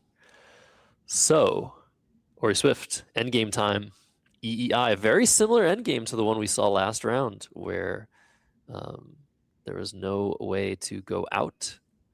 Actually, the first round is what I think we had. Three vowel ending versus 7 tiles. So Ori going to try and maximize his winning margin here. There's 2 triples open. The triple, top middle triple, and the right middle triple. And you probably want to play on one of those. First, you have to make sure that Jim can't play EIDE or something like that. And then you just try and maximize your margin. So first thing I'm seeing is something like dime and ID for 24, keeping PRO. Is there a good spot for PRO? Not really. But you have to have some sort of way to prune plays and find something, because there's so many plays available. Even in a position like this, the game is just about over. You have hundreds of plays available with your tiles that you have to sort through and prune and try to find the best one. I think the best endgame, according to the engine, is Domic into the Sea of Hwick for 30 points. Now, Jim's not going to be able to go out, and then you keep the PER combination together for some high-scoring outplays. Perm for 18 would be set up by the M in Domic, making PEH. Oh, interesting. Yeah, normally, I guess there's a really nice way to score with Dorm or Dorp through the R and unevener, making up and but those do not leave decent outplays, and you can't play either of them because they give EIDE back. So you have to be a little bit careful. Jim's also got a T. Oh, he also has a T. Oops. I forgot. The T is gone. You can't see it on the rack. It doesn't exist. But Dorp is coming down. I can't imagine. Wow, this is not as good as Domic. Oh, this gives edited as an outplay. Oh, wow. Okay, Scrabble. Scrabble is interesting till the very end. Edited is now available. If Jim spots this, Ori is going to feel really silly. All right, so a showdown from two of the top Texans in the room leads to a victory for Ori Swift. He, I feel like, is one of the best players in North America who has not yet won a Nationals. We did see Ori finish second place at a Nationals in 2022 to the aforementioned 2022 SPC champ Michael Fagan, who will be on stream next. But there's so many players, Josh, in this room who have been phenomenal Scrabble players who have not won a title. And we'll see if this year we get a new player who can call themselves a North American champion, or if we'll get a run it back from somebody who's won it before, such as a Michael Fagan or a Mac Meller or a Nigel Peltier.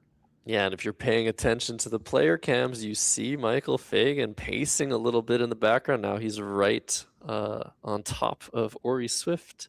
This nice blue, I think, is he wearing the merch? Yeah, I think he's wearing the 2026 Nationals shirt that we were all given at the start of the tournament.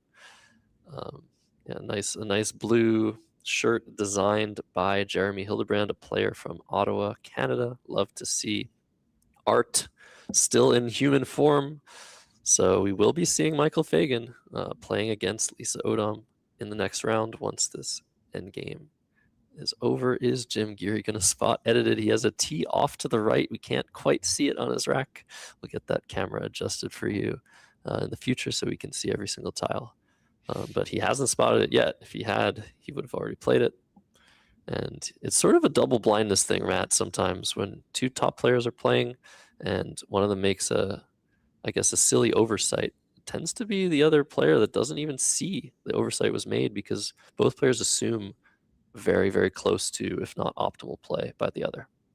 Yeah, I one of the best things that ever happened to me as a Scrabble player was looking into a 2000 rating, because suddenly my opponents thought that there was like a greater rationale for everything. I would make a clear blunder and then people would get in their own heads like, wait, Matt's rating is really high. He must have a really big plan.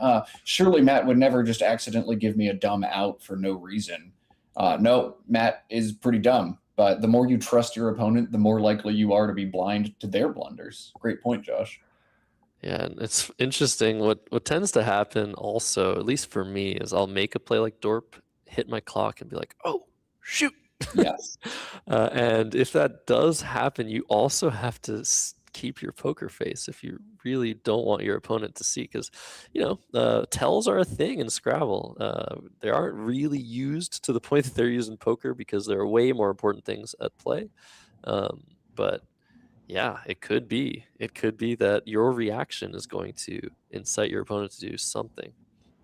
And okay, we see the play that was made, ET for 8 by Jim, blocking Emir and NE, which I think was the highest scoring outplay. But Emir will still fit to the, or Meyer will fit with, Emir will fit with MEH, yes. Okay. That's actually higher scoring, isn't it?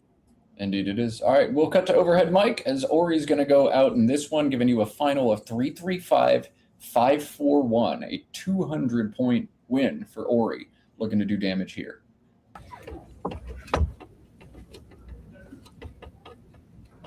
That's 541, 336. Okay.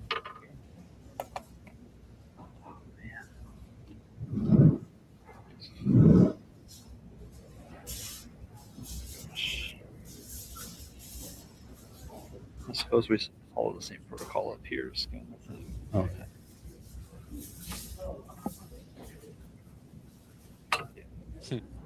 So Yucky looked terrible, and I would have challenged it, and it's bad. It's bad. Oh. Yeah, but it gave me a bingo, and I didn't have a 7. I just looked it up last week, but I forgot what the answer was. Yeah, so I wrote them all. I'm like, oh, that's bad, but I don't know. Oh, that was if you knew. So I challenge it off, and then what do I do? Well, those are my good letters. Yeah. So if you knew it's not good, you should definitely challenge it off. Yeah.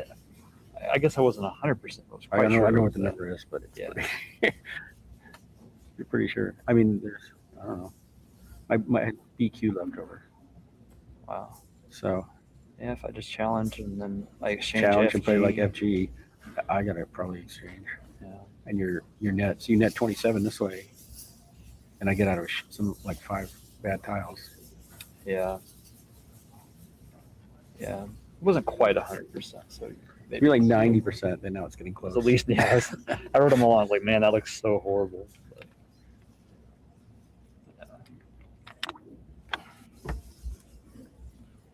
Do you have a 7? You don't, right? So no, I'm quite sure I don't. Yeah, Okay. that's what I was thinking All right. about. I was like, well, I don't think I have a 7.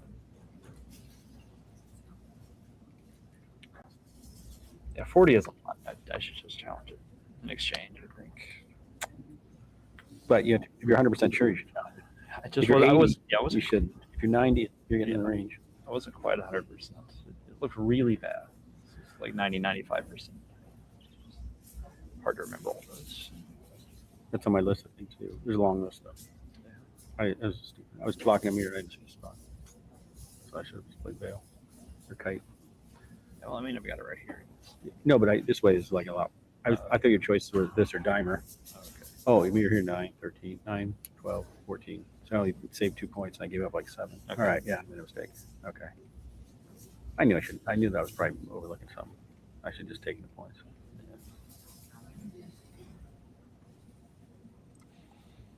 Yeah, nice always- I discussion always feel like I'm there arguing. about Like I think you have to be honest. the just opening like, play rather than be practical. and about a lot of the other decisions. Yeah, it's great to see Jim Geary back in action, Matt. And maybe we'll see him if he goes on a nice run. It is still early. He will be a 1-2 after this. Ori Swift will be 3-0, potentially propelling himself into first place in the standings after such a huge win. He'll have a lot of work to do to catch up on Mac Miller, who was 2-0, but plus nearly 400 spread points. Even a small Mac victory would give Mac or help Mac retain possession of first, but it's early, and I think any player worth his or her salt knows just don't go 2-5 day one, and I'm probably okay. Just stay in contention. That's all anybody's trying to do here. But of course, the undefeated start, always going to feel good for somebody in Iowa at the SPC. Yeah, it is pretty much confirmed that Ori will be in first place after this. Mac Miller also won his third game. He's 3-0 plus 382. Ori's going to be 3-0 plus 477. And unless Joey Krafchick won his game by 350 points, we have a new leader after 3 games. But yeah, not a huge deal either way.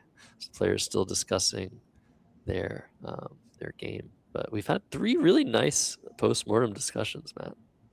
Yeah, 3 really nice post-mortem discussions over the positions, and I just find myself kicking myself. I wanted to ask you, how sure do you have to be that Yucky is invalid to challenge it off? My thought was somewhere between 90 and 95%. That's almost exactly what Jim Geary said, and he's so used to playing the probabilities as a poker player himself, or he was probably right around in that range. But anyway, great discussions, fun start to the action here, and Ori Swift, Beaumont, Texas, a college professor, and your leader through 3 rounds. Round 4 coming your way soon. Michael Fagan and Lisa Odom on tap. That'll be our final game before the lunch break here on day 1 of the SPC. I'm stoked, Josh. How about you? Very stoked. We get to see another champion. There was another matchup we could have shown, but it is still early. We want to show as many players, top heavy hitters as possible. So we're going to be showing this one. It's going to be a fun matchup. I don't know if Michael and Lisa have played before. I think they probably have. We'll look into that while the players get set up. We'll take a short break, bring you the last round before lunchtime. So don't go anywhere. Round 4 coming up.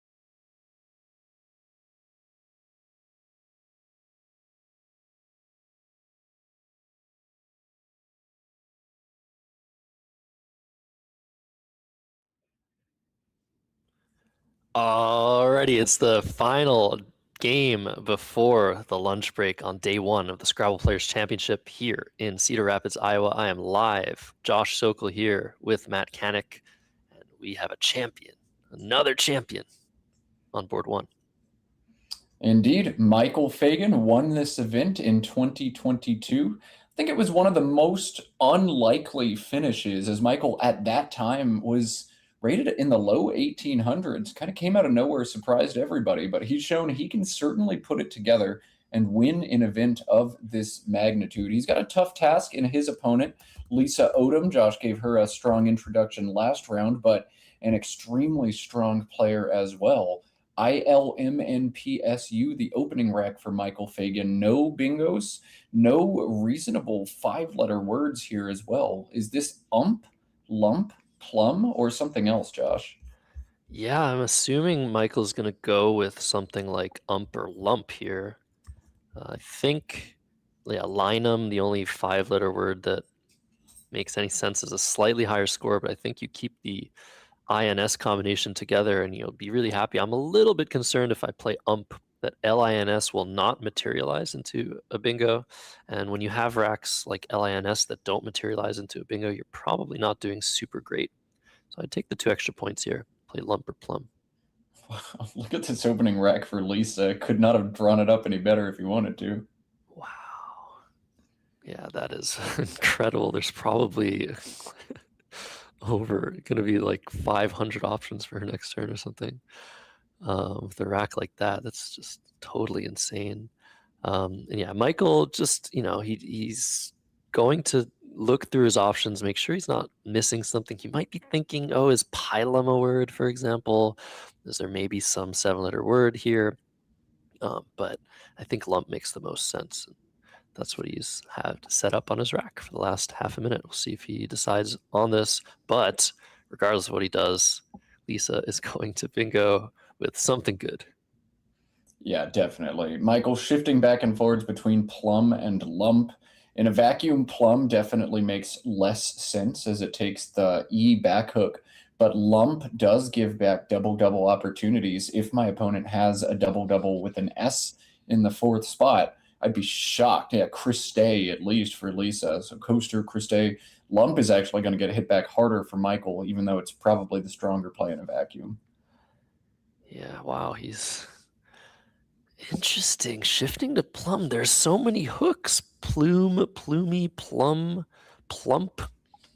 But lump has clump, and I mean, it's very interesting. This is a little bit more restrained instead of lump. So, okay, 16 points for plum and no double-double available. Very interesting. Seems like a sort of a eyes in the back of your head type of move by Michael Fagan. Yeah, who knows what the rationale was, but it is going to work out for him here. We cannot get a double-double now from Lisa, and we saw a position sort of like this with Nigel Peltier in round 1. I've got a bunch of strong bingo options. Which one is the strongest? How much stronger is it? How much time can I afford to budget? Lisa has 1 bingo that scores 5 more than anything else, and she's already found it, not even 30 seconds into her turn. Uncrates is the best she can do. And this is such a good example of how top players are able to find their candidate moves so much quicker than everybody else. You look at that U and you're like, well, if I have something from that U, what would it be? Maybe making the blank an N for un. You find your prefix and then it comes to you so quickly. This is fantastic. By Lisa not spending so much time on a rack like this, knowing that the only thing that could possibly be better than uncrates is an 11-letter word through plum. I mean, there's words like cocoa plum, plumeria, but yeah, uncrates is the best option. It's definitely dangerous. It leaves a lot of space open on the board, but like you said, scores so much more than everything else. Yeah, so here it comes, uncrates. Again, Lisa showing the same hesitation we saw from Nigel. I don't want to put the S all the way at the bottom of the board, but I've got to. Well done from Lisa, a turn that could take, 4 or 5 minutes off of your clock to get correctly, and she's done it well, gotten it correct, and done it in under 2 minutes. Michael to respond on INOOSTU. Yeah, oh my goodness. Synergistic, no bingos here. Matt, this is crazy. If Lisa hadn't spotted this move, Michael's just gonna play solution through the L. I'm sure he was really hoping she would use one of those many hooks of plum for play elsewhere, but solution gets blocked, and now suddenly Michael Fagan with awful options.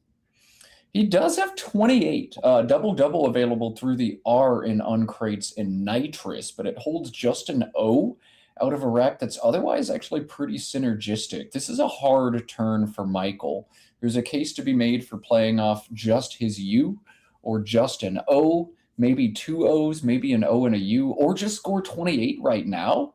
Tricky turn. Yeah, we'll see. Nitrous would get completely demolished by an X bomb on either side. But maybe this is a situation where, okay, well, I don't have an E, I don't have anything prime other than my S, so I might as well just take as many points as possible. I guess we could potentially see something like Upo for 5. INOST is such a strong leave. I don't know if Michael's going to take points here. I feel like he's going to want a bingo and bingo soon.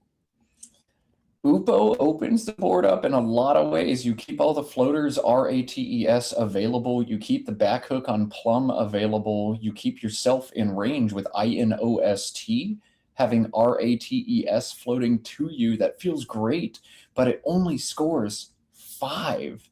So maybe something like ONO, O-N-O, through that blank N, if he spots it, scores just a little bit better, keeps a U back, but the U synergizes pretty well with NIST in my eyes, Josh. Yeah, that's definitely an interesting counter option. And in positions like this, the ideal is get rid of the OU and score points. But maybe you have to hedge a little bit. Maybe you have to say, okay, well, if I play my O instead of my U, can I score a bit more? Oh no, scoring 12, Upo only 5. Yeah, SUINT is definitely not a leave you want to keep, but on a board like this, it's as strong as it'll ever be. But it looks like Michael thinking about playing the O and the U. Upo. Probably Upo. Yeah, there's nowhere else really where that goes. SOU wouldn't make sense to block the best lane on the board. OUR is crazy.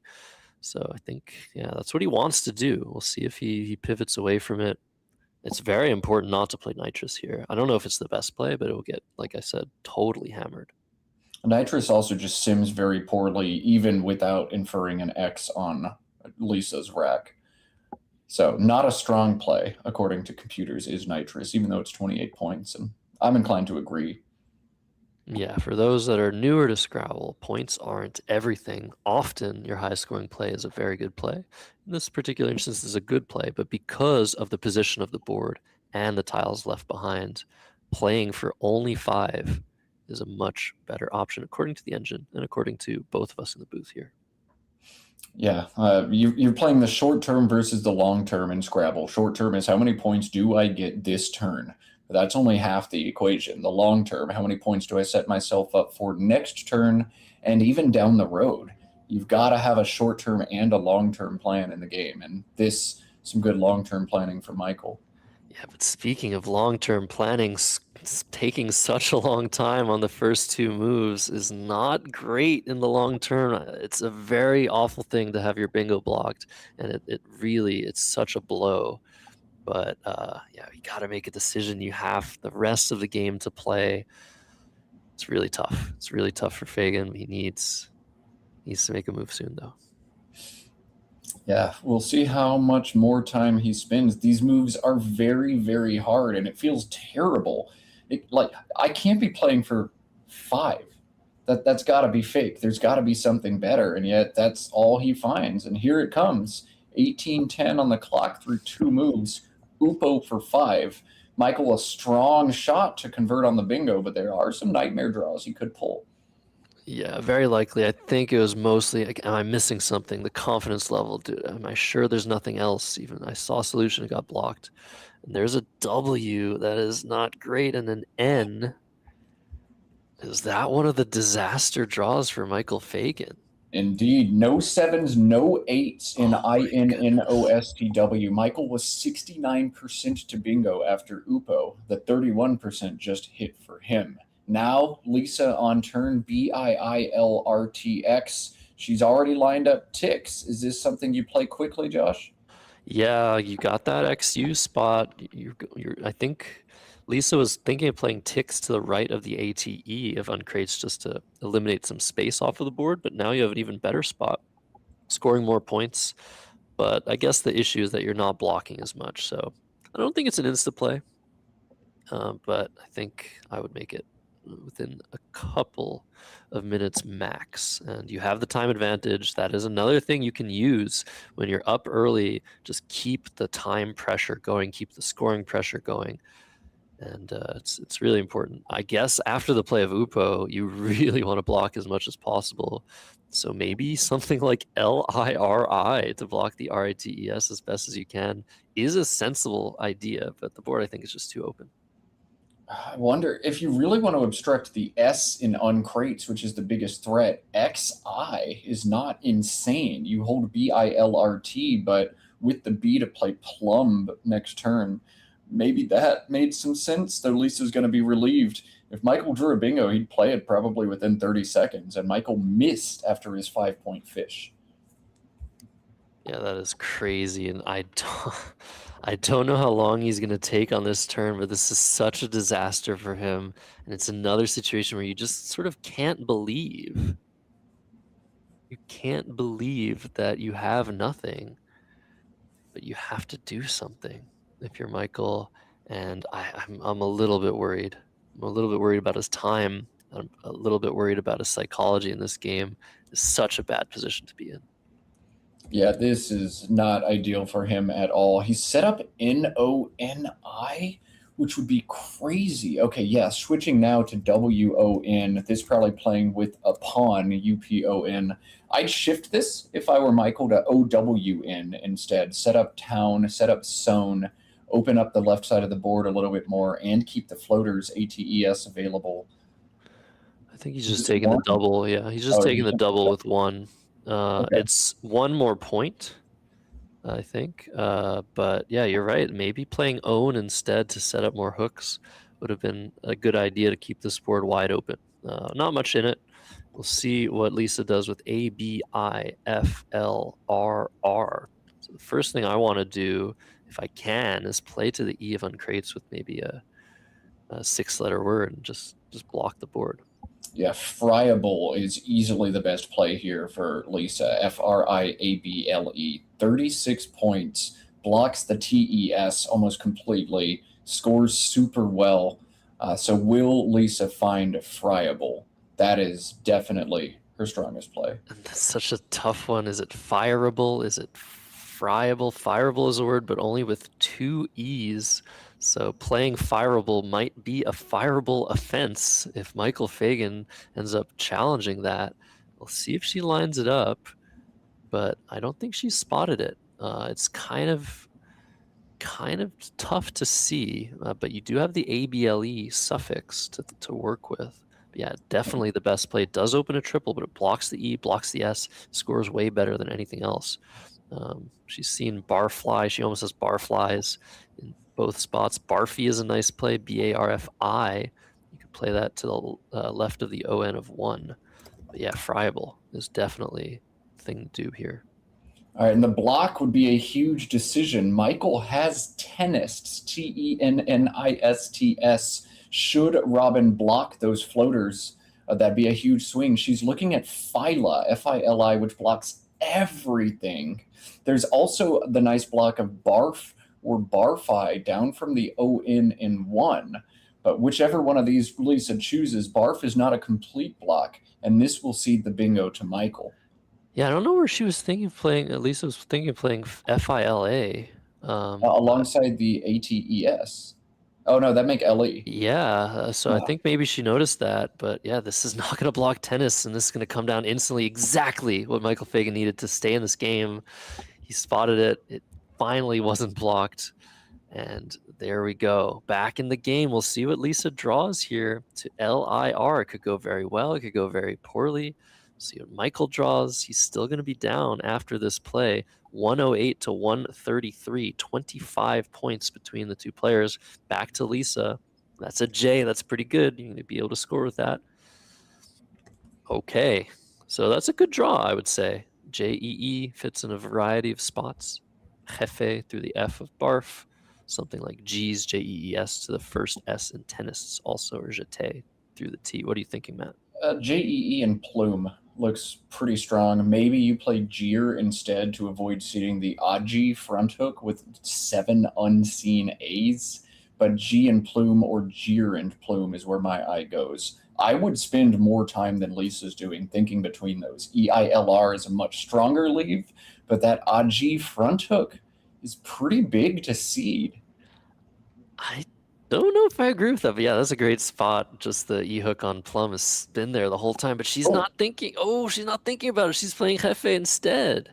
Maybe she doesn't want to set up the A hook, but I feel like on this board, so many openings just go for the throat. But this is a big point sacrifice. 35 for plume and G, and setting up a potential underlap, but at least this gets closer to blocking that S that was opened on turn 1 with a lead. Makes a lot of sense. Yeah, I think she just whiffed the plume spot. I think that's what this is. Maybe not tactical. That's a 7-point swing between jefe and G and plume. We'll see what Michael does now here. An awkward rack, CGOOU. I thought for a second he was going to see and try and play duo logic, which makes a lot of sense as a potential word, but that is not valid. We'll see if he considers that. But yeah, OD, GOD, COD, those are the plays you see in this spot. These each play beneath jefe. There is another option I'll call out that does something completely different. It is Colugos. Down to the S in tennis, COLUGOS, 26 points. Get rid of all of this dreck at once, Josh. Do you like that?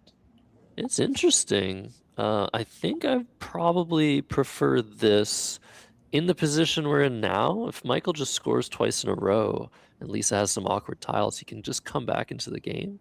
But he could also bingo here. And after Colugos, you're blocking a lot of the space on the board. But yeah, it's a very interesting idea. All right, well, this is what Michael's chosen. This play feels very strong, but Lisa does have a bingo available to her on this turn. So now a test for Lisa. Will she spot 76 available to her? Oh, she's so close to spotting. Just move the R and the H, and you'll see regolith to the T. That is such a tough find. It's a word she knows for sure. It's a word I'm sure she's played. But she has such a nice option of just air. She's got it lined up now under the STS.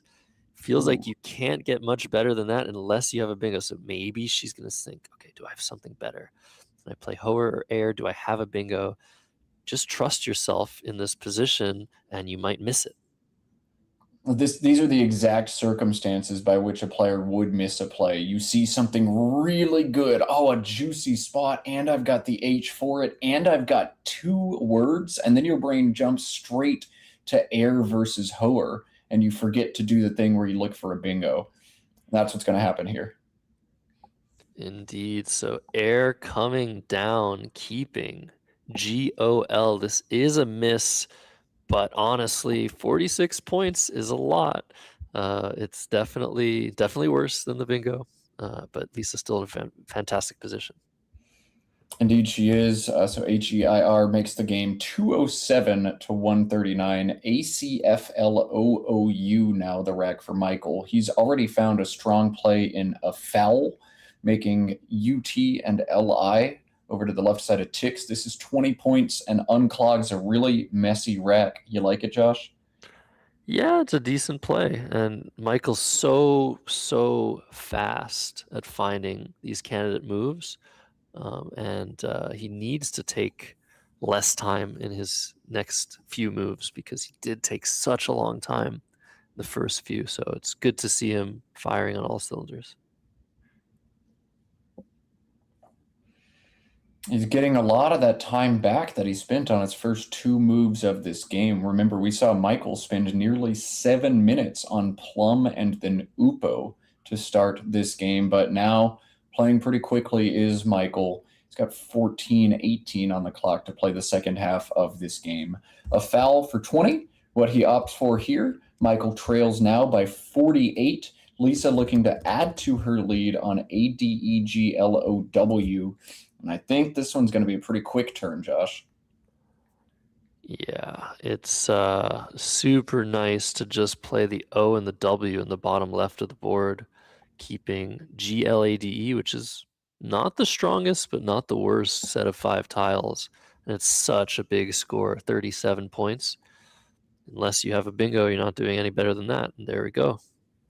Yeah, keeping GLADE with that plume hook sitting out in space, just draw the bingo next turn, bingo in that line, completely game over. I see lines to just like an instant victory right now if I'm Lisa. This is great. Just got to convert my plan, draw the bingo, and hope Michael doesn't bingo there. Michael won't be bingoing, but he's got so 50. close.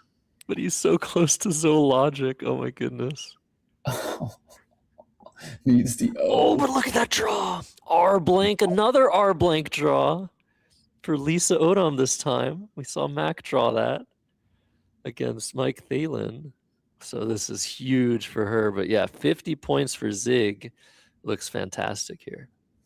Yeah, Zig alongside a foul. I think that's basically it. If Michael wants to go maximum volatility and he sees it, Zocalo, Zocalo through the A and a foul is 38 and forks the board into 2 separate bingo lines.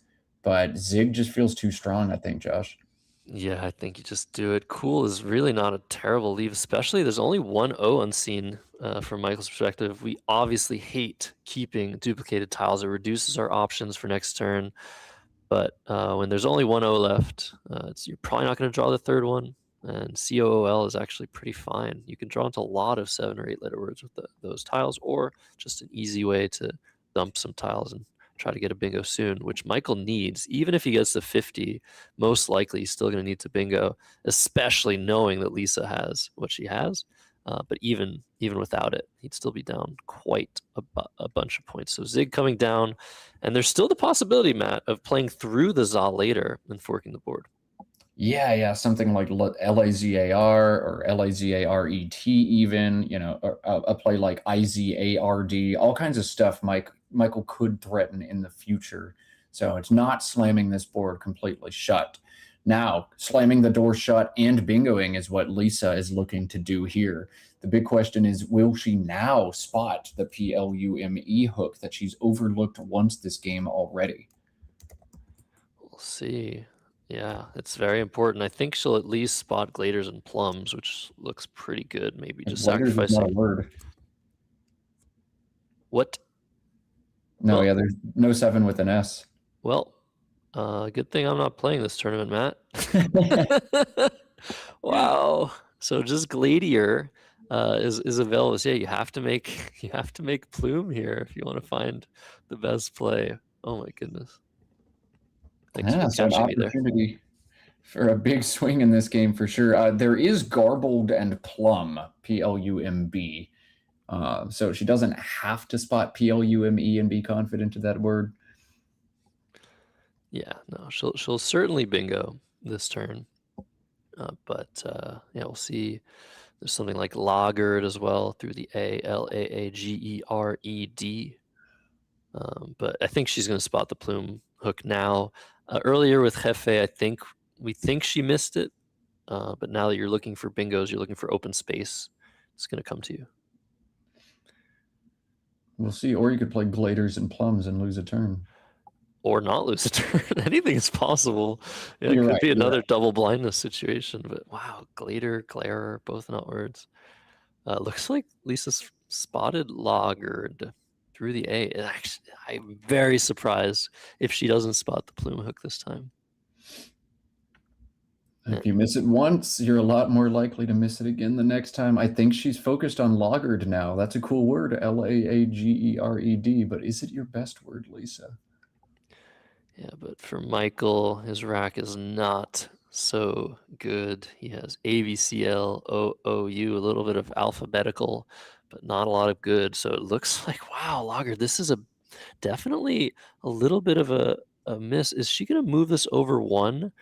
Even if she does that, the double-double that she's setting up is not so nice. And there we go. Oh, now she's going to play Garbled? No, she's going to play Gladder. Yeah. She's maybe Gladier. Yeah. This blank could be a D or an I. Oh, careful. Yeah, there we go. 71 points here for Gladder or Gladier. It doesn't make a huge difference, but this is a huge blow either way to Michael Fagan, who's going to have to work really hard to stay in this one now.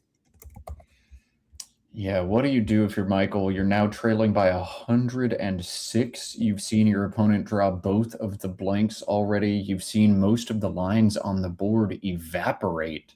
So I would be looking at the ZA on this board, trying to find any way to open up through there. Those plays aren't available. If you see and know the word a blush, A-B-L-U-S-H, that into the SH at the bottom of the board looks strong here, Josh. Wow, what a weird play. It does open a little bit, but it doesn't open a great lane and takes away the R of uncrate. So I'm actually not a huge fan of that, but I'm not a huge fan of anything here. Wonder what direction Michael Fagan's going to go in, but you really want to keep things open. You have the top left. You have the go or ego hook that you made with Zig last turn. You again have the possibility of potentially playing through the za at some point. Playing through the za. You might even get a 9-letter word to the TE. A blush is a crazy one, though. Looks like he's looking at Guaco, which is a great idea, actually, from the G in Gladier, which we now, I think, have confirmed. That blank is an I. And this is great. Michael wants to draw that last S. He's in really bad shape, but unfortunately, Lisa has it. He's going to hammer that spot whenever she wants to. Well, she doesn't have to do it now. She's got Dickiest, D-I-C-K-I-E-S-T, available through the C in Guaco if she's sure of that word, 66. She's also got Skyted and Guaco's for 57 as a non-bingo here. So a big punish coming from Lisa after a good idea from Michael. Yeah, I mean, she's spotting Dickiest immediately, and she probably knows it's a word, but is it better than playing Skyted? It opens a triple. She's up 90 points. I actually think Skyted is the play here, Matt. Look at the unseen pool. I definitely see some damage that could be done in there. Maybe not. Maybe just play Skyted. It's harder to lose the game after Skyted. Yeah. Or she sees Disc. Also a good idea. Skyted just a bit stronger. Yeah, so this is looking really bad for Michael Fagan. I also did want to mention they have played each other 4 times. This is their rubber match, 5th game ever. They are 2-2 lifetime. It looks like Lisa's going to get the upper hand here. Indeed, it does. But you still got to finish the game out, baby. That's why we play Scrabble. There is a Q and 2 Vs unseen. No U's to eject that Q. It could just be trouble. So I'm not ready to call this one over just quite yet, especially as Lisa has floated a D in a triple line. Definitely still ways back in the game for Michael Fagan. Still some space to open, some tiles to draw. See how the 2022 champion deals with this awful situation. He's so good at creating opportunities for himself. Guaco is a great way to do that. It just did not work. So it looks like he's going to go right ahead, block the D of disc. You don't want to do that, but booty, so many points. 50? 50 indeed. So Michael just going to play this, open a different triple. It does block the D, but it does all the other things you need to do. Lisa drawing Retina and an I. I think most players know this rack makes inertia. That doesn't play. 8s don't play on this turn, but Lisa does have a 9-letter bingo available to her. Oh my goodness. Is she going to spot this ridiculous 9-letter word? I was talking about it earlier, Matt. It materialized. The TE on the bottom right of the board allows for some potential 9s. And Lisa does have one. If you can spot it, let us know in the chat. But yeah, nowhere for inertia. Is she just going to fish? What do you do here if you don't find the 9? I mean, there is the play of IZAR, which generally seems crazy as it takes a front S, but once you realize no S is unseen, just IZAR and points feels fine if you don't spot the 9-letter bingo. It has been spotted by Scrabble in the chat. Itinerant to the TE. Yeah, is it itinerate? Whatever it is. Yeah, itinerate. It's a verb. So that would be incredible. But yeah, nowhere for inertia on this board. We'll see what Lisa does. She's been flipping some tiles over. I wonder what she's thinking. She's up almost 100 points. It's very hard to lose no matter what when you're up 100. But I think in the position here, if you don't see the 9, you probably just want to take points. And yeah, like you said, Izar is okay. I would like to eliminate that triple to the right of booty, so I might play something something low scoring there, 5-letter play or something. But yeah, a lot of options here. We'll see what she ends up doing. I think I want to play fewer tiles here. QVV seems like treble. I want it to be Michael's treble, so playing short, ideal. If I am taking away the triple word on the right, I'm probably just playing AIR or AIN and keeping a bunch of stuff back. But we'll see what Lisa opts to do here. You can do a lot and make it make sense. Yeah, she really wants to just play that I and go for the killer blow, which makes a lot of sense. It does give back a little bit of winning chances. But so early in the tournament, like we said, trying to win by as much as possible is very important. And it looks like Michael very quickly going to respond with envy. Maybe he is envious of Lisa's possible rack with the play of IT. And it looks like she's drawn back into Retina plus A now. Will she have playable bingo now? No, she will not. This is what you're worried about after a 1-tile play for 6. There are some tiles that miss, and this is one of them. So now what will Lisa do? Will she double down and fish the A? That could be a recipe for an absolute disaster for her if she keeps fishing and missing bingos. She's likely going to draw one, but not 100%. I love one option of BONACI, making a pawn. Score some points if you can. There's also a little bit more straightforward Azan, AZAN, but that takes a front H with an H unseen, would actually give back Hernial to Michael for 100 points. If Lisa plays Azan here and loses the game, that would be crazy. Instead, it looks like she What is wanting to play AA, Ash, and 8 just to score a little bit more and actually block. So the lane next to the YE on the top right of the board, if you start there, you can only go one spot from that TE in tennis. So if you play there, AA, you are going to be blocking a lot of 7-letter words, but you're also going to be giving back a big scoring spot for Michael Fagan. He has Hernial and Inhaler, like you said, on his rack. Right now, I don't think there's anywhere to play either of those, but he's getting very close to making a very improbable comeback as Lisa struggles to score points. The worst thing you can do with the bingo lead is fish for 6 and then not draw bingo the next turn. This is the nightmare situation, but she is wisely not opening the board. Azan feels strong, but would get hammered back. She's dodging a bullet here with her play of AA. Yeah, so now if you're Michael, do you play Azan and set up the H yourself? Do you play Hazan? Do you just drop the H with hash? There are so many interesting options. Michael should take a little bit of time to try and sort through his potential plays here. I wonder what he's going to do. Do you need to bingo to win this game now? If you're Michael, you see the Q unseen. Is it that much trouble? I'm seeing nothing good to do, even with the Q and an I. Wow, crazy stuff. But unfortunately for Michael, if Lisa spots anti-mirror from the A in Guacos, I just can't see Michael blocking that spot. He's looking at Lair, L-E-H-R, which might be his highest scoring play, making hash and rate. And like you said, there's some trouble lurking. The Q could be unplayable. I think you still need to try and bingo if you're Michael Fagan. Yeah, man, the play of Azan feels so good here, setting up Hazan, and then you just draw the right stuff. You don't like getting rid of that A.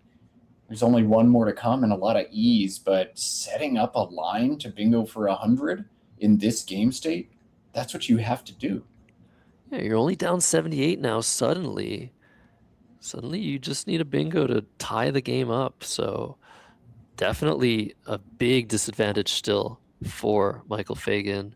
He wants to do something strong. He wants to score some points here, but what if he spots it? Azan would be so tremendous. He loves making that sort of play late in the game, taking advantage of the knowledge that his opponent cannot have a hook that he sets up. See what he does. Lisa, on her end, has not given us any indication that she's seen Oop. anti-mirror yet. Okay, I just spoke it into existence. Just got to give her a minute there. Yeah, so anti-mirror would just end the game for sure. Unless Michael Fagan plays Hazan and then draws into a triple-triple. Oh, that would be hype. Oh no, that would give back Theremin. Oh! Yeah, do not play Hazan. Hazan makes a lot of sense here for Michael. You fork the board, you create the triple-triple line and the spot on top. And if Lisa ends up with the Q on the rack, she might not be able to block either one, but that would get punished super hard by Theremin. All right, Michael playing EH, seeing 5 unseen E's. He's opting to keep his A and his I instead. Makes sense. And now Lisa likely going to drop anti-mirror into game over. Yeah, you might think that blocked it, but it didn't. This still just fits, and this is game over despite the draw of Praline or Planer for Michael Fagan, which I don't think will go down either. Man, so many unplayable bingos for him this game. But yeah, that'll do it. Wow, what a crazy game. Yeah, crazy up and down. Now the only intrigue remaining is, will Lisa draw the Q? And if she draws it, can she play it? Yeah, I wonder where the Q goes. So Michael Fagan probably going to be able to get something going in the rest of this game. There's one tile left. If Lisa can't play the Q, Michael's going to be able to make multiple plays at the end of the game and just narrow the gap. Let's see. She could. There's a chance she leaves it in the bag, Matt. And we haven't seen it yet. Oh my goodness. Is this the D or the Q? Oh! Okay. That is insane. You've got to be kidding me. The last tile in the bag is the Q. And if you're Michael, you're in such a I don't want to say a bad word. You're in such a terrible position, but the one thing you can count on is the opponent getting stuck with the Q. So QAID playable to the D in Gladiator. With the unseen letters, is Michael going to try and block that, or is he going to try and bingo out? He could set up a spot for a bingo, and if he's threatening a bingo, Lisa would have to block that, and then he could also still stick her with the Q. This is all theoretical stuff, so Michael's probably going to take most of the rest of his time to think about this and then get the awful, awful news with the last tile in the bag. Yeah, it just makes a little bit too much sense for Michael to fish his P here, play Zap. If Lisa does have the Q, she might just rush and play QAID. And if I draw one of those E's, I can bingo out with a leaner and a go on the left side of this board. So like that just feels fine. I think that's the play that I end up making. But yeah, Michael's just going to get a gut punch. What do you mean the Q is the last tile in the bag? And I draw that. Insult to injury for Michael here. Man, yeah, those heavy tiles, they stick to the bottom of the bag. That's what they say. Indeed, we've seen it on full display here, as it looks like Lisa Odom is going to propel herself to 3-1 on day one of the 5-day Scrabble Players Championship. As Josh mentioned, we are cutting to break after this game. We'll be back from that lunch break, and by we, I mean all of you at home and Josh Sokol, but not me. You're going to be in the capable hands of Kenji Matsumoto for the afternoon session. And that, I think, is going to be some incredible commentary. Kenji's one of the greatest minds in Scrabble out there. And I'm very excited that everybody at home gets a chance to hear some of his insights. Yeah, that's going to be fun. Definitely a very, very strong player in the booth always strong players. You yourself, Matt, very, very strong as Zap comes down, but Kenji Matsumoto with the analysis. This is going to be great. He's going to give me a break on the analysis. And we're going to Yeah. get that. Sorry, I watched Michael draw the cue. Yeah, we're going to get that reaction cam, I was going to say. Oy, awful. You hate to see it, but I hate to see it. You're laughing. We're going to get the annotation fixed there. Somebody mentioning that we put in the wrong play on the previous move. But yeah, we'll get that fixed. It's very, very much irrelevant at this point. But yeah, that is just an awful thing to see. Michael has actually played a couple of times on stream where the Q was the last tile in the bag. And yeah, hoping for that result and already planning it all out. I think there was the infamous game against Jackson Smiley at the Canadian Scrabble Classic where Jackson got the bad news and Michael won the game. Yeah. All right. So Michael's drawn the Q, and now Lisa trying to go through Operation Q stick, maybe? Is that correct? And if you mess up a Q stick, you can cost yourself a ton of potential points. Now, Michael has QUIN through the U in Guaco's, QAID as well. Josh, can Lisa block both of those? Yes, she can. If she just plays DA for 3 points, she'll be blocking QAID and QUIN both at the same time. And that might be her best option. You could play more tiles, but oftentimes when you're trying to stick someone with the Q, you want to play one tile at a time. However, in this particular instance, because both players have 7 tiles, it might not, first of all, it might not even be worth fully sticking with the Q. You definitely want to block Quinn, such a high score, but it might be better for Lisa to just go out in 2 and suffer QAID for 14. It's an extremely complicated endgame, almost impossible to solve if you're a human being that isn't Nigel Richards. But we'll see what she ends up doing with 4 minutes remaining. Obviously, the result is foregone. Lisa up 106 points, but important to try and win by as much as possible here. Best endgame seems to be VIA into the A of Gladiator for just 6 points now, but that also takes away all Q plays and sticks Michael with it. I think that might be what Nigel played when he solved like the greatest endgame of all time at World Cup last year too. Yeah, I'm going to plug this into the strong engine because often the engine you're using gets it a little bit wrong in these complicated positions. And you might be saying, what do you mean the computer can't figure this out? Computers are not so good at Scrabble. Scrabble is an insanely complicated game. There are billions of sequences that it has to look through in a position like this one. So yeah, we'll see what happens. We will indeed. Just want to give credit where credit is due to the creators of our computer engines. Quackle, the one I'm using, has been the gold standard in Scrabble for about 20 years. So thanks to John O'Loughlin, Jason Katzbrown, and a whole bunch of other big brains behind that operation, making a solver and putting it out there for free. But Macondo, what you're using, Josh, newer, bigger, better. So huge shout out to Cesar del Solar for his work making that engine, making Scrabble better than ever as well. So we'll see what my engine is halfway through the end game, but that means it's going to take another few minutes. By that time, the game might be over, but I'll run it for you guys. Right now, it's saying to play evil to the L, but it looks like Lisa just maybe hasn't seen Quinn and is just going to play Div and go out next turn with OI. And Michael probably spotted Quinn very, very quickly, and that's going to come down.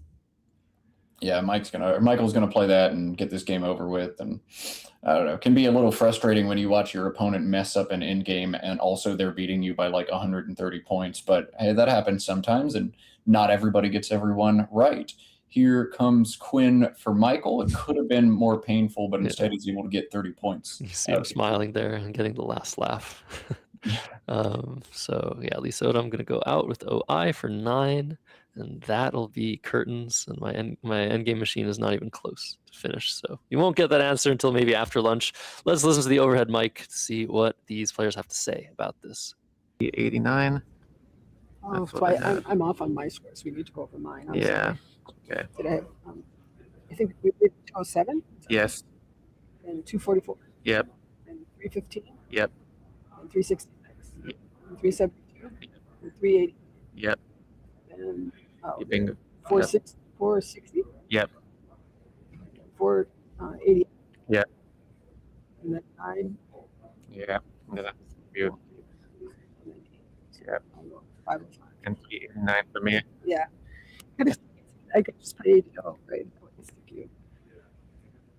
I don't know. That one is like I just couldn't believe that he was in the bag. Almost any other talent was at least threatening a bingo, which I forced you to block. And I wasn't really paying attention to this you because I just thought, oh, I'll let you play the cue and I'll just make sure I come. No, I mean that was probably okay anyway because I would have been able to play it. This house 1-1, you were winning no matter what, so it didn't matter. Yeah. If you had missed blank, that would have made a huge difference. I know. Still I just did that the other day, like at club. And then because we had this conversation about whether, if you can say it's what you write. So even if I didn't correct it, if I could circle it right, it would have been okay. Yeah. I was going to play solution through the L. And then I had to turn this bingo into a 5-point. Well, then I do retina I, and that's when I play the I, and then I do retina A. You do another A. Yeah. So you played off 2 A's. So I played off 2 A's because I figured this is my A to play through, and then I still RETIN still plays kind of if I get an RE word. Yeah, I mean I was going for that as well. I didn't try an E till like halfway through the game. Yeah. Here I picked but I was getting a little scared because you got your booty and then your envy and then another bingo. Yeah, but I figured I just have to hope you draw the Q on the 1 tile pull. That's probably my best chance. Yep. So that's exactly what I got later in the game. I don't care if I get my padlock out of the way now. I won't get it when it matters the most. Yeah, I certainly got fortunate letters in this game.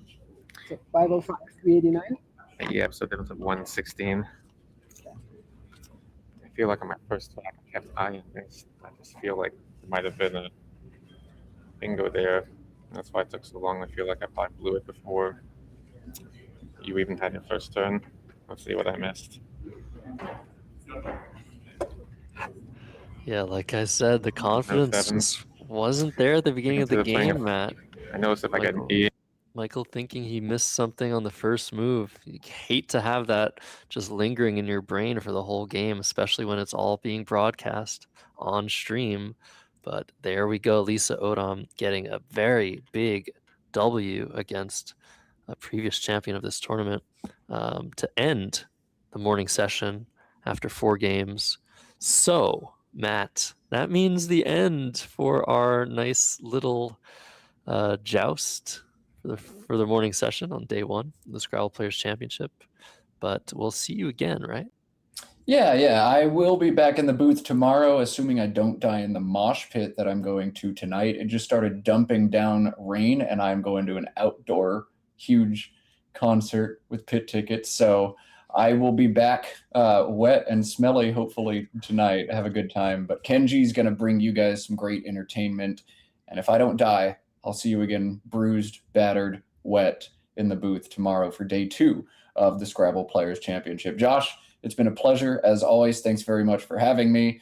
For now, y'all can say bye to Soren, but you will get Colby and Soren again in the booth tomorrow. Thanks for watching, everybody. Really appreciate you listening to me, and can't wait to hear what Josh and Kenji have to share with us tomorrow. Yes, we will see you again in around an hour, 20 minutes, I believe, for rounds 5 through 7 of day 1.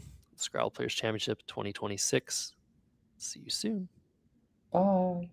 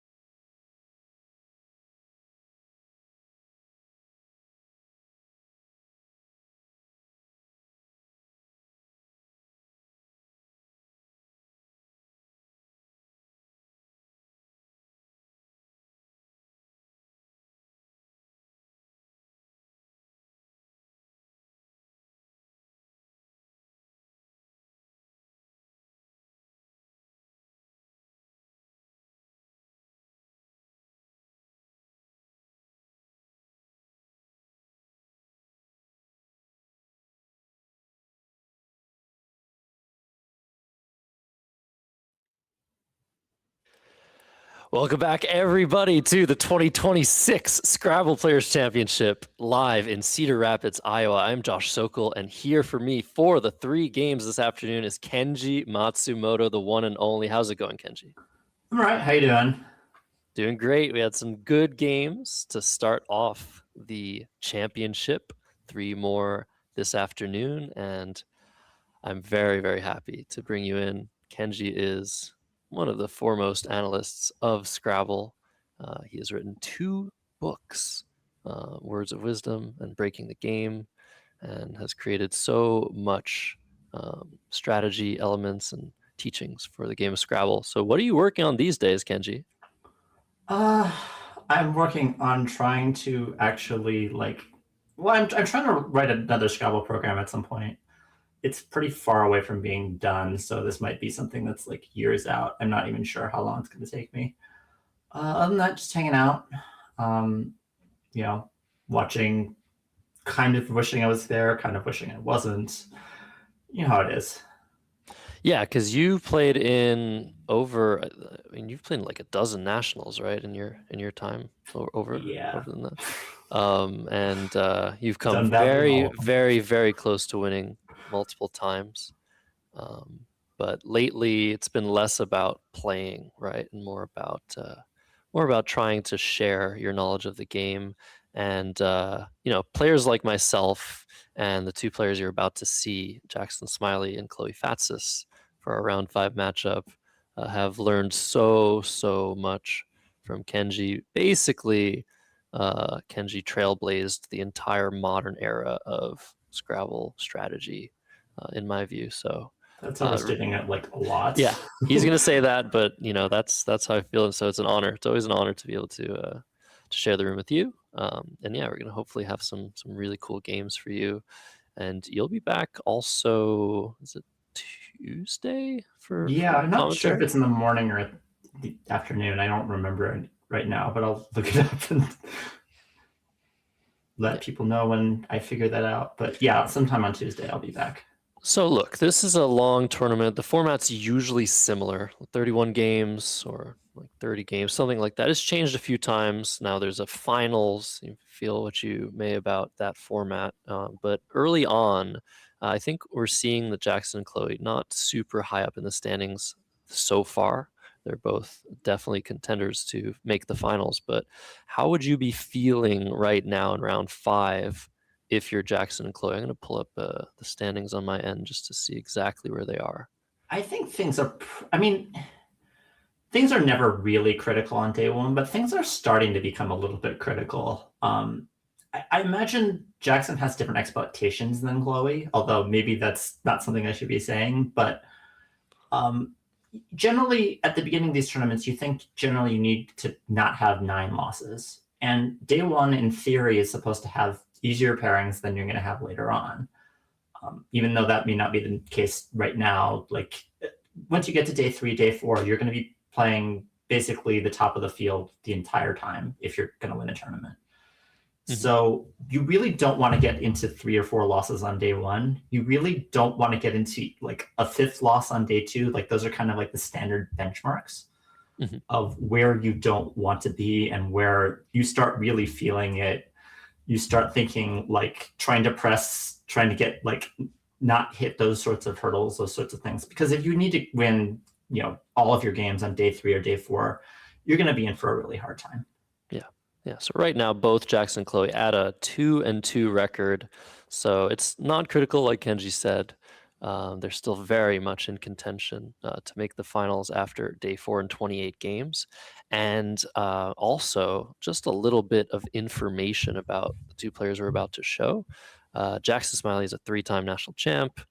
He is just such a strong player, always a contender to make the finals or win this tournament. Chloe, though, on the other hand, has made tons of strides lately, but has taken a little bit of a step back from Scrabble. She's been in Greece for a little bit over a year, just working and having a nice time. But I've heard from her that she has studied more prior to this tournament than she ever has, and she is someone who studies a decent amount, and she's been playing a lot. So just for some information, I was taking a look at some of her recent games online, and she's playing, I think, 5-minute games against a computer, and she played at around a 1900 level, which is close to her rating. Her rating is well in the 1900s, but in a 5-minute game. So she's playing really strong, really fast, and so she's definitely one of the contenders in this tournament, and she seems pretty sharp. She was also in Bangkok doing some commentary with me for the Causeway Challenge just around a month ago. So she's definitely back into Scrabble this summer, the spring and summer, and we'll see how she performs. It's worth noting that both of these players do know each other like quite well. These are not, most of the people are not like close friends. Jackson and Chloe definitely do know each other. They've definitely talked a lot about about Scrabble. They've definitely played each other a zillion times, outside of tournaments. Yeah, they're not going to be strangers to each other whatsoever. And inside of tournaments, though, the record is pretty crazy. It is 9 wins for Jackson, 2 wins for Chloe. So definitely a little bit of a tough situation to surmount if you're thinking about your overall head-to-head record. But yes, a lot of strategy discussions, a lot of analysis, a lot of games have been played between the two players that we're about to see. Announcements are starting right now, I believe. So we still have a few more minutes before the game is starting. But I will also say round 6, we already have the pairing for that.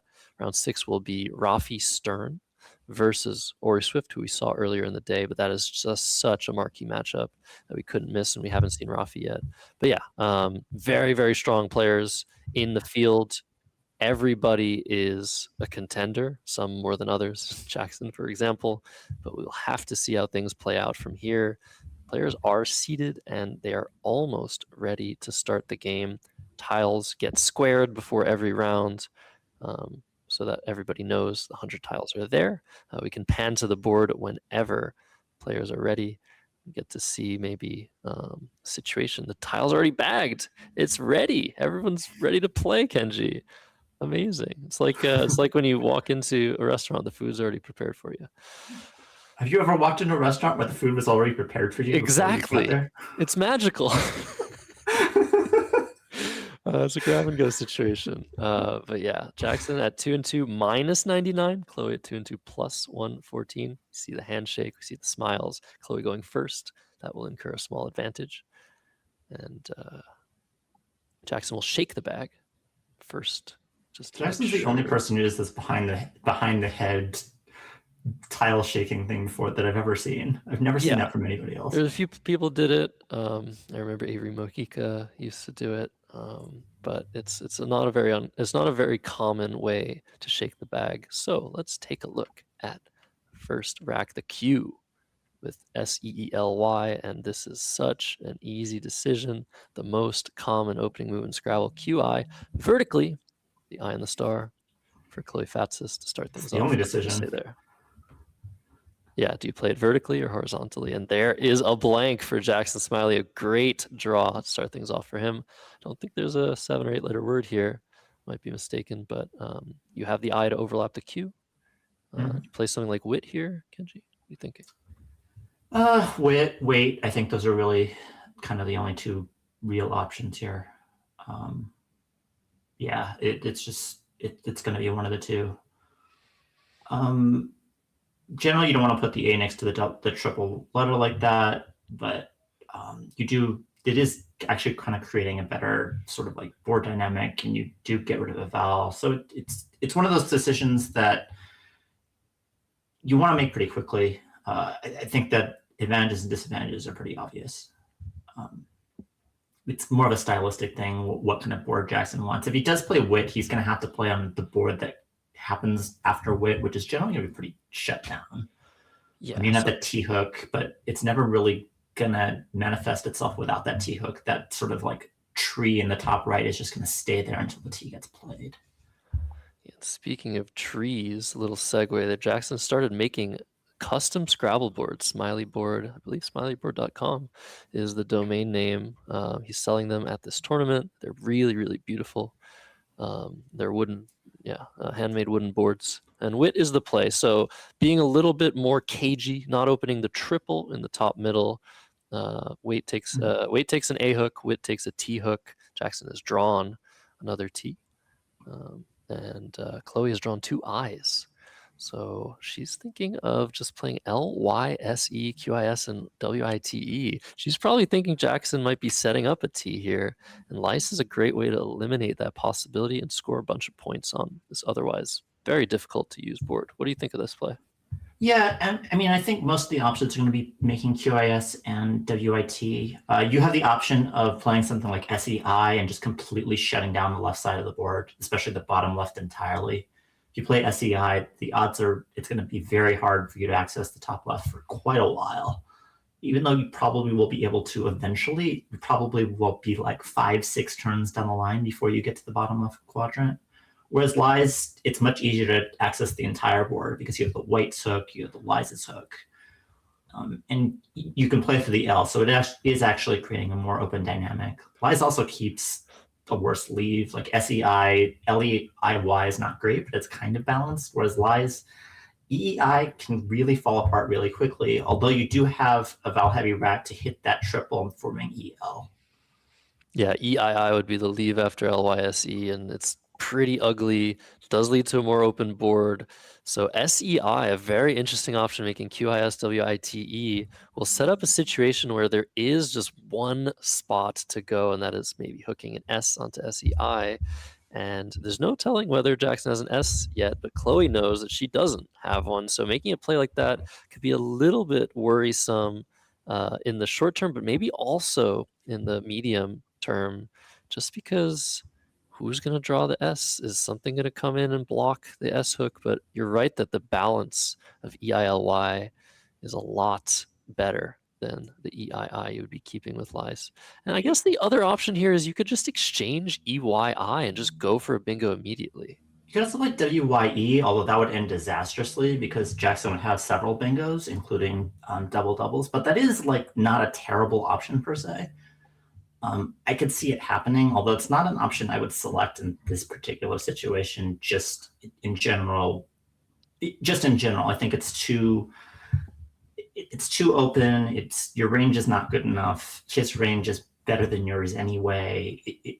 It's just not a play I would be making all that often. But it is an option that I think some players would select in this position. I certainly want to see WYE hit the board because then we'd get Mazel Tov through. You actually get Metazol, which is a double-double, which is even worse, but more boring. But yeah, you speak about the range. That is the tiles an opponent is likely to be, the range of tiles an opponent is likely to be keeping after a given play. We don't really know what Jackson has, but it's more likely than usual to have the T for the twit setup. Yeah. This is a very, very tough turn for Chloe. So she's taking a long time, lots of ways to go. Actually, the more I look at it, the more I'm liking just exchanging IYE and keeping EILS. And you have the QIS hook both ways. You're not going to get your bingos blocked all that often. And you're not opening anything new for the opponent. So it's a very, very interesting turn though. Yeah, this is the type of turn that is actually doesn't seem to make that big of a difference, but it does mean a lot in terms of complications. I probably would select SEI here personally, but I think that you can make a lot of different reasonable choices here. And it really just depends on what you want for the board and what you want for the future turns of this game. Oh, interesting. Okay, so Chloe's going with WYLE, which is a similar idea to WYE, a little bit less volatile. But you're getting rid of one of your consonants. Setting up the S hook, trying to block a little bit of twit plays. It's an interesting choice, but this will get hit the same way that Y gets hit, just for a little bit less. Metazol and Mazel Tov are both playable through the E, and Jackson has seen Metrazol. Okay, so this is a point sacrifice. He should take a little bit longer before making this move, but it's not a huge deal either way. I do wonder a little bit if Jackson's is using this as like maybe some sort of like theoretically this could take an E, and he may know or not know about whether Chloe's going to ever see the E hook or see the non-existent E hook, because it's one of those words that looks like it might take an E. Yeah, maybe that's something that goes along with this. I kind of don't think so. No, I think he just played a bit too fast. Okay. Because yeah, this does take an S hook. Metazol would not have taken an S as far as I'm aware, and would have scored 2 more points. And Mazel Tov would have been even cooler, just totally blocking the bottom of the board with that V in final position. So unfortunate, we didn't see one of the coolest words in the dictionary. That's a 7 consonant draw for Jackson Smiley. He's up 67. Chloe to act with A-E-E-I-I-N-S. So this is a situation where you got to play at least 2 vowels, and that's about it, right? Yeah, you have the choice of whether you want to try to fish for a bingo or you want to try to help the board a little bit right now by playing Anise, which both of which are reasonable. I think you don't want to play SEI, which I was mentioning last turn, for the exact opposite reasons, because you do want to have some access to the left side of the board here. So I don't think we're going to be seeing that hook. I think if the S is going to get played, it's going to be played through Metrosols. Yeah, I would not play the S here at all. I would just keep it. You have 2 good hooks for it. But I guess, what about the play of AMIE through the M, setting up another spot for the S? That seems a little bit dangerous, but it's a good amount of aggression. Yeah, I mean, that's definitely the aggressive line here. There's also 2 spots for Anise. There's also the wild spot as well as the Metrosol spot. Right, yeah. That one looks a bit better to me. I think you have choices. I think that's... I think that those are really the choices that she's thinking about. I don't think there's... I guess you could put it through the L, but I don't think I really want to do that.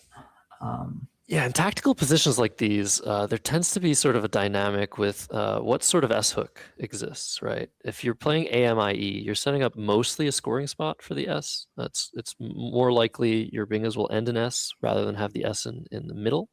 But you know, the danger of it is so lessened by the fact that Metrosol already scores a ton of points. So a play hooking that is already going to score 30, 40 points. We're seeing Alien instead for Chloe. A similar idea, a little bit more cagey, leaving things a bit less open and trying to maximize the value of the S. I think this is a good play.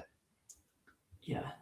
Jackson, again, with 7 consonants. But this is one of those racks that you actually should be thinking about at the top level quite a bit, because there's a lot of different exchanges, and it's not necessarily obvious as to which exchange you should be going for.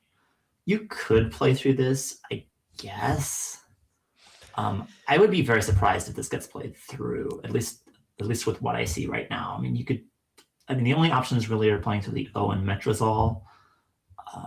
Yeah, so we could see something like Gox. Like, you don't want to play COX because that takes an A hook, and it just feels like that's giving back way too much. So you would maybe play Gox for 22. You don't want to play something like Goud or Gown because those take an S. You don't have an S, you're up if you're Jackson. But there's also an interesting option of Gnawn, G-N-A-W-N, through the NA on the board, setting up a potential 30-point spot for the X and not opening anything because it's past tense. But other than that, yeah, it's that or exchange. But I think if you're Jackson, I feel like you played through this. If you're going to exchange, it's kind of an interesting question as to whether you keep the X here. The X is usually a tile that you don't want to keep on boards where there's no immediate X spot. The thing is, though, that one of the best scoring spots on this board in actuality is actually the Metrosol overlap on the right, which if she has an A, which she does in this case, but she will a decent percent of the time. You will get Zach spots some of the time, and you will draw the A some of the time as well. So the X is actually probably better than neutral. In fact, it's probably the best single tile on your rack in this case, even though there's not really a great spot for it because of the overlap potential. Even though it's not immediate, it has like multi-turn overlap potential because most of Chloe's plays are actually going to create some sort of like decent X redraw, like re-overlap. So even though like if you just gave Chloe the X next turn and said, hey, this is not a very good board for the X, it really isn't, but next turn it probably will be at least okay. Wow, and that, as you say it, Jackson thinking the same thing along the same lines, keeping the lone X on his rack and hoping for some play, hooking the Z of Metrosol, making Za, setting up a 60-point spot for his X. That is Very, very cool. We'll see what Chloe does here with AAEINSU. Still too many vowels on her rack. Is she going to just part with 6 tiles here, play nausea and metrozoles? Or is she going to play something lower scoring, keep the S? Do you keep the S here? The score is suddenly a little bit closer after Jackson scored 0. Yeah, and Chloe doesn't know, by the way, that Jackson has an X. In fact, like we were debating, I think it's a debate as to whether most people in this situation would keep the X at all. In fact, I would venture to say most people wouldn't. So Chloe sees the Z's out, so she probably thinks that Jackson just has like an E or an R or an S or just something like kind of random. So she's not going to be super like paranoid about creating the Zach spot or putting an A next to a triple letter or anything like that. Right. There's so much hidden value to keeping the X because it's not a normally not a tile you keep on an exchange. So there's that added value. And if Jackson draws an A himself, which he has, he can also just set it up himself next turn. So this is a really awesome play by him, an awesome decision, awesome find by you. It looks like Chloe is going to play nausea and give Jackson a really big spot for his X. 33 points, 96 to 107. Now Jackson to choose between a number of big X plays, or maybe he doesn't play the X. Maybe he plays something like PAP to the right of Metrazole and sets up a second spot for the X. Yeah. This is pretty tough because normally you don't want to make plays like PAP because you don't have the A or the X that re-overlap. The problem here is that like plays like Pox really leave like really high scoring plays in response pretty much all the time. So it really is kind of like balancing those two factors together. You never feel really good about making like a 55-point play like Pox that is going to be hit the vast majority of the time to like 46 or something like that. You're basically just getting slightly the better of the exchange here. But a lot of time, what's going to happen is exactly what's going to happen here, where it's going to be like, oh, Pox and then Chine, and then they basically just neutralize each other's scores. But at the end of the day, that's not that bad of a thing. The X is really not that good of a tile a lot of the time. And yeah, you could get greedy and try to hit Pap, and it may be okay some of the time, and it may work out some of the time, but it's hugely risky. And not only is it risky in terms of like the value of it, but like there's a psychological aspect that you don't really want to be taking those sorts of risks, especially when you're not, when you've lost a few games recently. Like this is the sort of thing where psychologically I would just be a lot less likely to play something like Pap, given my tournament, given how the tournament's gone so far. Yeah, after 4 games, yeah. It's interesting. It's an interesting ideology there. Jackson definitely considering just playing Pap. Pap is 33 points. Dox is 54. Pox is 55. The engine thinks they're all very, very similar in value, but the precision with which you make your next play is also important.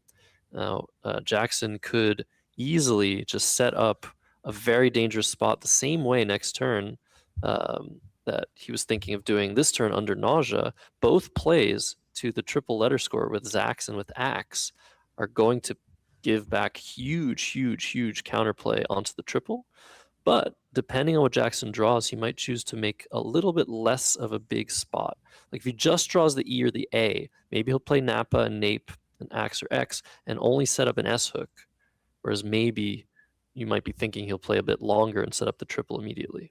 And he hasn't drawn either, but he's drawn the V for Vox, which will go down underneath nausea and not create as big of a spot. So over to Chloe now, down 44 points, looking at that play and probably wondering, what is Jackson keeping? Is he keeping the X a lot here? Is he just scoring points? Very, very interesting strategic and tactical game so far. It looks like she's lining up Chinese, which is not a valid word in this lexicon, and I think she knows it. But she's seen it, so she's thinking about playing niches and nauseas, I think. Yeah. You can also consider just EH. I think, the last few turns, it was me suggesting the longer plays and Josh suggesting the shorter plays. In this case, it's me who kind of wants to play short here. The thing with niches is it scores like 30, what is that, 38, 39? 43. 43. I can't count. Yeah, 43. But like the leave is better here. Just in terms of like what the different options are if you don't have anything. The underlaps after EH are actually pretty good for your range. The ES, the CIEMS leave is pretty good. It can underlap it pretty well. And you have 2 S spots as opposed to kind of like no options after this sort of scenario. Yeah, Chloe does go ahead with niches for 43, but EH was definitely the computer's top choice, and Vox coming down immediately, and suddenly Chloe is down 60 points. She doesn't have an S. She doesn't have a good spot to play in. So this is a huge swing in Jackson's favor, just aided by his very, very cool decision to keep his X over 2 moves. And yeah, back to Chloe. Do you play something like B Clog here underneath the OX? That's not actually dangerous, setting up just an S spot for 36 points. Or do you try to open something? It's a tough I think position. Cloud does open things. It opens the S hook for Snob, which I think is pretty relevant here. I don't really see much of an alternative, honestly. I mean, you could play Beclogged and Bit or something like that. I don't even know what else you could possibly do. Yeah, that's interesting. You could keep a slightly better leave, play Beg, keep COLE. You now do have that lane. Very interesting, like between the play of niches and its anagram Chines, niches does create a bingo lane on that second to right column. So you don't necessarily need to open things at this stage of the game. With a couple of other spots available, but I do agree that I think Beclog here is what you do. Try to just dig a little bit for an S, score a little bit more. On closed-ish boards like this, you generally don't want to be keeping non-S leaves very often. Like leaves like CELO or even like better leaves like ENRT are really just not nearly as good as they normally are. Those leaves really need floaters a lot of the time, and they really need like good 7s lanes. And this board has neither. Yes, you can end in an E and make niches, but that may not even stay open, to be honest. In fact, a lot of the time it won't. A lot of the time, like, plays along like column N and just kill it entirely. She does play Beg. It's maybe a bit of a word knowledge check, too. I'm not sure that Chloe is going to always find or know Beclog 100% of the time. Yeah, you have to find it, too. It's just kind of a weird word. She's maybe never played it before, never seen it before, just studied it. But she draws AAE, which is not great here. But you're right. A lot of plays will block that lane on the top right. Jackson, if he just had one different tile, if he had an I instead of an O, for example, he'd be able to play something with WYLED and AMI, or an A with AMA. And he might just block things altogether now. Jackson's a bit of an option, choices here. He has Brood set up. He also has the option of just playing Bro in the same spot set up as J. It's kind of weird when you see somebody play BRO and not really know what, or BG and not really know what they have. I'm sure that the engine's going to like Bro or something like that. It doesn't mean I think it's a good idea. This is an interesting spot because, I mean, it's not hugely relevant. Jackson's one letter off of Begora, Begorra. So there's some thought to maybe keeping those tiles, but no, playing Bro or Brood with Bit will set up the J kind of, but Brood doesn't really do that. You can't overlap after Brood. So I think Jackson's realized this and maybe gotten off of that, but Brood does do a good job at defending the board. Instead, Jackson's playing Orby, setting up an F that he doesn't have, but setting up his J with JO. And a C, yeah, wow. So that's going to be nice for Chloe, potentially. Yeah, she has to find koala, which can be spelled that way. I think that's the only 5 in that rack. Yeah, so Chloe is trying to alphabetize her rack there. But yeah, the only 5-letter word starting with the C, C-O-A-L-A, is a must find here. It is much better than anything else available. 44 points. And it's kind of really necessary to find it. But it will give back a huge scoring spot for Jackson. Yeah, I do find Orby to be a bit of a weird option. I think if given these choices, I think I am going with Bro over Orby. Bro's a really hard play to make. I'm not sure I could actually do it in game. I'm pretty sure that's what the engine wants.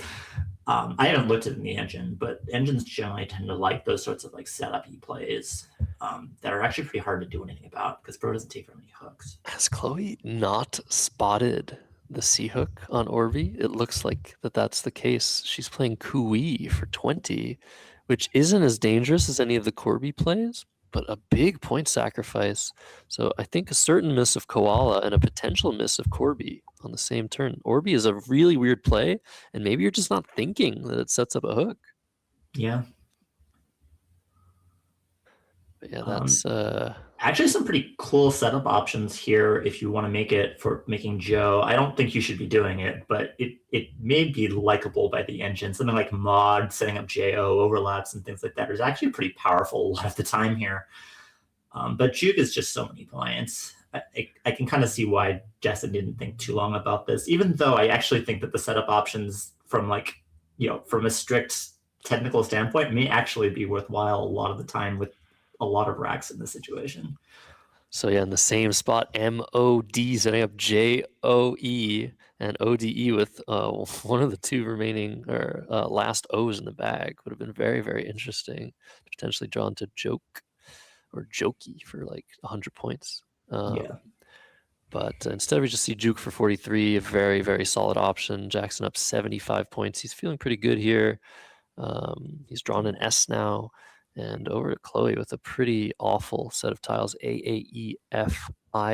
And will you spot Beguile? There it is. Beautiful find. That is very nice. Very nice extension. 33 points, her best score. Must play. Kind of an interesting situation. The board is pretty critical at this point. It's in pretty bad shape. You can make a lot of plays from the IT, killing the QIS spot and killing the snob spot that are going to actually be pretty damaging to this board in the like medium term.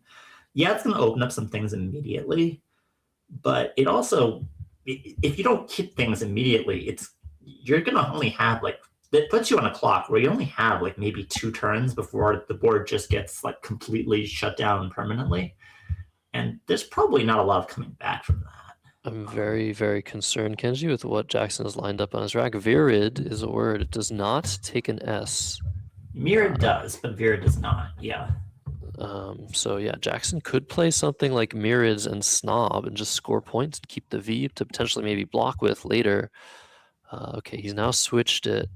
But yeah, that would have been something to challenge immediately and gain a huge advantage over if it was played. But Mirrors is valid. It is worth noting that like if Jackson does take the defensive option, Chloe has one of the only kinds of options of racks that actually do punish that sort of like board closing play. Because it's very, very, very hard to score well on this board, but Chloe has one of the only racks that does so.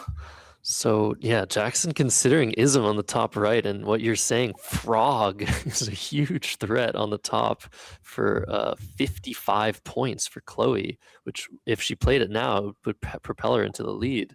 Is Jackson going to play Ism with Jukes? Is he really concerned about Chloe having one of the 2 remaining O's? Looks like he's thinking about Vims and QIS now, which looks very strong, but also isn't foolproof, Kenji.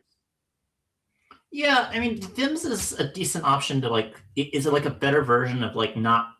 It allows you to close the board in the same way I was talking about without doing it like immediately. Because now any play that goes to the V or the I of Vims actually does shut down the snob hook, and does so without leaving the same amount of openings as before. And Vims doesn't really create a lot.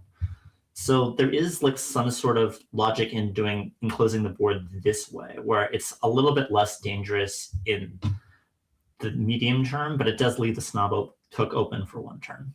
And suddenly 50 plus points for Chloe Fatsis, going to get her very close, 11 points behind Jackson Smiley, and that was a bad pull. DIR drawing into NNRT. There's still a blank out. There's still, oh, there it is. Wow. Yeah. Suddenly, the game is flipped over on its side, and it looks like Chloe might have the advantage here now. Yeah.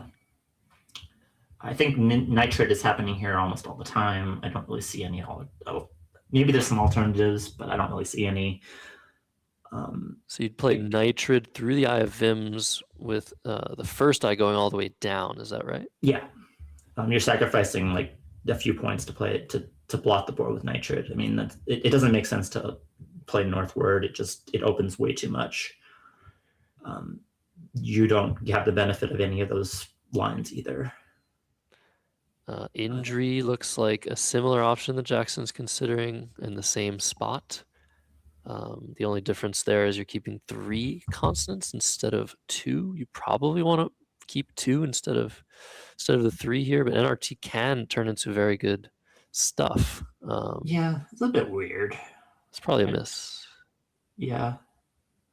Nitrid does take an E, so it would create some high scoring responses underneath. Not but that high scoring, they're like 30. Yeah, but a couple of interesting quick moves by Jackson. The play of Metrazole and the play of Injury.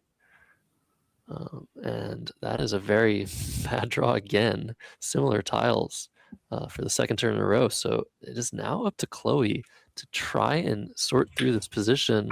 You do not need a bingo anymore if you're her, but it couldn't hurt. So is there some way to potentially set that up?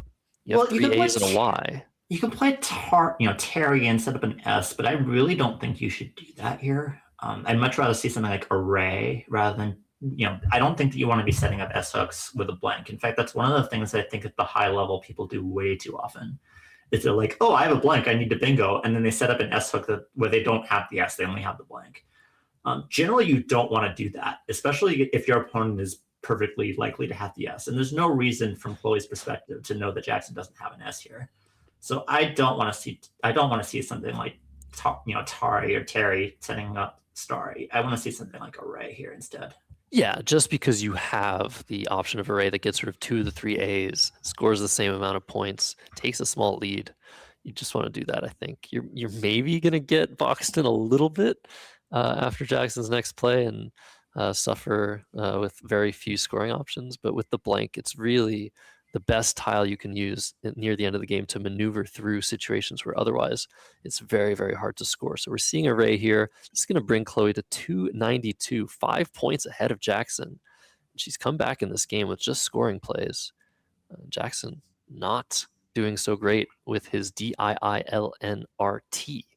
What do you do here now? Do you play the same word again? Injury and IN to the right, going downwards, Kenji? Oh, good. That's a draw. Oh my goodness. Oh wow. I don't even see a bingo that plays. That's actually the kind of sick part of this. Is there anything that? Oh, I guess there is. Is there? I don't see anything through the V for Chloe. There's nothing that plays, is there? I don't. That's kind of amazing. I mean, this board is so hard to work with. Yeah, this just shows you how bad this board is after the whole Vims injury thing, that you can't bingo with Easter blank. Anyway, this is a pretty shitty situation. Generally, you want to play tiles here. The I is actually the most valuable tile in Jackson's rack, so you don't really want to get rid of. And the T is one of the worst because the T is a bingo tile that doesn't score. I'm sorry, it's just so funny. They're both smiling. I've never seen this before. Played Injury 2 turns in a row, adding injury to injury. I mean, I would have taken a little bit longer if I were Jackson here. I don't think you really want to be doing that. So you're talking about there's not enough vowels left and only no I's left. And the T is really bad here. The T's entire value in Scrabble is based on its bingo ability, and bingoing is not going to happen here. And there's 3 T's left in the bag, and the T just scores terribly. It's one of the worst scoring tiles in the entire game. So I'm not in love with that leave, to be honest. Granted, the options here were terrible. like they were all terrible. I may have actually exchanged even. Anyway, it's a play that I think warrants a lot of thought in general. It's really hard to maneuver that sort of rack. So here's the thing, though. Jackson made his last two moves pretty quickly, and Chloe's down to under 7 minutes with a blank. So I Yeah. think time is of the essence, and I think Jackson kind of knows that putting the time pressure on in a position like this is more valuable than trying to sort through a few weird options. But if Chloe plays her cards right here, looks through the V, doesn't find anything, comes up short within the next 30 seconds, looks through the D of injury for some crazy overlap, she's just going to be able to play veer or even veers through the disconnected V and R, score very well, and make Jackson make the next move. I think veers is very weird to play your S for 4 points, but I really want to keep vowels here. I mean, pretty much no matter what Chloe does, she's like in the driver's seat here. Like Chloe's like 80% at least with this rack. She might be closer to 90 in reality. Like this is really commanding. You can try to actually do things to try to bingo like soon here. It's not necessary to completely abandon a rack that's this good. If the rack was a little bit worse and you could, your 5-tile leave with something, kind of mediocre, even like, I don't know, DENT blank or something like that, then I would definitely want to abandon trying to bingo here. But with a rack this good, there's a lot of things that are really hard to stop here. So she can open if she wants to with something like ER. She does go with veer. I mean, this is fine too. So ER and AR for 4? Or for 6? Sorry. Well, something to open like a bingo lane. I'm just trying to figure out like what plays you have. I feel like I disagree. I feel like threatening some injuries plays. If you just play veer, you're threatening so many injuries plays that will just end the game on the spot. Right now, you could just play like carts with the blank C and score almost 20 points and not open anything for Jackson. I understand, like conceptually, like you could still try to bingo, but I feel like this is just so strong. This puts so much pressure on. Chloe's up to 309. We'll get the score updated for you guys. Yeah, we're just missing a play in between. So I have to remember whether twat is good or not. Yeah, twat is a word now. Twat is a word again. Probably the best play. It was playable. It was playable in a recent game. So yeah, we'll fix the annotation for you guys. From Jackson's perspective, you know that Chloe has vowels because she's willing to play EE for 20, which is a pretty big sacrifice into this pool. Those are 2 of the last three remaining E's, so you actually don't mind this ELO you leave at all. In fact, you actually want vowel heaviness. You don't want the injuries hook around if you're Jackson. And again, time is of the essence. Like Chloe, the only issue she has now is her time. She's under 5 minutes. So this comes down, this blocks some injuries plays and puts the pressure on. We'll get that updated for you as soon as possible. But the sequence of plays was injury, array, injury, veer, and then twat. And the score is very, very, very close right now. We'll get it updated for you. But yeah, now if you're Chloe, AARSTT blank, you really wanted to see a scoring tile, but maybe you just play TAU and top now in the center of the board. What do you think, Kenji? Yeah. You need to score if you're Chloe at pretty much all costs here. This is all about you could even abandon the S if you have to. You need to keep scoring pressure up, and you need to stop Jackson's scoring plays from doing anything. And TAU is as good of the scoring options you're going to get. It's as good of the lead as you're going to get.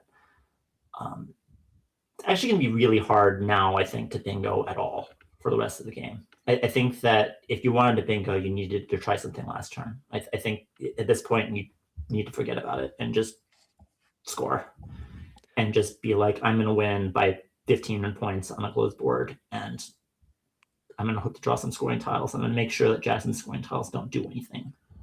Oh, I do not like this at all. We're seeing Tat for 6 setting up the last S, The problem with this play is it just gets overlapped. You can even play through the T potentially. Yeah. Yeah, just an underlap of Tat now. I would be spending all my time here as Jackson as to whether fluted is good or not. Fluted, if you don't get hit by a bingo, is devastating, but how often you get hit by a bingo is kind of the question here. Chloe draws amazing after Tat, by the way. That is a gross draw. I know that EU doesn't look amazing, but into the pool that Chloe was drawing into, EU is disgustingly good. So something like fluted would lose the game for Jackson. FOH does block, but it blocks at the expense of leaving overlaps, and it probably is going to lose the game here as well, honestly. It gets re-overlapped, and then you burned your F and your H, and you have no scoring options. Yeah, FOE, very interesting. What about, FEH or FOH could be played, but maybe even DOH? Jackson's to sees keep the pool. It's very good, although that's not the right pool. No, we're right now the pool? AEGHNRSTU blank with 3 tiles in the bag. This is so tough. So fluted would be 36 and would potentially win a lot. It might even win pretty much every time Chloe doesn't have a bingo. Yeah. But lose immediately to a bingo. But something Right. like FEH, FOH, DOH, to potentially, well, not HOD, I don't think. But DOH in that same spot to potentially try and outscore the F can play to the right of injury for 20 points, and on this board 20 points. It's a lot. It also plays FEU actually for 30. So that might be the option, DOH. From Jackson's point of view, I think you have to iterate and kind of like you're doing a manual sim. You're just like, okay, Chloe has like the nutted racks. If she has a rack like she has now, Jackson just loses. I think he loses no matter what. So you're kind of looking at, okay, like if he has something like AGNRSU blank or something like that, does fluted win? GNRSU blank. You kind of like do these like iterations on like the medium middle type of things to see like how often does this work. I just don't see, I'm trying to, and then you play out some of these like DOH type of words or FOH type of words and like, do these actually win? I think the answer is no. I just don't think FOH wins. If I'm in the game, I would be doing like furious scrambling right now in terms of like writing out all these scenarios and actually playing these endgames out. Like you almost have to like simulate it in some sort of ways. I would be taking, you could probably guess, I would be taking like 8 minutes on this rack. I would be running through, and I would just be with my score sheet nonstop.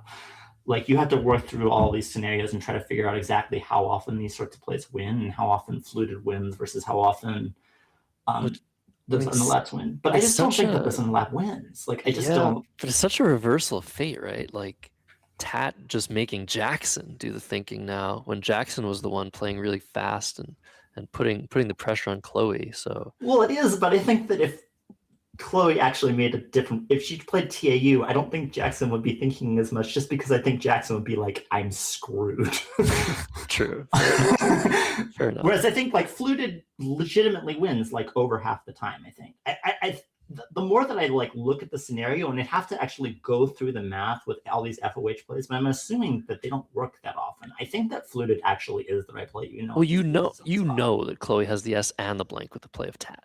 So that's already a problem. The question is whether it's not about that. It's the question about the vowels. Yeah, exactly. If Chloe had drawn 2 consonants, fluted would probably just win the game. I think even if she didn't draw the U, if she drew like EG instead of, which is a good draw still. I mean, I guess EG does still win, but like if she just had something that was a little bit clunkier, like the G, like the H even, either of those tiles would actually make this much more problematic. The S I don't really care about from Jackson's perspective. In fact, I kind of am happy to see the S in Chloe's rack because it makes it harder to bingo with fluted in reality than if I saw, let's say, the A, for example.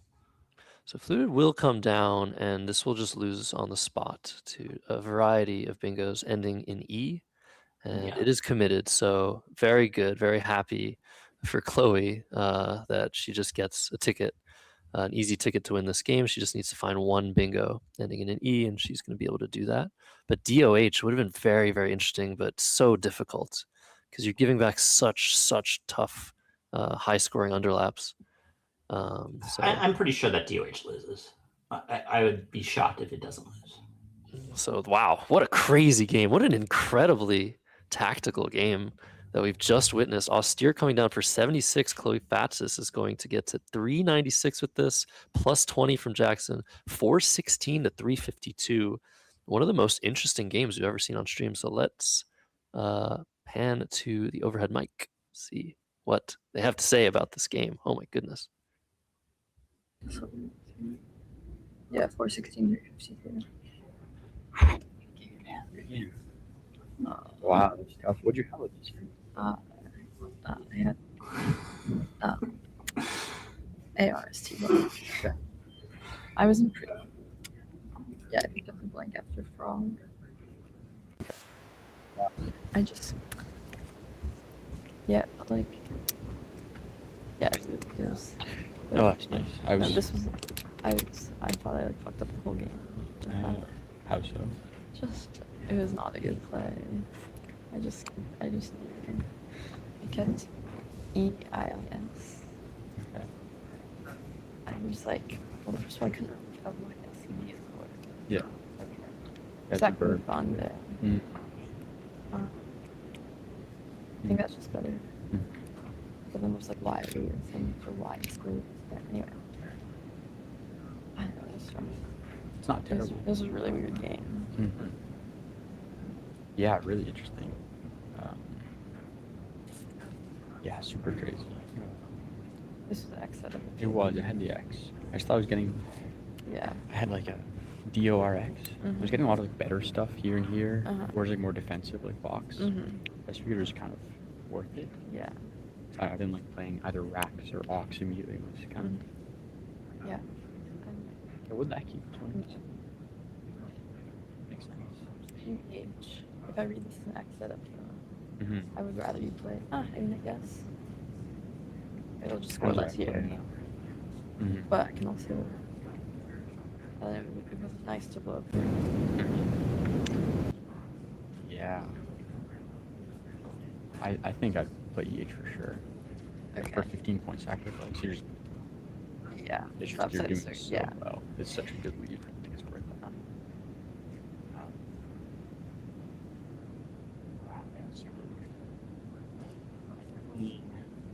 Felt it could have defended better, obviously.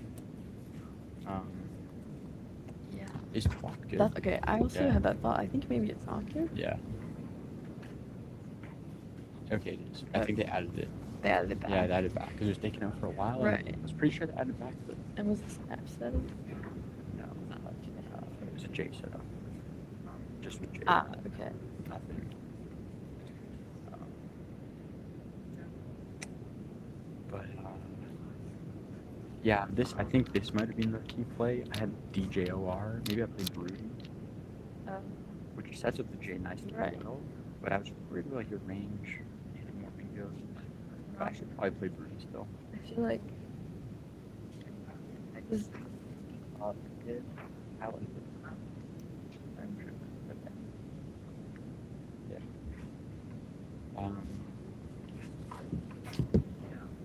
Yeah. Oh, that was weird. Yeah, this like I was kind of. I didn't like all my. I felt like everything I was playing here was out getting outrun. Exactly. Underlaps. Yeah. I think you probably just have to go for it. Yeah, I figured if you have like stuff like ARST blank, you draw 2 consonants. Yeah. Or you know the vowel. So, because there was, what's DGN in the back. So I figure your range of tat is actually pretty wide. You're doing even without some blank. Someone's just doing it like ARST. That's stuff true. like that, Yeah.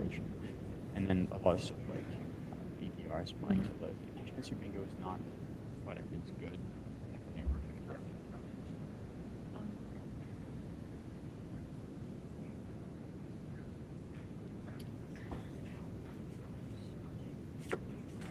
Oh, that was super stressful. Yeah, it was a hard game. It's fun. I was just saying before lunch that I wanted to have some easier games. I just wanted to play the more standard. But Man. yeah, obviously. Yeah, very exhausting game, I think, for both of them. But very polite post-mortem analysis by Chloe Fatsis, who's just taken down Jackson Smiley 416 to 352. That's a 64-point victory for her, propelling her to 3-2. Jackson down to 2-3. And our next round pairing, we should be getting that to you as soon as possible, wrangling the two players. Ori Swift, we've seen him already. Rafi Stern, who we haven't seen, who's a top contender in any tournament he plays. So I'm very excited for that. I think these are two players that we're all pretty familiar with at the top of the North American scene, but you especially, Kenji. Yeah, I'm especially familiar. I mean, I'm more familiar with Rafi than with Ori, but I'm fairly familiar with Ori as well. But both been around for a very long time. They're two of the best players, along with Jackson and some other people. But they're two of the best players who've never won this tournament yet. Both very, very good tactically. Very, very, very good at other games as well. They're both like not exactly Scrabble specialists. They're good at they play like 5 different games each, and they're good at like all of them. Mm-hmm. They just have very good game awareness, which is like something that I think gets overlooked a lot in Scrabble. Like most people in Scrabble are basically specialists. Like they play Scrabble and that's kind of it. Whereas, they play, but there are a decent number of players who are like younger and decide like, hey, I'm going to play, I'm going to play poker. I'm going to play chess. I'm going to play all these other games. And they're good at them, like legitimately really good at them. Yeah. Both of them play a bunch of games. I think actually Ori was recently on Games Done Quick, which is a really, really awesome YouTube channel. He wasn't playing Scrabble though. Yeah, Ori plays Magic. He plays Magic the Gathering. He plays I think he plays League of Legends as well. And Rafi, a poker player by trade. Actually, I think he's been making a living. Being a professional player. Deep one in the World Series of Poker last year. He made it to like day 7, I want to say. Mm-hmm.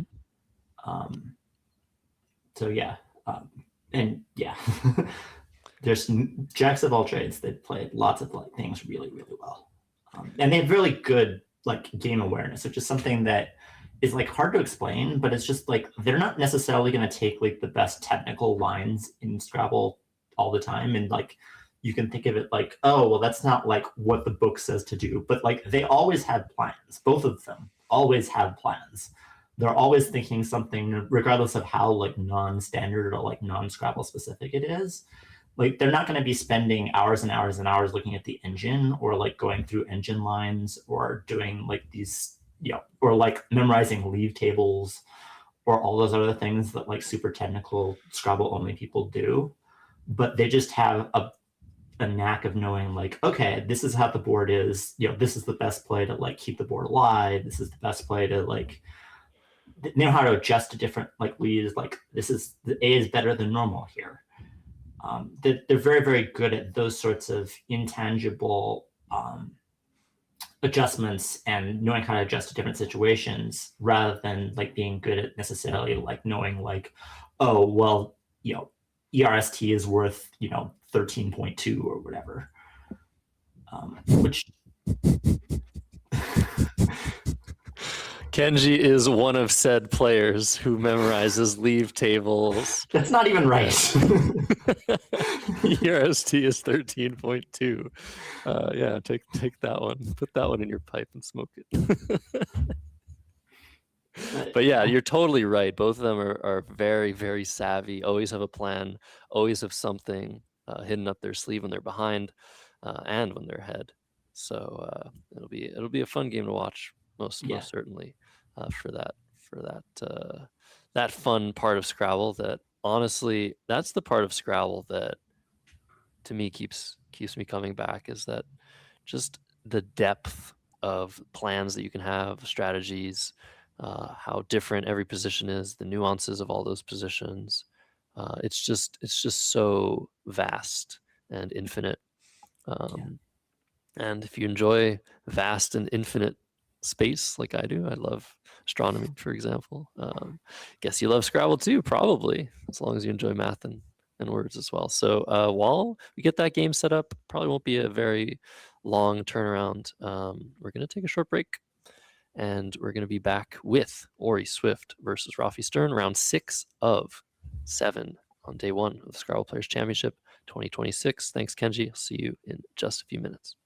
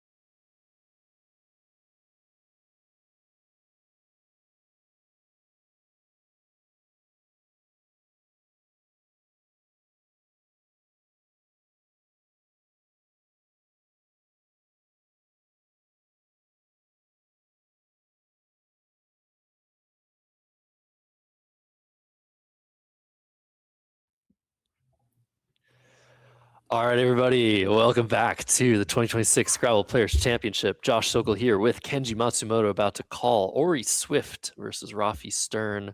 Rafi at 4-1 and Ori at 5-0. I think Ori potentially still in first place after his latest victory. Ori going first in this game. What are your predictions here, Kenji? I think this is pretty much a toss-up. I think that no player has as much of an edge over the other one, and they're pretty close to flipping coins, honestly. Both are very, very good. They're both among the top, I don't know, like 8 or 10 players in the world. Or, I mean, in NWL, I mean. And maybe even higher than that, honestly.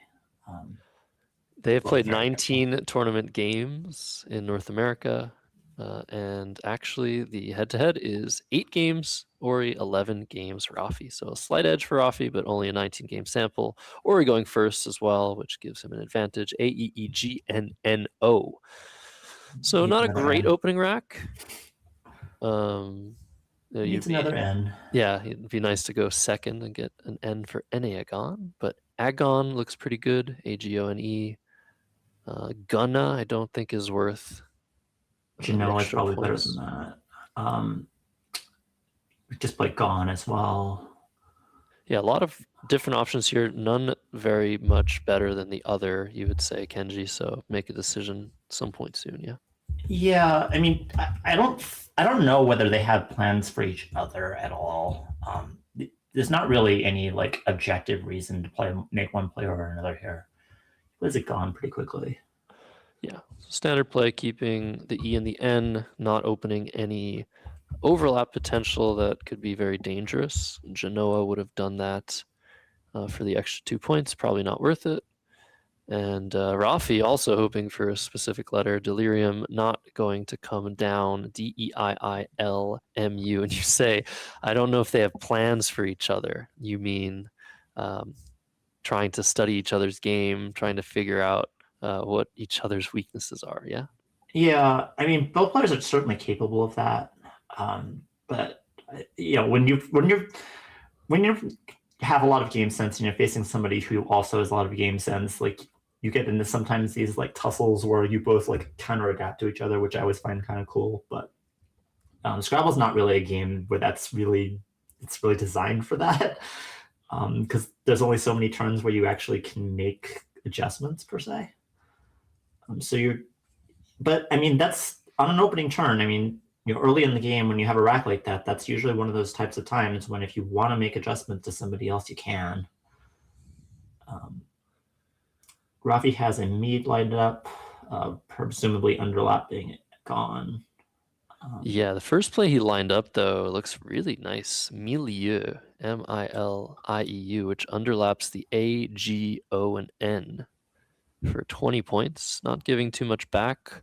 That's the engine's top choice, but Imide is 23, a little bit more, even more defensive potentially, and not a terrible leave. LU is pretty bad, but not awful. The other play the engine likes is just LIEU in the same spot as Milieu, just overlapping 4 ways and keeping the MI to go with the D, which is a nice addition. Yeah. Not much difference between these. The overlaps are going to kind of like kill the top left quadrant a little bit, but it can get reopened pretty easily. I wouldn't say that that's like much of a concern. I don't think that like either player has like some huge edge if like quadrants get killed early on, unless one player gets way ahead. Yeah, if you want to open the board, the play that Rafi has lined up, meowed, one of the verb forms of meow through the A of Agon, does that. Probably opens a little bit too much. Yeah. Or he's drawn 3 A's, so not a great rack again for him. So it's going to be maybe a little bit of a slow start. And Rafi, considering his options for quite some time, normally turn 1, turn 2, a top level game, 1 minute per turn is about standard. But this is a specifically complicated position. Even after just one play, lots of options are available for Rafi, and he's trying to find the best one, trying to think about what happens after Milieu, what happens after Imide. Yeah. It looks like Imide is the play that he likes the most because he's lined it up the most times. Maybe, yeah. I don't really know like tendencies in terms of like how much people line up plays and how much they're willing to go with them. But it is the play he ends up going with. Yeah, so this is the highest scoring version of the play of Amide, scoring 23.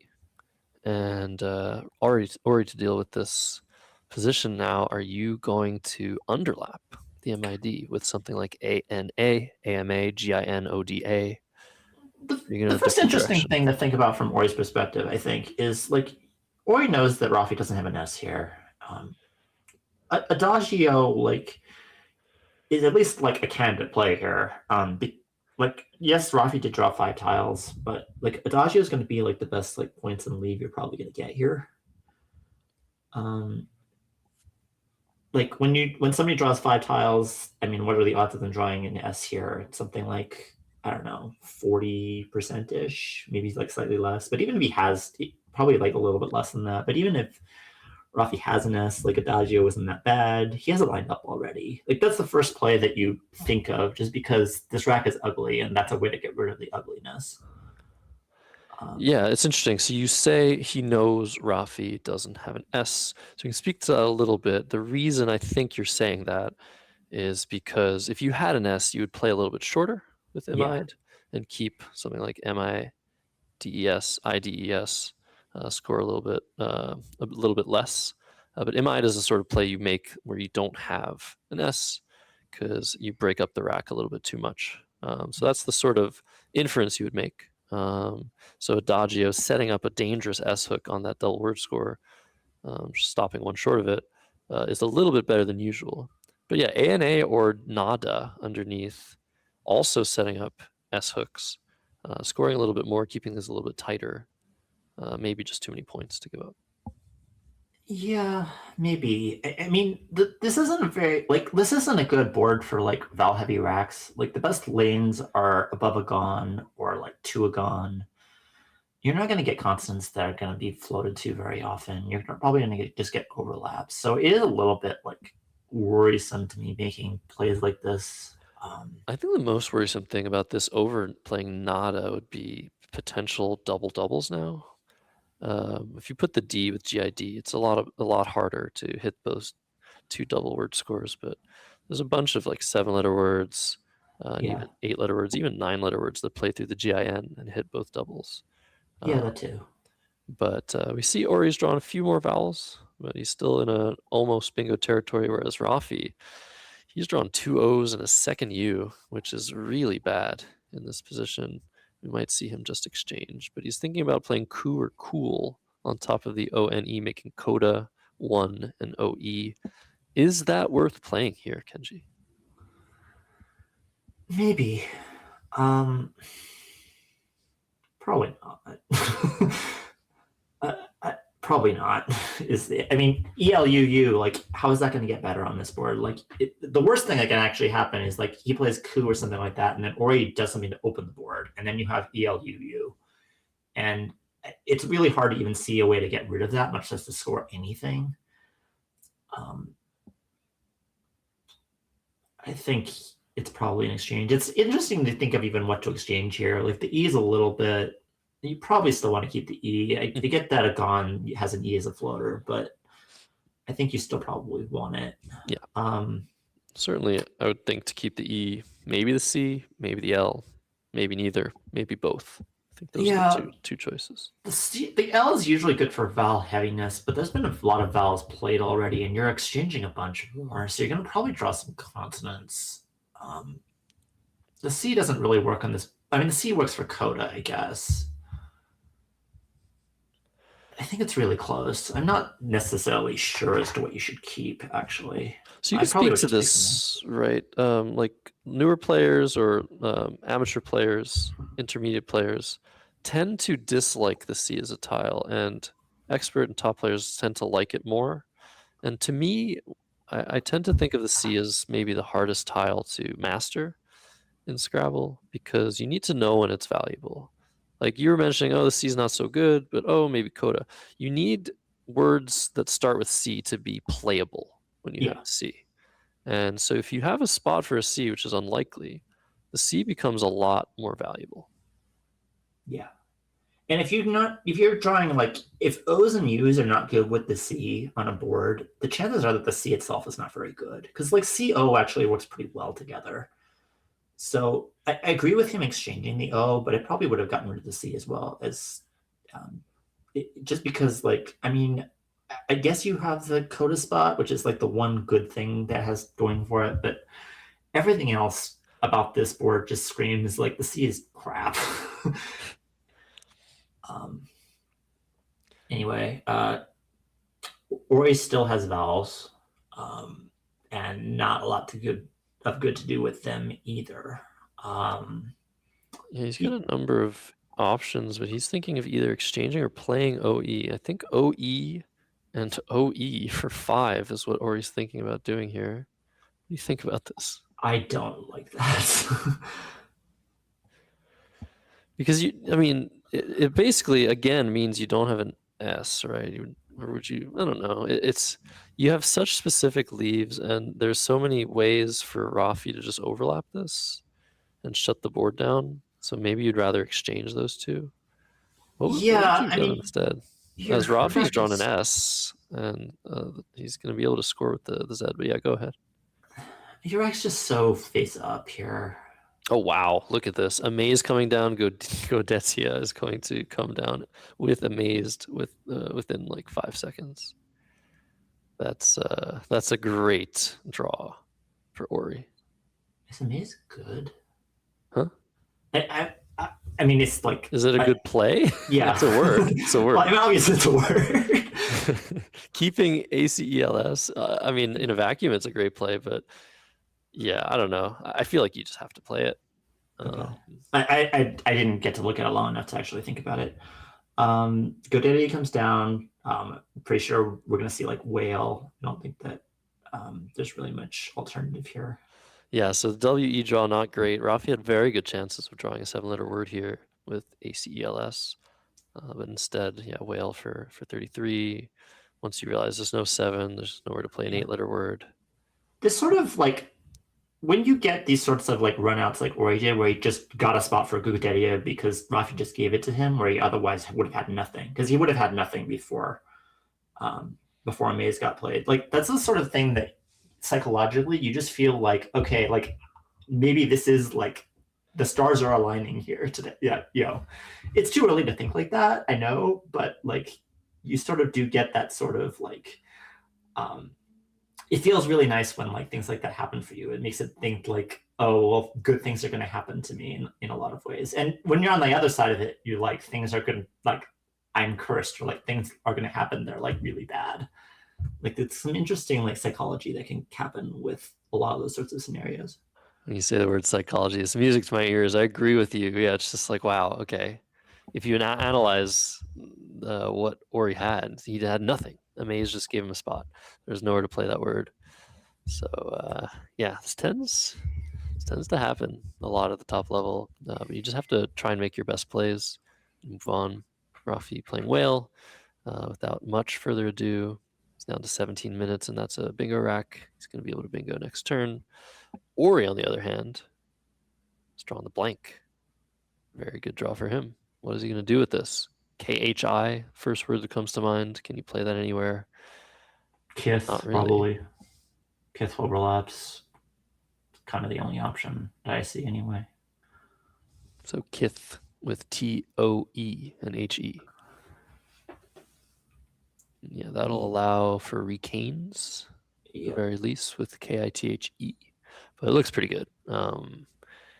One and off of Knight through the G of Godetia. But yeah, once you realize you don't have a playable bonus through the E of Whale or a 7-letter word that you can see, Kith seems pretty obvious. But Rafi's going to be able to come back and make this a game. Ori right now up 40 points. Kith will take him up 69. Recanes will put Rafi up by around 15. And we'll see if we see a triple through that R. Probably not, because he already has an R. So it's going to be a little bit less likely than usual. All right, there it is. That is the play we like here. And things have fizzled out very interestingly after the start of this game. Rafi's going to be able to come back, make it a game, but depending on what Ori draws, I mean, he's in the driver's seat for sure. So here it is. Here's the R out in space. Ori has huge chances of hitting the E in whale as well. There's a U though. G, L, and a Q. Wow. Okay, so that's a draw. That's, I think, going to stop Ori. Quail, but yeah. And Quail's basically a bingo if you think about it. Like, it's 48 points, it keeps GR blank. I mean, GR blank is probably worth like 30-ish, so essentially it's the same thing as if it were like a 75 or 80 point bingo. So the GR blank leave worth 30-ish. What if I told you it was worth 26.48, Genji? I mean, obviously the G is like a terrible file. We both know that. Oh my goodness. Okay, well, we thought this is going to be a game after Quail, but Rafi's just redrawn those U's, and he's probably going to have to play something like Auteur, A-U-T-E-U-R, to the R Enricanes after Quail. So that's not good. Or he can't redraw the Q, so he's even more likely to draw into a bonus after this than he was last turn. Yeah. Are there any options besides Auteur? I guess there's nothing wrong with Auteur, really. I mean, you can't play something like Luau for 6 or 4. Yeah, I mean, the Quails, yeah, I mean, this is fine. I mean, you could play something like, you can't really. I love your inner thoughts. Although Roy does draw badly here. That's not a good draw either. Okay. The tile bag has been cursed for both players a little bit. So yeah, A-U-T-E-U-R gets rid of both U's. Doesn't open too much in the way of danger. Although Ori is one letter off of potential Cruth, C-R-W-T-H, which would go underneath for like 60 points. So yeah, either you play Auteur or you score almost nothing. You can play Ululate, I guess. League. You can play League through the G and Godisha. But Ululate is interesting. Going for one of the blanks. From Rafi's perspective, both blanks still out. You can play that through the L of Quail for 8 points. I think you have to play Auteur. I think we're just trying really, really hard not to, and it's just kind of mandatory. Wow, Rafi is thinking about playing League and just blowing things open. I guess the more I look at it, the R is already a big spot. Normally when you're behind, you want to block the scoring spots so your opponent can't use them to keep padding their lead. But the alternative to that is setting up even more scoring spots. I mean, the kind of risk and the reason why we're struggling about playing Auteur and why I've been saying things like kind of like just almost in jest, like I want to play a League, is that if you play through the R, like the top left is completely dead. Whereas if you play a League, like that is an avenue to at least open the top left a little bit. And like that's pretty relevant here. You don't really want the top left when you're behind at this point to die. It might be a little bit much though. Like the leave sacrifice to open the top left here is enormous. And yeah, we're just seeing Auteur. That makes sense. Yeah, 40 points between them. Just one good draw, and Rafi might just tie the game up, depending on what Ori has. And Ori's probably just going to have to exchange here. Yeah. So this makes a lot of sense. There's still a lot of avenues open. The E in whale is open. Hooks on whale, the D, S hook. Quail's hook. Yeah, a lot of stuff to do still on this board. We are back to the technical what do you keep on the exchange thing here, which I think is pretty interesting. Oh my god. What is going on with this tile bag? Rafi's drawn a second L, double ends. Almost says lensless. I thought he had lensless for a second. Sorry, I keep interrupting. That's just crazy though. Yeah, what do you keep if you're Ori? So you can probably not assume anything. I was going to say you could assume the E of whale stays open, but not really. Plays through the G are somewhat likely. Yeah, I mean, There's 2 N's and there's 4 R's, so that like the R is a better tile than the N. You're never keeping the G and the V and the W, and you're never keeping the C, N, and R. NR is like slightly anti-synergic, but it's still like often worth keeping. The open E makes RN a little bit better than usual. There's a lot of like lanes though for tiles that are like pretty good that are like not normally good. There's 3 S's in the bag. D is a better tile than normal. You know, the S hook for coils is like a big deal, and like the L is one of your best floaters and it's going to stay there for a while. All this kind of, I know I'm kind of like rambling here, but like, well, that's what the players are thinking in their heads when they're trying to make a decision. Like, what tiles are good here? Or you think about CR, which is very nice, very synergistic.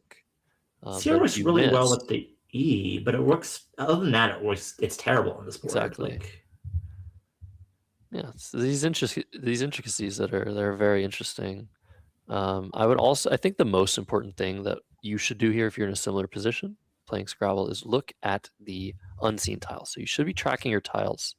And from Ori's perspective, there are 46 tiles unseen to him, 16 vowels, 29 consonants. That means more consonants than you kind of want, especially when you have 7 of them. So I think with that being said, I would prefer to keep 1 tile here. And I think that tile would actually be the N.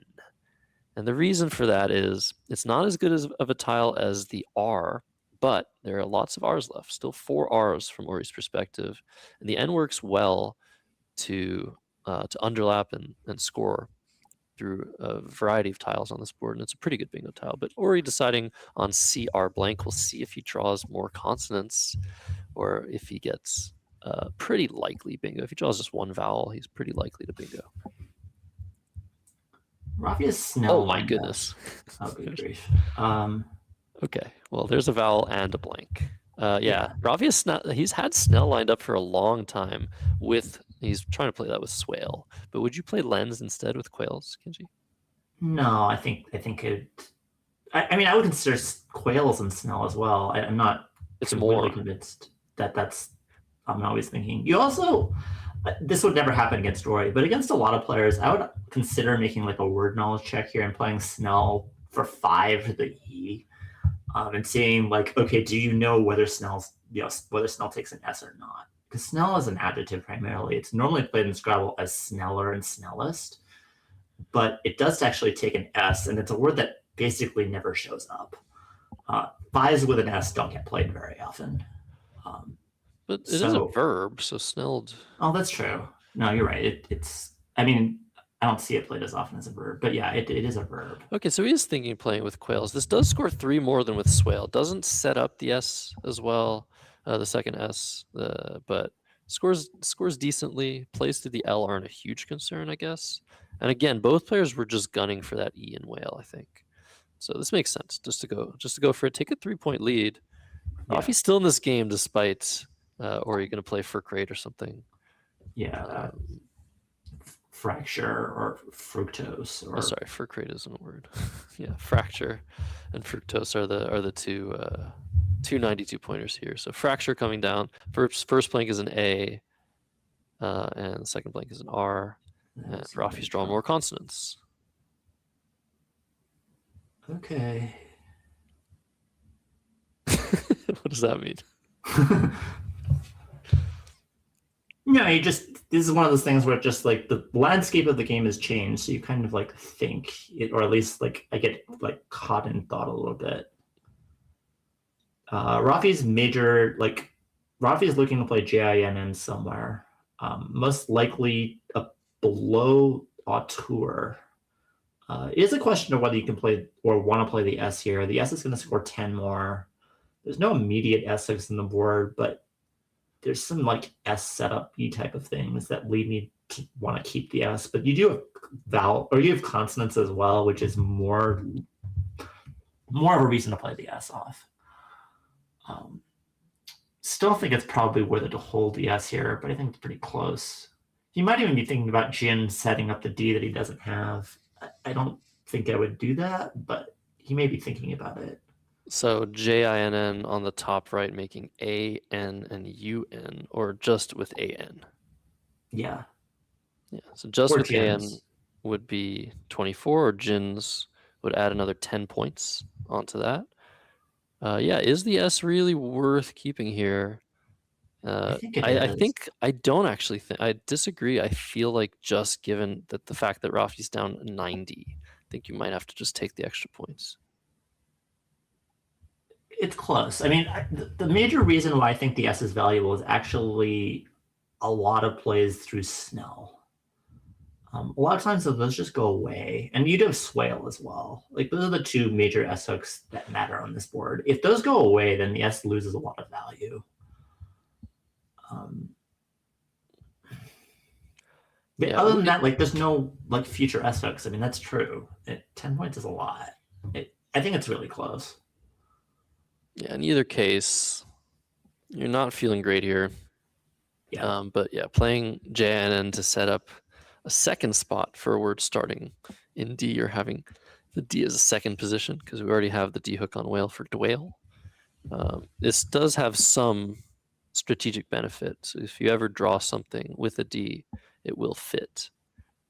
But yeah, the question is, do you keep the S with it? Now at this point, 13 vowels, 21 consonants. Oh, wow. What a play. Wow, wow, wow. Neither of us spotted that. J Nana. That's crazy. What an incredible find by Rafi Stern there. 30 points. And keeps IMNRS. That has to be the play, Kenji. I don't know. I'm really worried about the board getting killed now. Like a lot. Like to me, that creating that like Jin thing is actually like a pretty big deal. We'll see.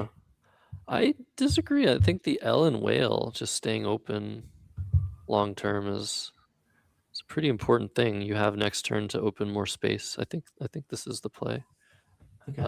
But Ori now to act up 60 points. AEOOPRY. And he's considering playing Whoopee from the W. I think the two plays you consider here are Whoopee and Ploy. Do the L and Snell. But it feels like Ploy just helps Rafi, right? Yeah, and my experience with Ori is he's just not going to play Ploy. I would be surprised. Ploy is very much... Ploy is one of those plays that's a good play, but it's also very much a we're going to let tiles decide. We're going to let tiles decide whether that Y is important, because that Y is going to stay open for a very long time. And plays to the Y that are bingos score like, 86, 89, something like that. And it's not a way that people, especially like really good players like Ori and Rafi, like to lose. Whoopee's a lot more decision heavy. Your plays and decisions on future turns matter. Now you're playing somebody else who's really good too. So taking, making the game a little bit more like random and variance based is actually fine. But if you're playing somebody who might make like significant errors, then I think that Ploy is a play that you would almost never see at like the top level, just because of how many random draws, hit that Y for 92 and it just never gets blocked. So Whoopee does come down. Ori's in great position regardless, up 85. But he's just drawn 3 Rs. So unless there's another O that gets opened, he will not be doing anything great here. So with Rafi's situation, he's now looking at playing Maven under the AU of Auteur. And it is starting to look cramped, isn't it, Kenji? Yeah, I think it was starting to look cramped a while. I mean, that was one of the benefits of Whoopee, is that it's going to start to look cramped a little bit. And it's one of the problems with Janana, because I think the top left is a little bit cramped. He had Maven lined up. I can see why he's going to be very hesitant to play that. It's just really hard. There's other plays too that like score well, like in arm, but those don't feel very good either. The lines are just pretty mediocre here. He was looking at Rev through the E of Snell, setting up the S. The problem with that play is that if Ori Just play just through the plays L. through the L, Yeah. then what was the point? But the leave is really strong. You could actually hit things below Auteur. So you did say Auteur was a bad play for the top left of the board, but there are some words that will potentially fit underneath it if you have the right draws. The N is like key for that, and he has the last N. But you need like ITES, INES, things like that, ATES. But on this board, that actually is one of your best lines. Like this is actually hurting the board even more if you like permute it through. But it is the best leave. And yeah, there's something to be said for moving through tiles somewhat here. One of his like win conditions in certain ways is drawing the X as well, and creating a certain X spot is meaningful. Meanwhile, just like not playing tiles, your bingo's not going to matter if Ori, hits a big play for the L or hits like EX or something like that. So I can see like not putting all of your eggs into the bingoing basket here. It is pretty dire, kind of regardless here. Yeah, and I guess there is a potential long-term idea if Ori doesn't block it right now with RAH of playing a 2-tile play, like you said, maybe with an X under the MA and setting up that that lane, which is actually a lane starting at A3. So at the top left of the board, there are 7 spots for a potential bingo there. So it is still not, it is dire, but it is not over yet. Rafi can continue at least for one more turn to create another threat on this board. Ori looking probably at RAH just to block up there. He can also play like blah, but it keeps 3 R's. And again, like throwing a tile into space like that is always a little bit scary. Although the H is a lot less scary than the Y would be.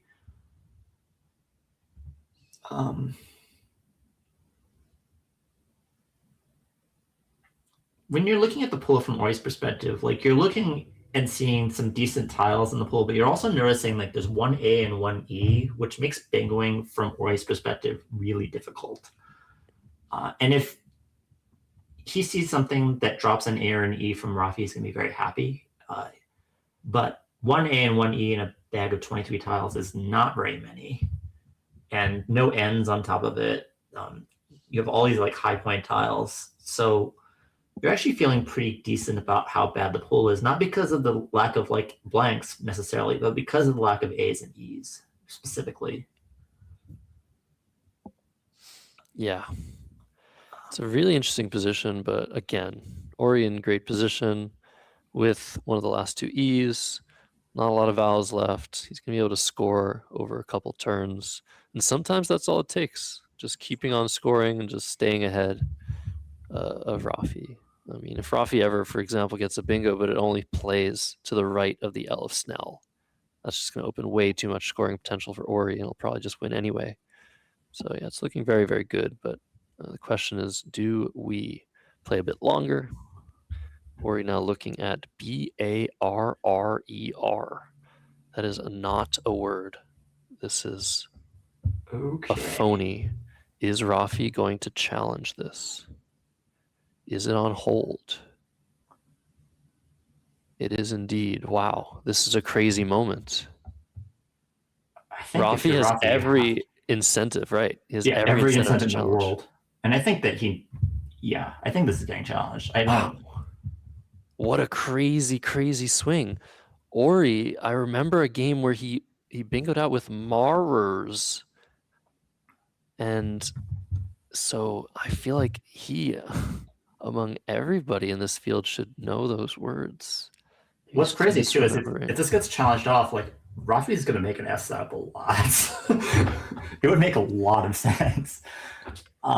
When you're thinking of challenging, you're always thinking about like, if I take this, what am I doing? He did put tiles on his rack, which I think he's keeping them separate, just in the wrong way. You're not supposed to do this, but we have it on film, so it's fine. Okay. I think this is still on hold, and yeah, I think Rafi is checking the bag and looking at the situation and probably recognizing that he should really challenge this.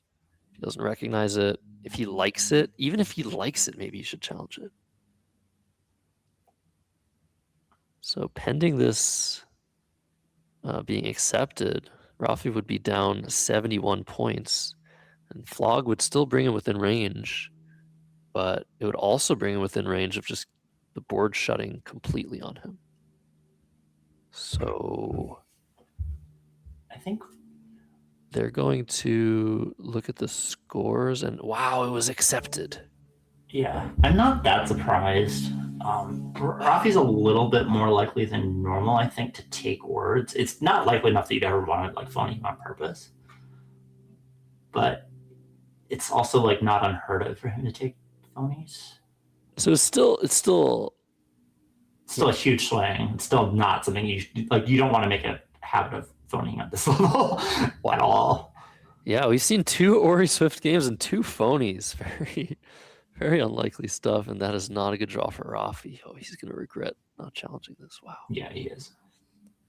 And yeah, Ori is still in good position, even if he just plays what he's thinking of playing, HOO or OHO, on top of Whoopee. If that's what he's thinking about, he's still within range to win. Like the G of Flog is not really that dangerous. He has the last E now. He's drawn, and there's no N for ING. Yeah. It's really just the L of Whale, and that opens scoring plays. I think Ori just not concerned. He's looking at Hob on the top left now to keep the extra vowel. Oh yeah. You were saying Hoot? Hoot parallel to Snell, but I don't even think that's necessary. I mean, mean, who here? Okay. Yeah. What is that blocking though? Very little. There's probably like a few things. Wow, I don't even see anything. Yeah, probably almost nothing actually.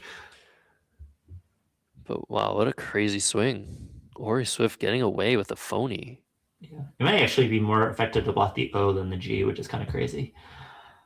Yeah, the O might be better. Yeah.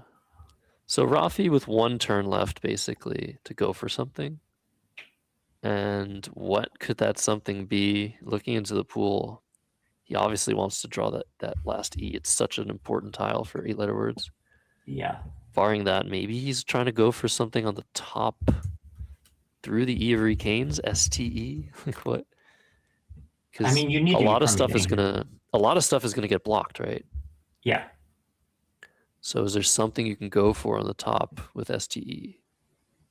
Is what I'd be looking for. I mean, it's not just that. It's that you need to play tiles off, because otherwise Ori's just going to like dump 2 tiles off in a way that Rafi's bingo won't even matter. That's true. Wow. This is like we talk a lot about endgame timing in Scrabble, but this is kind of like one of the opposite concepts where it's like anti-endgame timing, where in these sorts of situations, if you're Rafi, you actually want to play pretty long, because it's kind of the only way you win. Because if you let Ori play, let's say, 2 tiles off in a situation like this, he's going to be able to do a lot of like really nasty things back to you, where you're going to be in a situation where you would have to block and lose, or you're going to bingo and he's going to score like 50 and lose. Yeah, so this makes sense to score points. If Ori wants to take the bait and play from the Y and hit the triple, he will lose to out bingos. Right, but he's never going to do that. He's never going to do that. And so now it's a question of, will Ori play 2 tiles off? He's drawn that all-important X. Super important to draw that. He's going to be able to draw to score nicely with it. Looking at the pool, I don't even think there's anything to be concerned about. That pool is so bad. I don't even think there's a bingo in the entire pool, is there?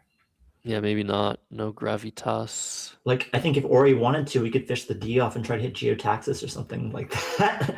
I'm not saying he should do that, but I think that, like, I think the pool is so bad that I think there's nothing to actually be afraid of. Yeah, he might be locked in, but I guess blocking the L with Ox and YO What are you blocking is the L safe. for? It's safe. So, I mean, that's the first thing Ori's thinking about. I've become more of a believer, especially after like watching some of the like other players, that like this is a really important endgame skill and something that like I'm trying to learn how to do well, where like there's 11 or 12 tiles in the bag and you find all of the things that are in the pool. I think people don't do this successfully very well, but I think it's something that people need to, at the top level, should start doing, and should start doing like really effectively. I just think it's like too important, and it's not a skill that you necessarily need if you're like in the middle of experts. It's not like the most important skills, but for like the very top level of play, I think it's something that should be pretty important to do.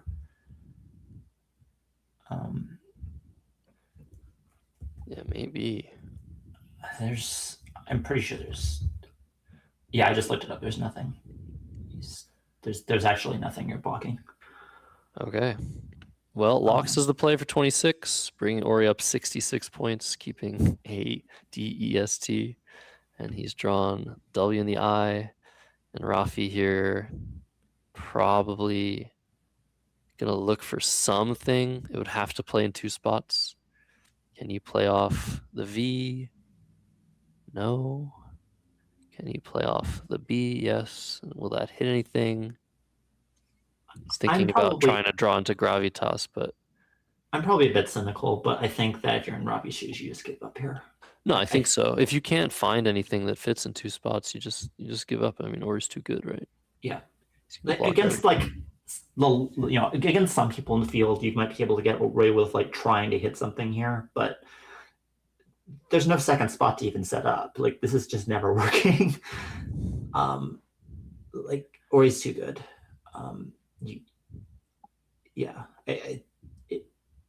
Ori's just too good.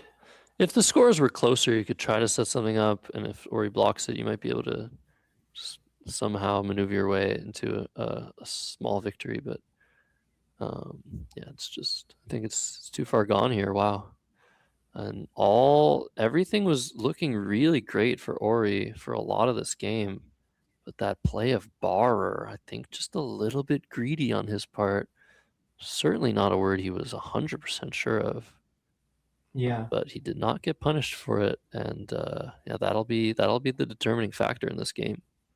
I mean, Ori was probably gonna win the game anyway. Honestly, it's pretty.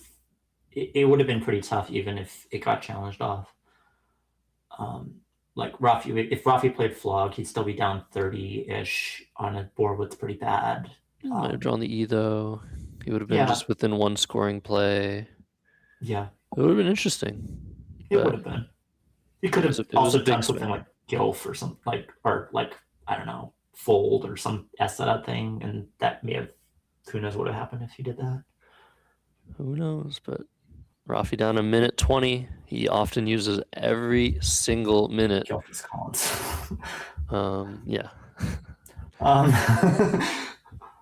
So we'll see what he ends up doing here. He's got to make a move soon if he doesn't want to incur a time penalty. You probably want to play off only one of your consonants, only one of your vowels, excuse me, to try and go out next turn. Speaking of endgame timing, but yeah, I think it's over here. I think Rafi knows it, and Ori with his nice set of tiles. The letter in the bag is a P. Ori's going to be able to probably go out before Rafi and win by almost 100 points. Yeah, I'm not really sure what to do in Rafi's shoes here. A lot of times, like the theme of a position like this is something like vast underlapping flogs, and then just trying to like. That's interesting. Just to make sure that you have like decent options for outplays a lot of the time. You want to keep a vowel and make sure you have like something as an option. This is probably just a time thing. Rafi down to 12 seconds. Ori not going to allow him to think, playing Yod. Which is, yeah. And Rafi with 4 seconds is going to go over time here and incur a 10-point penalty.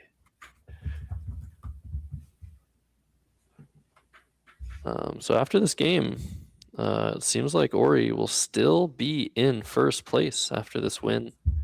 Was he in first place? He wasn't in first place before this round. Oh, I think Evan Chester might have been. Yeah, Evan's in first place. But Evan just lost. However, speaking of Evan, we will be seeing Evan Chester on stream versus. Actually, who is he playing? Oh yeah, David Pearl is our next matchup. Evan Chester, David Pearl, two players in the 1800s, so not top players. Both Ori and Rafi rated around 2000. But they're doing well in the tournament. And Rafi, trying not to incur a 20-point penalty, has played hoops for 12 points. And unless Ori decides to not go out here, that'll just be a -10 in the end for Rafi Stern. And this will be a nice victory for Ori Swift. Interesting game, Kenji. Yeah. And after this round, one more round before the end of day 1 of the Scrabble Players Championship here in Cedar Rapids, Iowa, as SIT, TIS, no difference, is the outplay for Ori Swift. Let's listen to the overhead mic. Great. 454, 343. One sec, I got a different score. Do you have 367 after who?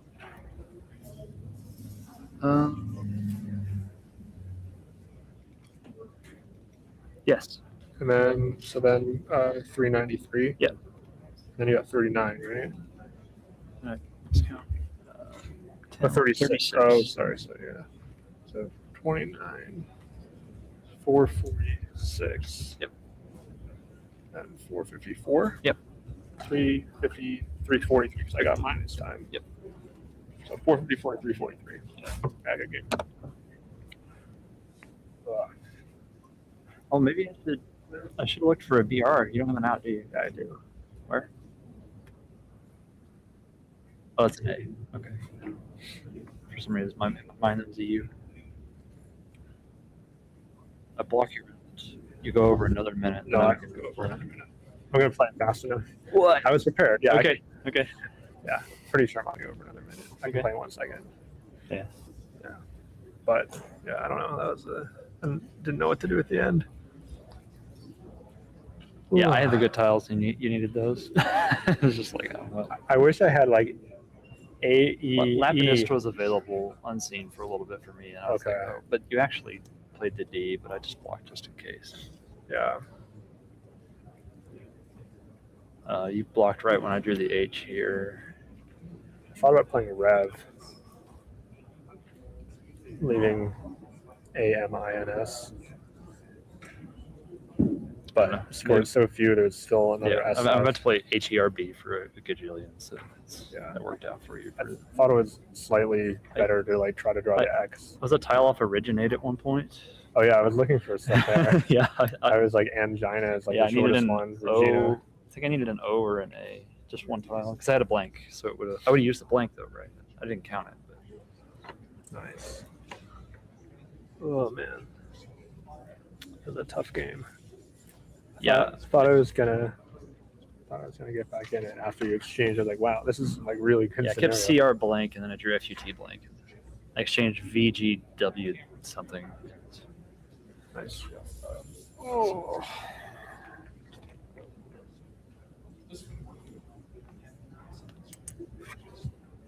So no discussion on bar, despite it being put on hold. I think Rafi maybe doesn't really want to know if that's not a word. It wouldn't surprise me. There's mar and there's burr.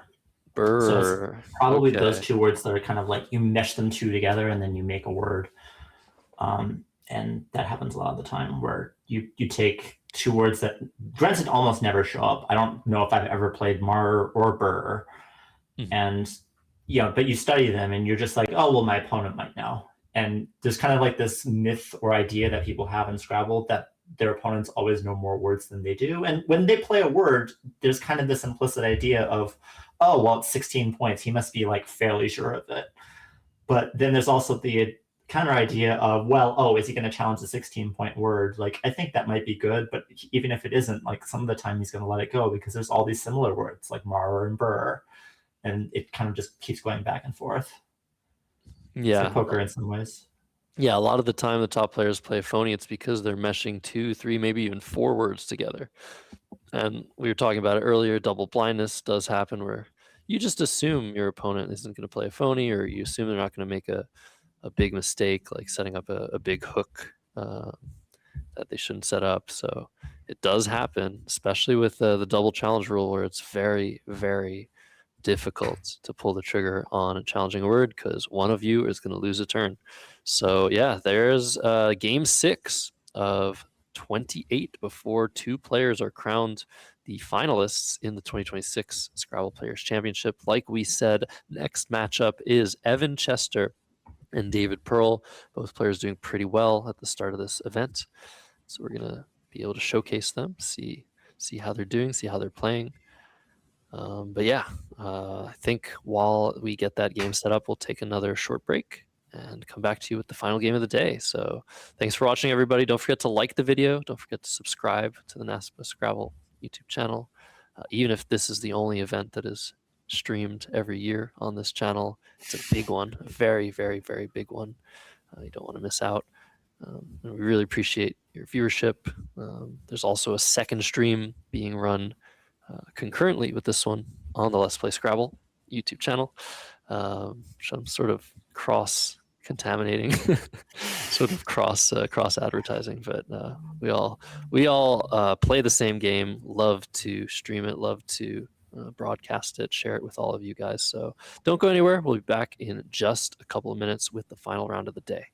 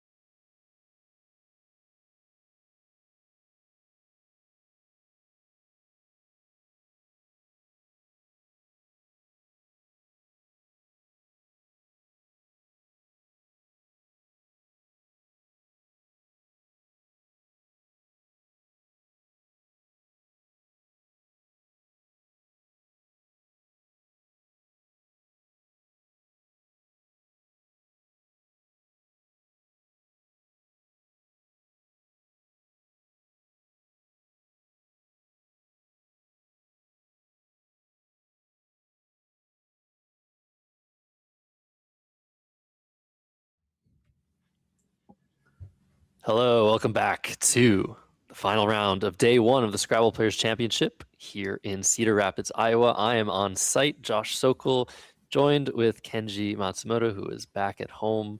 One round left to broadcast. Evan Chester has had a very good start, starting 5-1 versus David Pearl, also doing quite well in the standings, Kenji. Yeah, these are two players who are having a pretty good day one. Evan's a bit of a new player. David Pearl's been around a very long time.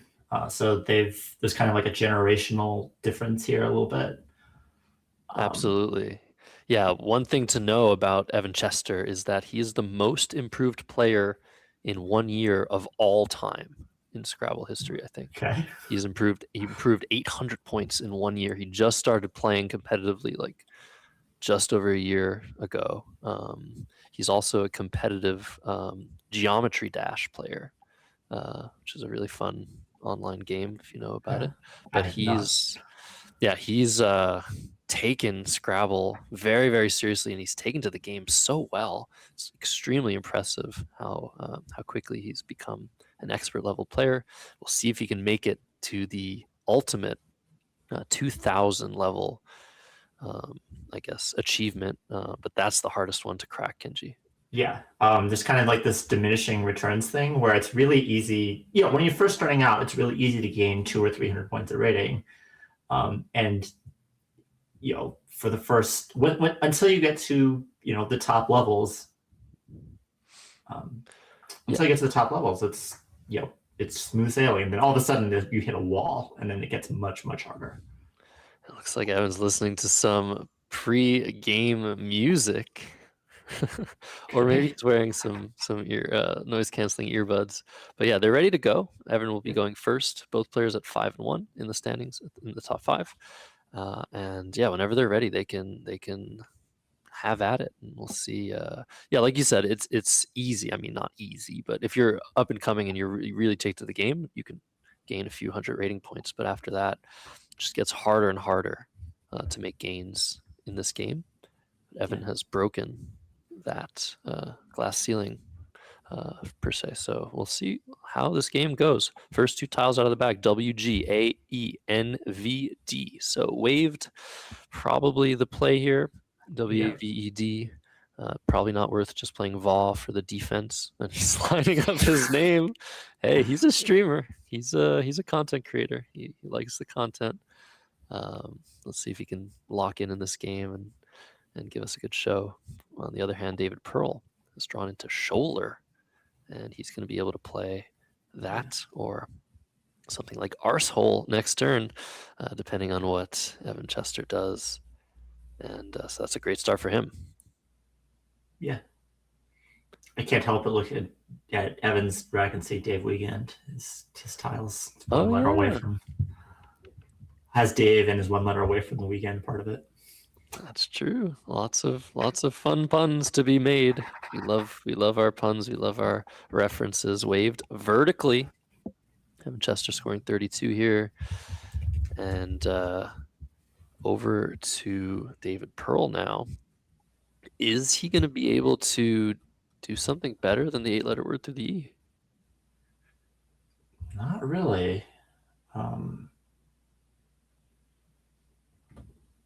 I don't think so anyway. So yeah, surprisingly, the play of waved only giving back ear holes or arsehole through the E. Yeah.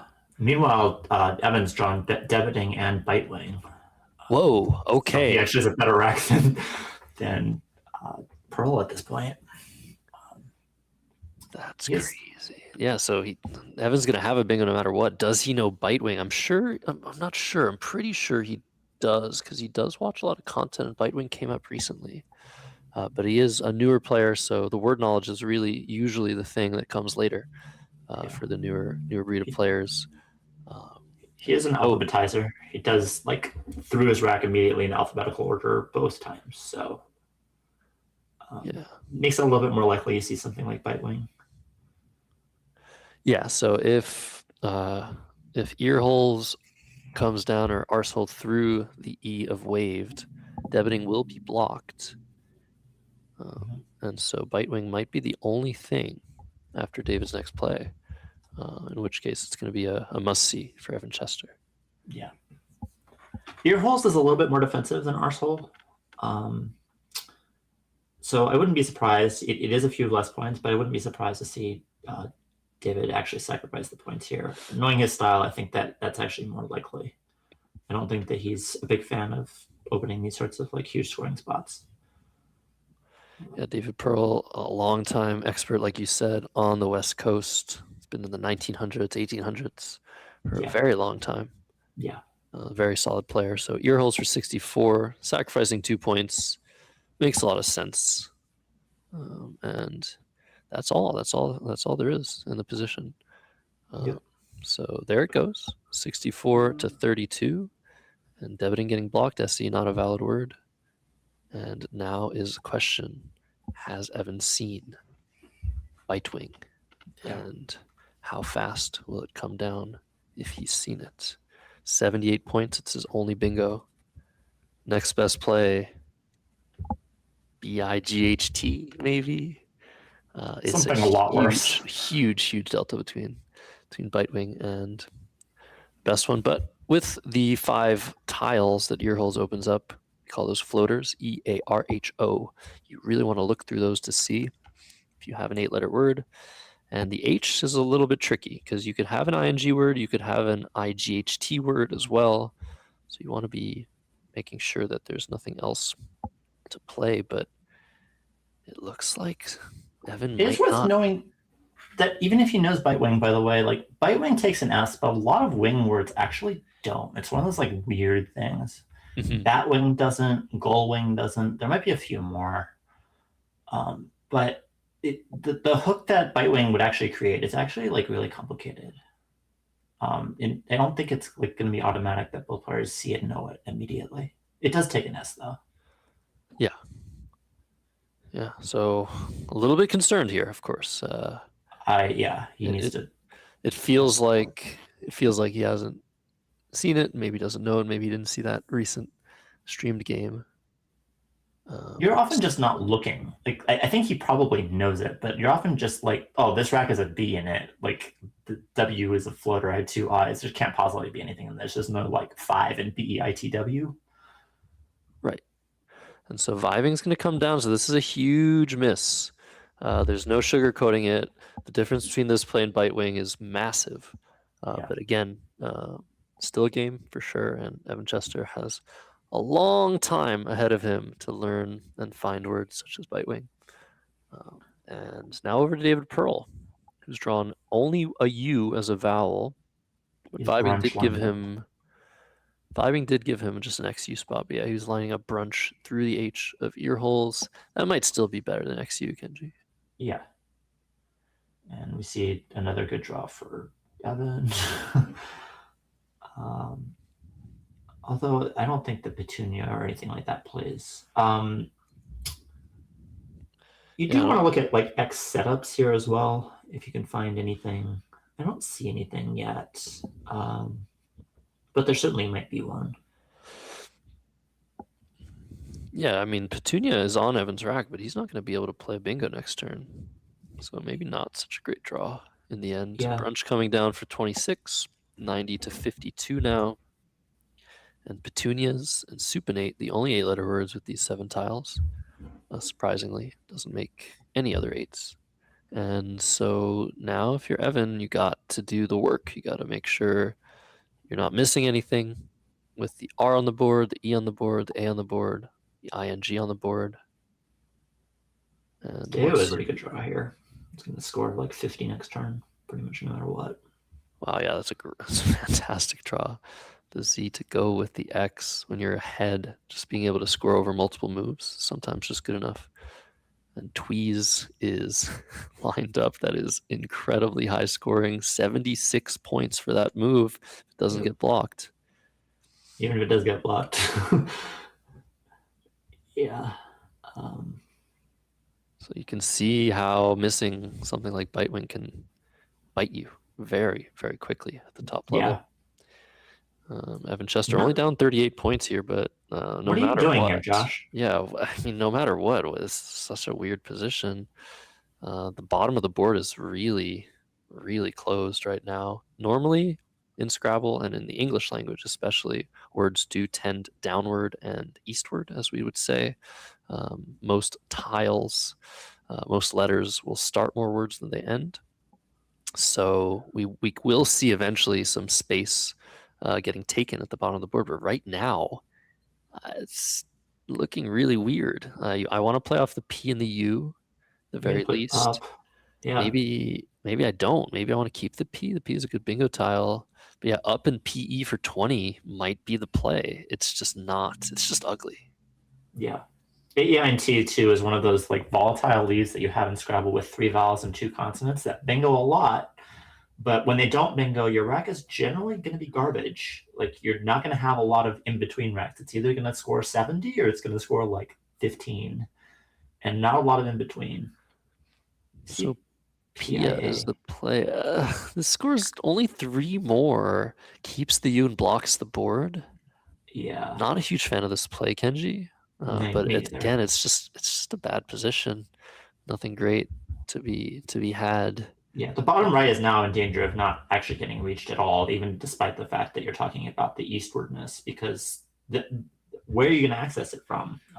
There's the D is dead. Anything above Vibing and Paya is dead.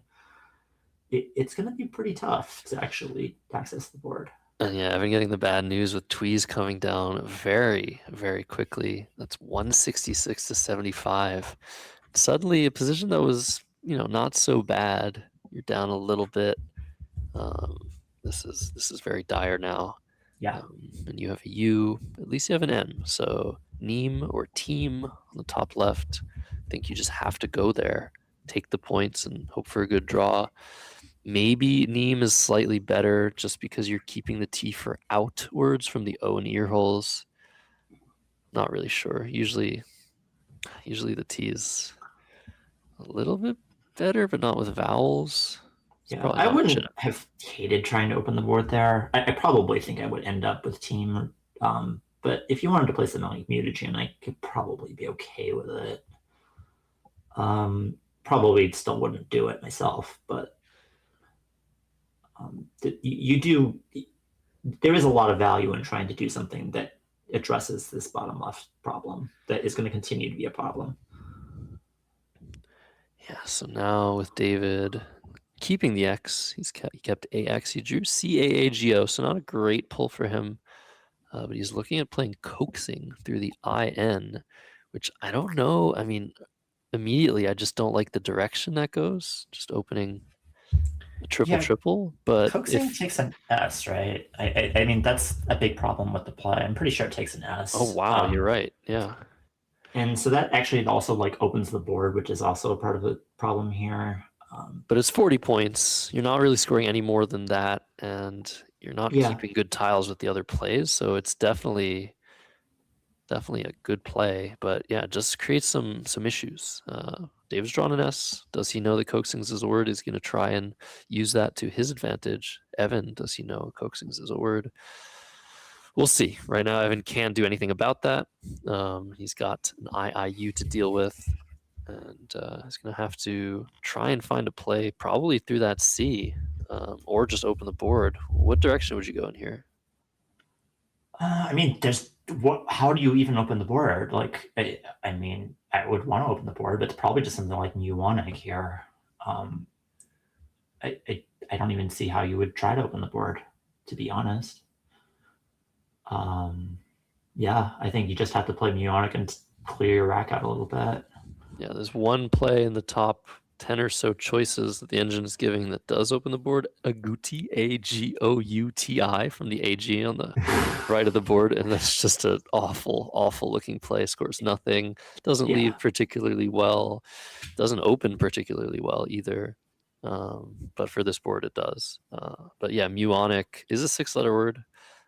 Will Evan know it? There's also Myotic, Miotic. If he doesn't know those, his next best plays are not close to as good. Tunic for 21 rather than 30. Monic for 27, keeping ITU. It's just so ugly. If I'm in Evan's shoes, I actually probably want to keep coaxing because I think I might get a free turn off of it, and I think that also may stay open quite a while because I think that there's a decent chance, that these players don't know that coaxing is not an automatic S hook for almost anybody. I think. I'm not sure that either player knows it, to be honest. It's all the INGS words can be pretty hard to keep straight. Absolutely. And if you're in David's shoes and you know coaxing is a word, you get actually, I think, much more value out of it because you're playing someone who will challenge that if they have any doubt about it because you're ahead.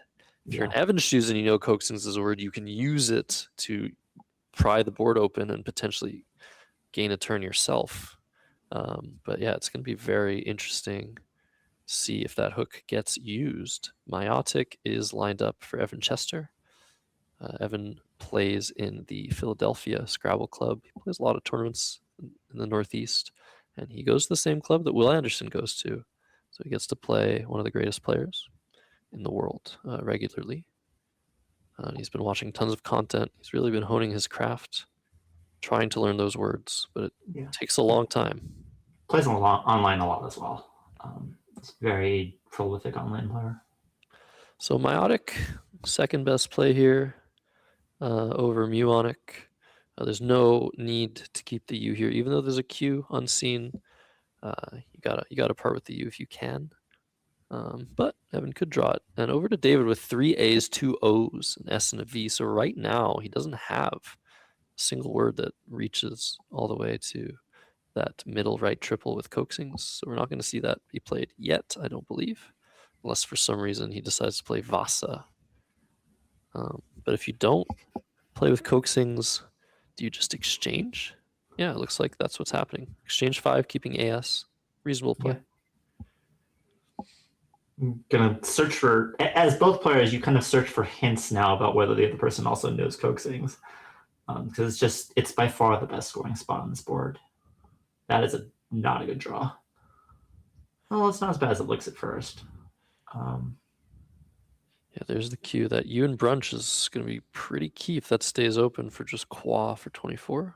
You might actually play Souk. Like, that's actually going to be interesting when it comes out. That's actually that actually is a decision a bit. Second S is definitely good to draw here with only 1 S remaining, but 2 blanks still unseen. So a lot of things can happen. Things could explode out of proportion on a board like this. A play from the R of earholes, an 8-letter word, just blowing the board open, could happen at any moment.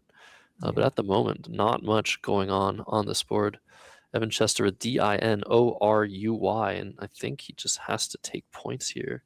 He had Tweezer and Dry. He's looking at Erd with Tweezer. That's 34. Is it worth the 11-point sacrifice over Dry? Probably not. Just because the lane you create with the D is better, and the extra points is really nice. The Y is really bad here. Like, this isn't a normally bad word for the Y. It's just not going to do anything.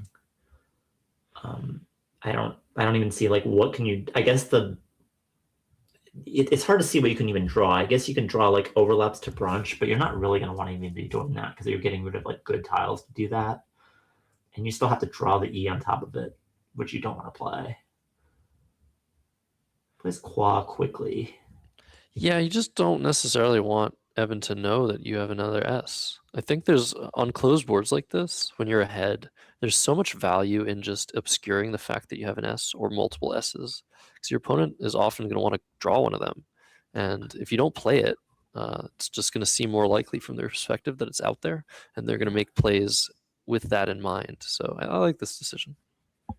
I think it's pretty close. I think in static terms, like the ADA, 2 A's is actually a better leave than the S here, but the value of knowing the S is, that you have another S is valuable here. So the knowledge difference is something that is often overlooked, but I think is an important factor here as well, like Josh was saying. So back over to Evan Chester with AINOOY, and he has pulled the first blank. So that's a good omen for him. So how does he untangle? You said that Y is really bad on this board. Yeah, what do you do? Agony? through the G and coaxing looks horrible. Maybe no, he's looking at agony from the AG. Yeah. That's a way to open the board, and it actually might just block coaxings for the rest of the game. So unfortunate for us. Unfortunately for him too, this isn't going to work out because of Sea Dogs. But wow. Whoa. Evan just gave David a spot for Sea Dogs. You're right, and yeah, this is a must see for David Pearl. It's the same situation in reverse. Like before, Evan needed to see his bingo, and now David needs to see his bingo. And if he doesn't, it's going to be a very large swing in the other direction. Well, think about this. It looks like David's considering snog and coaxing, so maybe he knew coaxings was good the whole time. This would be a very high score, 37 points for a small play like that. And if he gets a free turn out of it, like we were talking about earlier, that's just as good as playing Sea Dogs now. You still gotta play Sea Dogs. Oh, I'm not. Yeah, obviously, you have to play it if you see it. But in terms of the result of this play, it might actually end up being just as good for him. A play like Snog is like actually takes your attention away from Sea Dogs, which is kind of like one of the things too. Is like when you have an automatic play, it's very hard to like keep searching. Yeah, we saw that earlier. Lisa Odom playing HEIR instead of Bingo of Regolith because it was just such a strong play, and it's hard to imagine something better. Yeah, the higher you get, the more you question yourself. Every single thing you spot, you're like, okay, am I missing something? Am I missing something? You have to reset. You have to just replace yourself and try to make sure that you're not missing the forest for the trees. And here it looks like David is indeed not finding Sea Dogs. He hasn't made a play yet. He hasn't made a decision, but the longer it takes, the trend is definitely towards the bingo being missed. You can kind of see in his like body language and the way that he's moving his tiles. He's not even like looking for like candidate plays anymore. He's just thinking about, do I play snag or do I play snog? That's all he's thinking about. It's very easy to get into this sort of like, oh, I have two plays, let me think about that, and just completely negate the candidate searching part of the game. No hold, no challenge on coaxing. So both players think it's a word. So 267 to 198. Evan Chester with the first blank, and a big swing in his favor after Sea Dogs was missed. So what do you do now? Is there ever a world, probably not, but I'm going to ask anyway. Is there ever a world that you play a joint and burn the blank here? So a joint from the AD seems very interesting. I don't really see why you would do that over this play. You have lots of draws to potential bingos to and from the G of Snag. So probably not. It's an interesting idea. It's an interesting idea. And let's see. IL, so pigtails at the very least for Evan Chester. Yeah, plating, making the blank an N. And will David Pearl block the G? I guess it is the biggest threat in the position. With a rack like this one, though, what is he thinking of? Is he thinking about fudge? Yeah.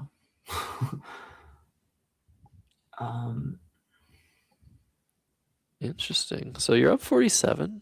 The board is really, really locked. And wow, it's just like, all right, goodbye, G. I don't want to see that threat there. I'm going to score 10 points. It makes sense. Yeah. Makes sense, but I don't hate it. I don't know if I do it, but I don't hate it.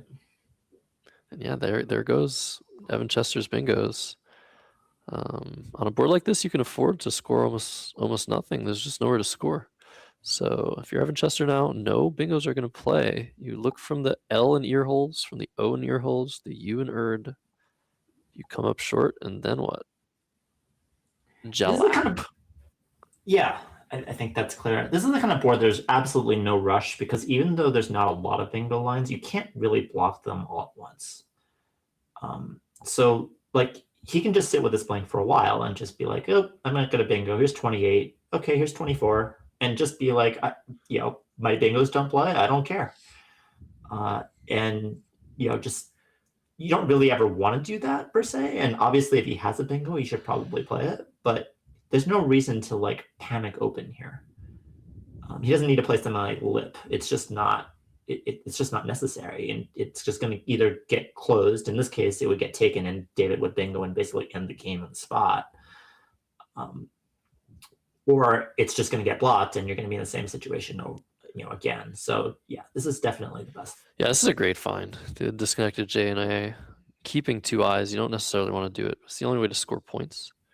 And you can, like you said, you can sort of just wait in the position like this, because the U and is open, the O, the L, those are just going to stay there. David might try to block things slowly but surely. Then you can just open. And there's a third I and a U, though. So that's a really bad draw for Evan.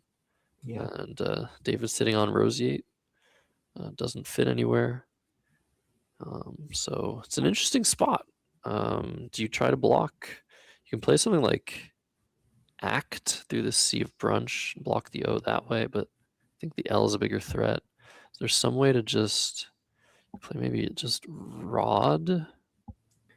If there was a 6 from Tweezer and SO, I would be doing that. But there's only a 5. There's only Sorta, and it doesn't go quite far enough. Because Sorta still leaves seven places over to where Agony doesn't quite block your 7. So it's not quite worth it. But if it were 1 tile longer, I would, if he had, let's say, an I instead, he can play Sortie, for example. I instead of like the A. But he doesn't it's not quite able to do that. I like just playing SO, though. This idea he had tweezers, SO, and a do. Yeah, I don't hate that. It scores 28 points. You have to... I guess it sets up a 7s lane, but that'll always open a triple. But EART could turn into a lot of good stuff. It's not that good of a 7s lane, to be honest, either. It's not like everything in the world hooks onto SO. A lot of things do, but a lot of things don't. It's not automatic. The one drawback with SO is that even though it is like not the best lane, if you want to block it like 2 turns from now, it's really annoying to block. Evan's just going to leave it there and then just be like, oh, there's a good lane, and it's hard to block. I'll just, and then just take his time and then go, even if it's 3 turns from now. But AE, very sensible approach. 19 points, keeping EO, RST, very strong leave. David is threatening to just bingo any turn now and make it really, really hard.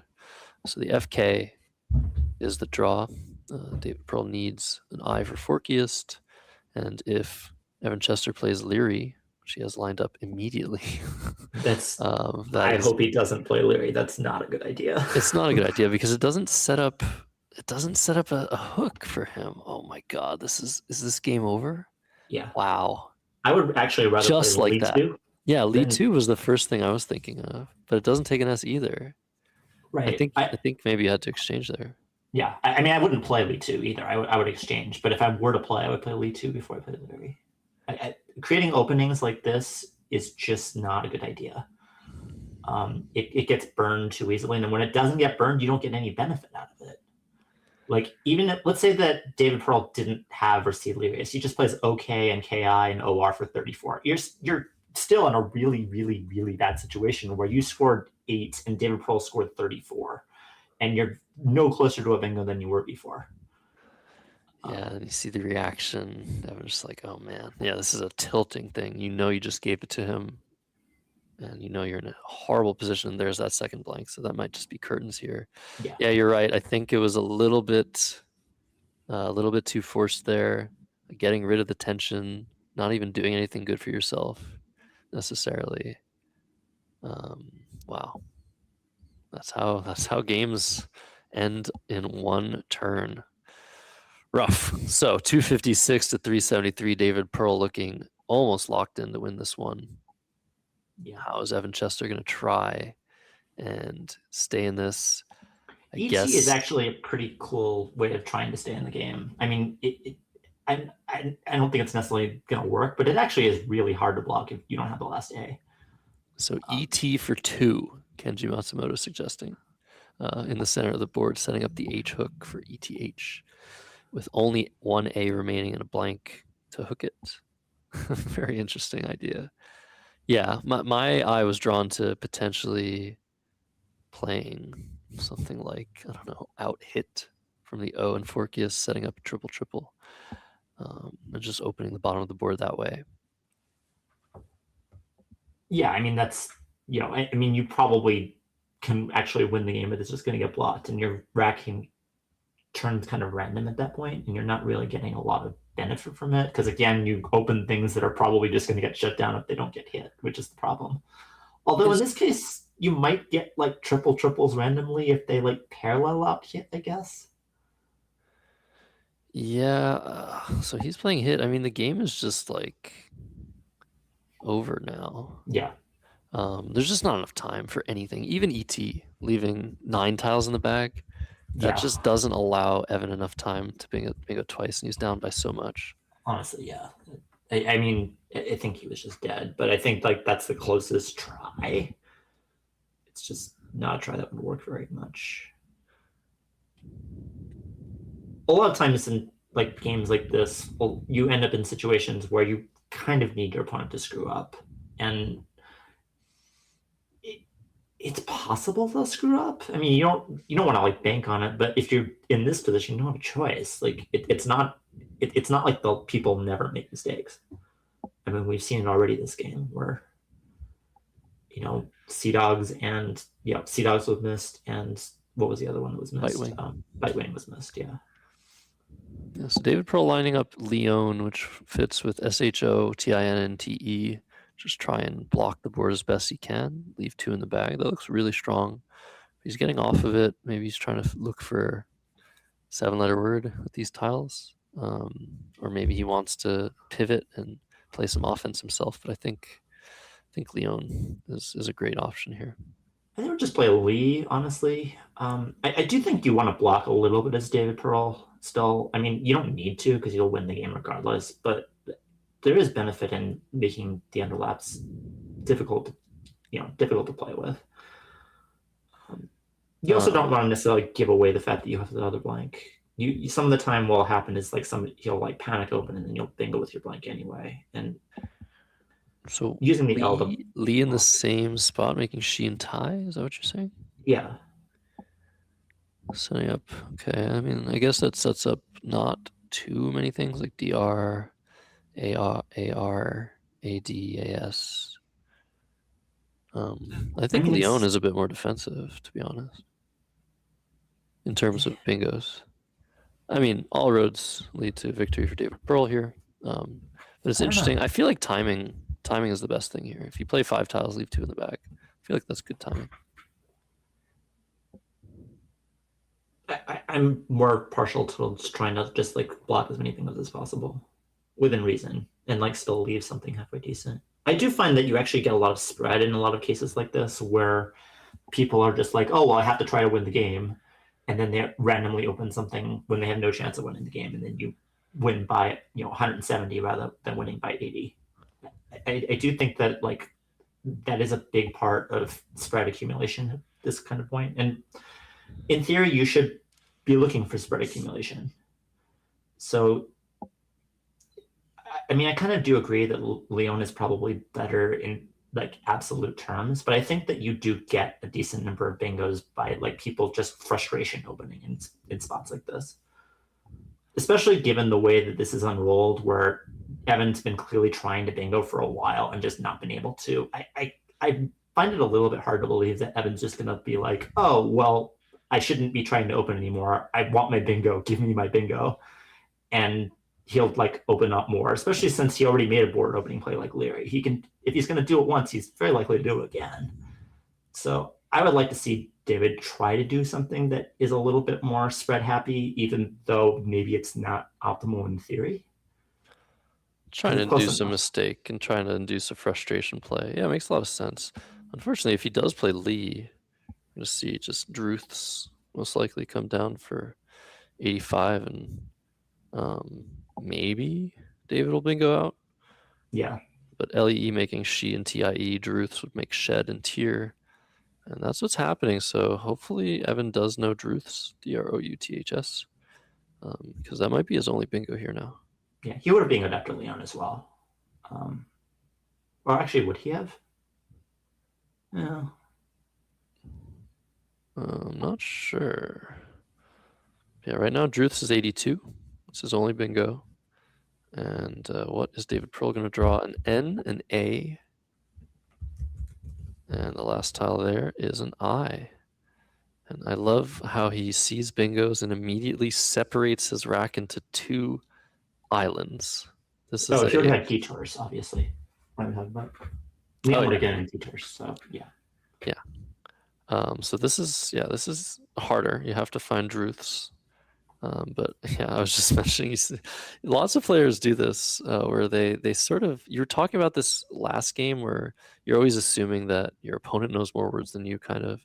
And in this instance, it's a situation where you're always assuming your opponent can read your mind. Yeah. Where David's like, oh, or can read your rack, rather, not read your mind. That would be too good of a superpower, but read your rack. So, oh, I don't have a bingo. What do you mean? I have 2 islands on my rack. But that can actually become a tell, Kenji. Yeah, certainly He's can. done this multiple times this game, where he's had a bingo that he sees, like Rose. He saw Roseate, and he didn't line it up. Might be superstition too. He didn't line it up, and he separated his tiles as far away as possible. Yeah, I love being able to see things like that in the booth. Yeah. It's not natural. Like he's not just like moving them a little bit. Like if you move them and there's a little bit of saturation, then maybe. But if you're pulling them to the opposite side, it's like, wait, this is a little bit like I'm trying to show that like I'm keeping 2 islands. Yeah, you're doing this on purpose now. So what does that mean? And the overall thing is that your opponent is just not noticing these things like 95% of the time. Yeah. They're just trying to find plays. But it is funny to see from afar.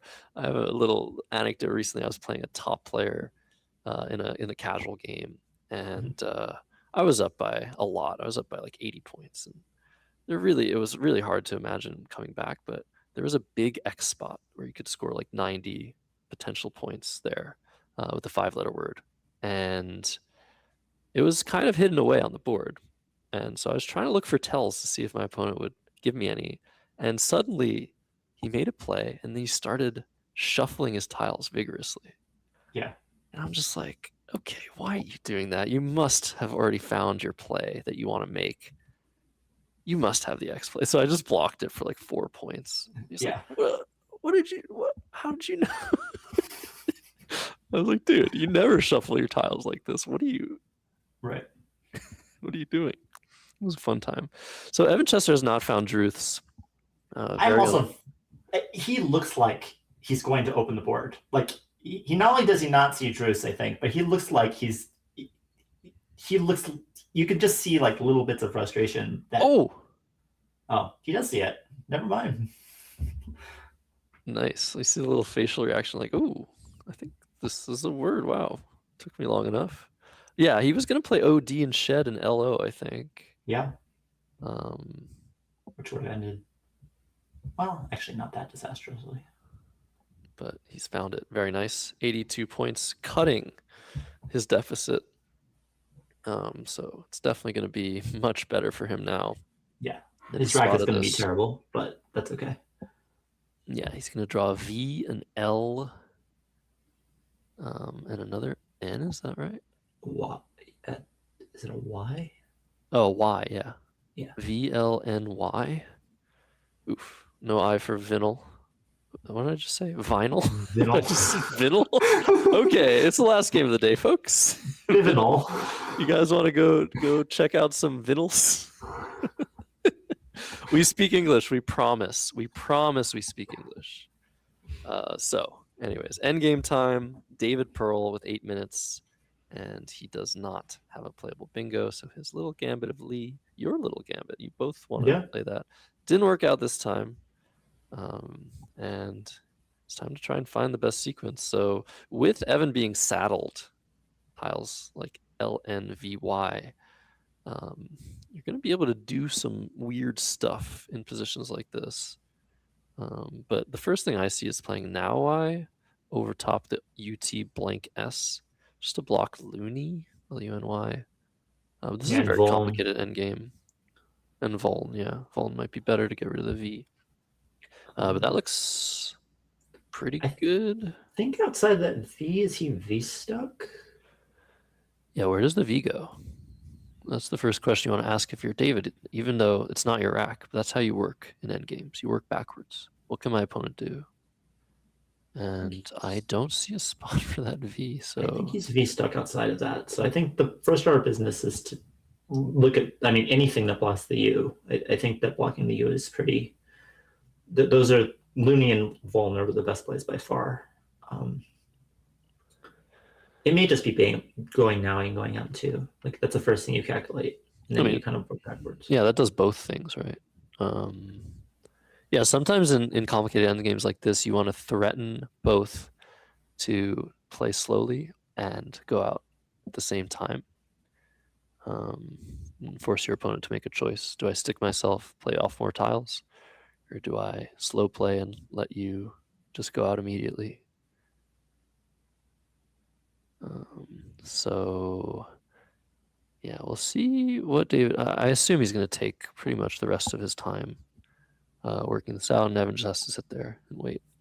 One of the more fun things to do when the game is lost is just wait for your opponent to try and find their best endgame play. And if they're not Nigel Richards, most likely they will not find their best endgame play.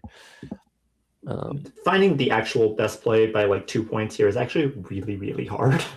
I'm not going to even bother. You need to basically only like top engines can do this with any sort of reliability. And Nigel. The Nigel that isn't here, unfortunately. Yeah. So yeah, I'm gonna run it through my engine. But Now I is okay. Is the one that I hope is the best play. I don't think it is. I mean, the thing is that after the Y drop, like even L and N, they play, but they play for nothing. Does the L even play on this board? Like, I'm not even sure the L plays. L plays for 2. It plays LO. Like, oh, gold plays. Okay, gold is actually like a thing. Yeah, gold and matters. All right, so last chance, Kenji. What do you think the best play is? Naui or not Naui? Naui. I think it's not Naui. So you designate the A for goad, because like that's going to be your next play. They're going to play the Y off, and then you're going to play the A off for goad, and then they're going to play off like LN somehow. And I think that's like a couple of points better. I also would not do this. Oh, this sets up VIS. Yeah, I would. That's part of it as well. Although that doesn't matter, I think. If he plays VIS, you're just going out. So he's not going to play VIS. He's going to play BY.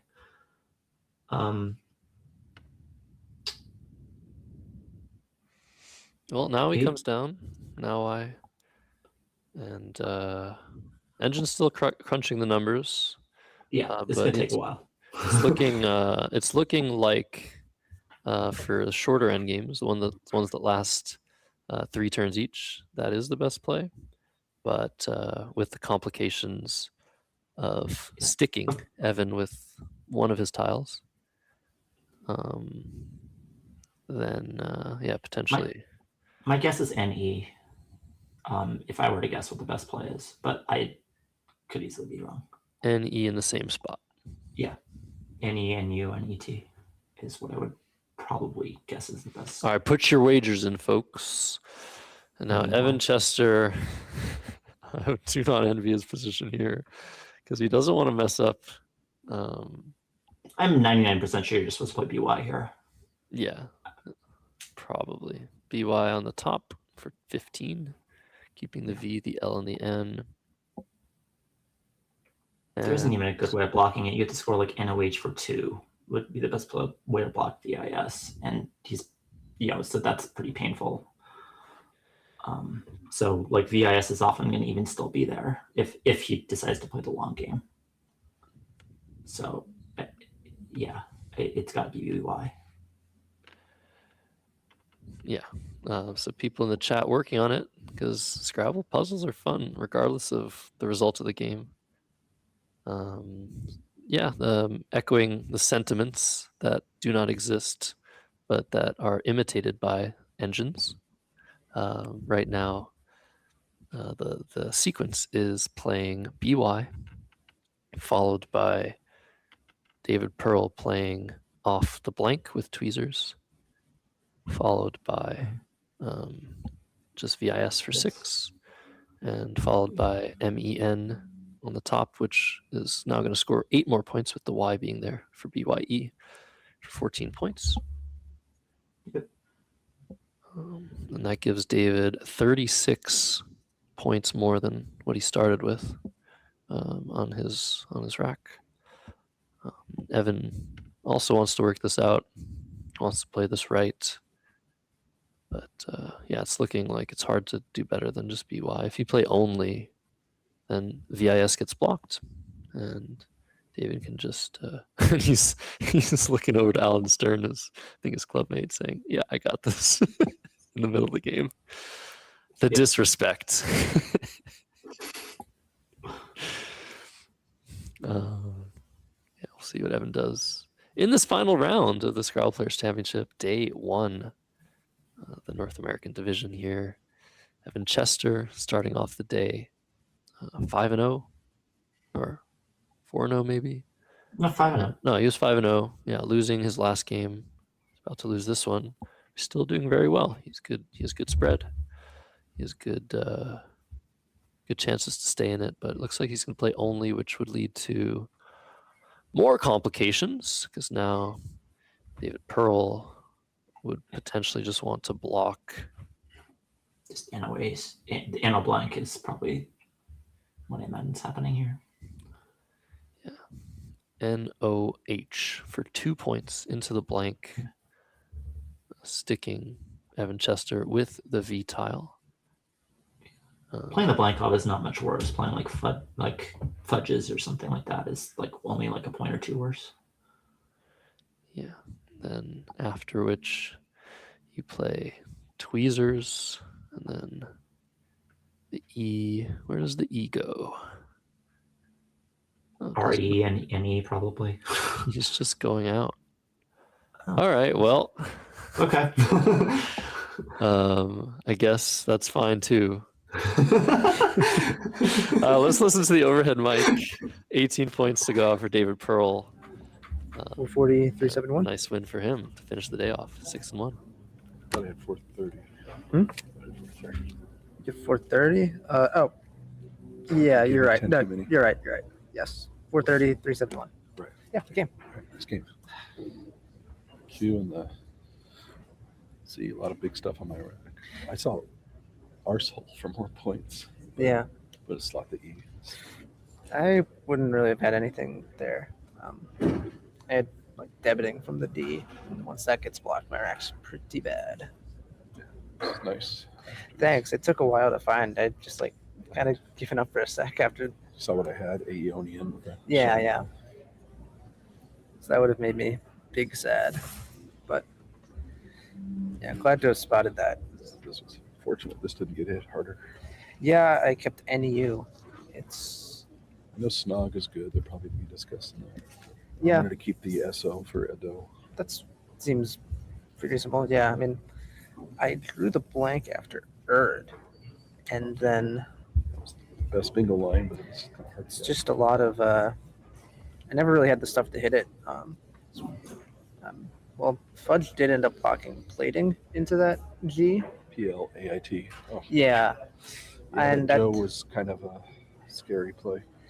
Yeah, I mean, it kept well. I could have missed a bingo from like the L or the O. That's not out of the possibility. I didn't see anything, but it could have been there. Oh, over here. Yeah, from these floaters. It's possible. But I never really. It's weird. I never really felt like my rack was so good that I could like force the opening. I mean, even with the blank, it's kind of clunky surrounding that. I mean, it's kept.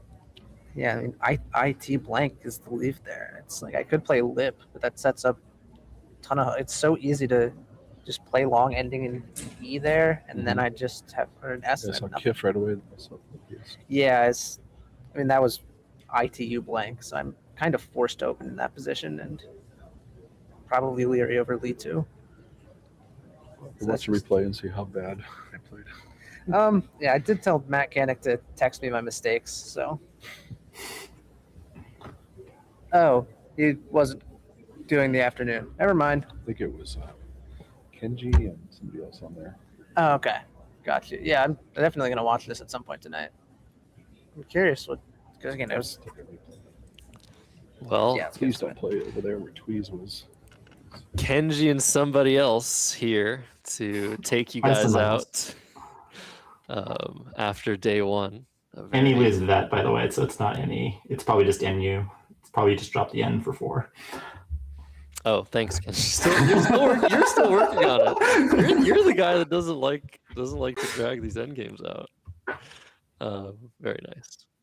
So, all right, that was 7 rounds of top tier North American Scrabble at the 2026 Scrabble Players Championship this year in Cedar Rapids, Iowa. The whole town greeted us very nicely over the last couple days. There's a nice farmers market available for people to check out this morning. The weather is very hot, very humid, and the players are done. So time to go out, relax a little bit, maybe take a look at the games, talk about the games. There's going to be a lot of back and forth. What happened in my most interesting games or my least interesting games.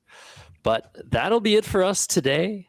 Josh Sokol, Kenji Matsumoto. We had Matt Canick in the morning. Kenji, thank you so much for joining. We will be seeing you tomorrow, Tuesday. But tomorrow we have a special commentator guest as well. Will Anderson should be with us throughout the day, so that'll be fun. Yeah, I appreciate your analysis as always. Always so much fun to discuss the nuances and intricacies of our beautiful game, and we appreciate you for it, Kenji. Yeah, thanks for having me. You've had a lot of commentary to go, so good luck, and stay energized, I guess. 5 days of commentary is a lot. Yeah, it's going to be a lot. It's going to be great. It's going to be so much incredible Scrabble, some twists and turns, some awesome plays, some big swings. So we hope to see you guys in the future coverage. We come back tomorrow at around 9:30 Central Time, US. That's 10:30 Eastern US time, 7:30 Pacific time, 8:30 Mountain time. So yeah, don't forget to like the video, share with your friends if you think they'll enjoy the coverage. We'll be back with more Scrabble tomorrow. That's it for us. Thanks a lot for watching, and see you for day 2. See you guys.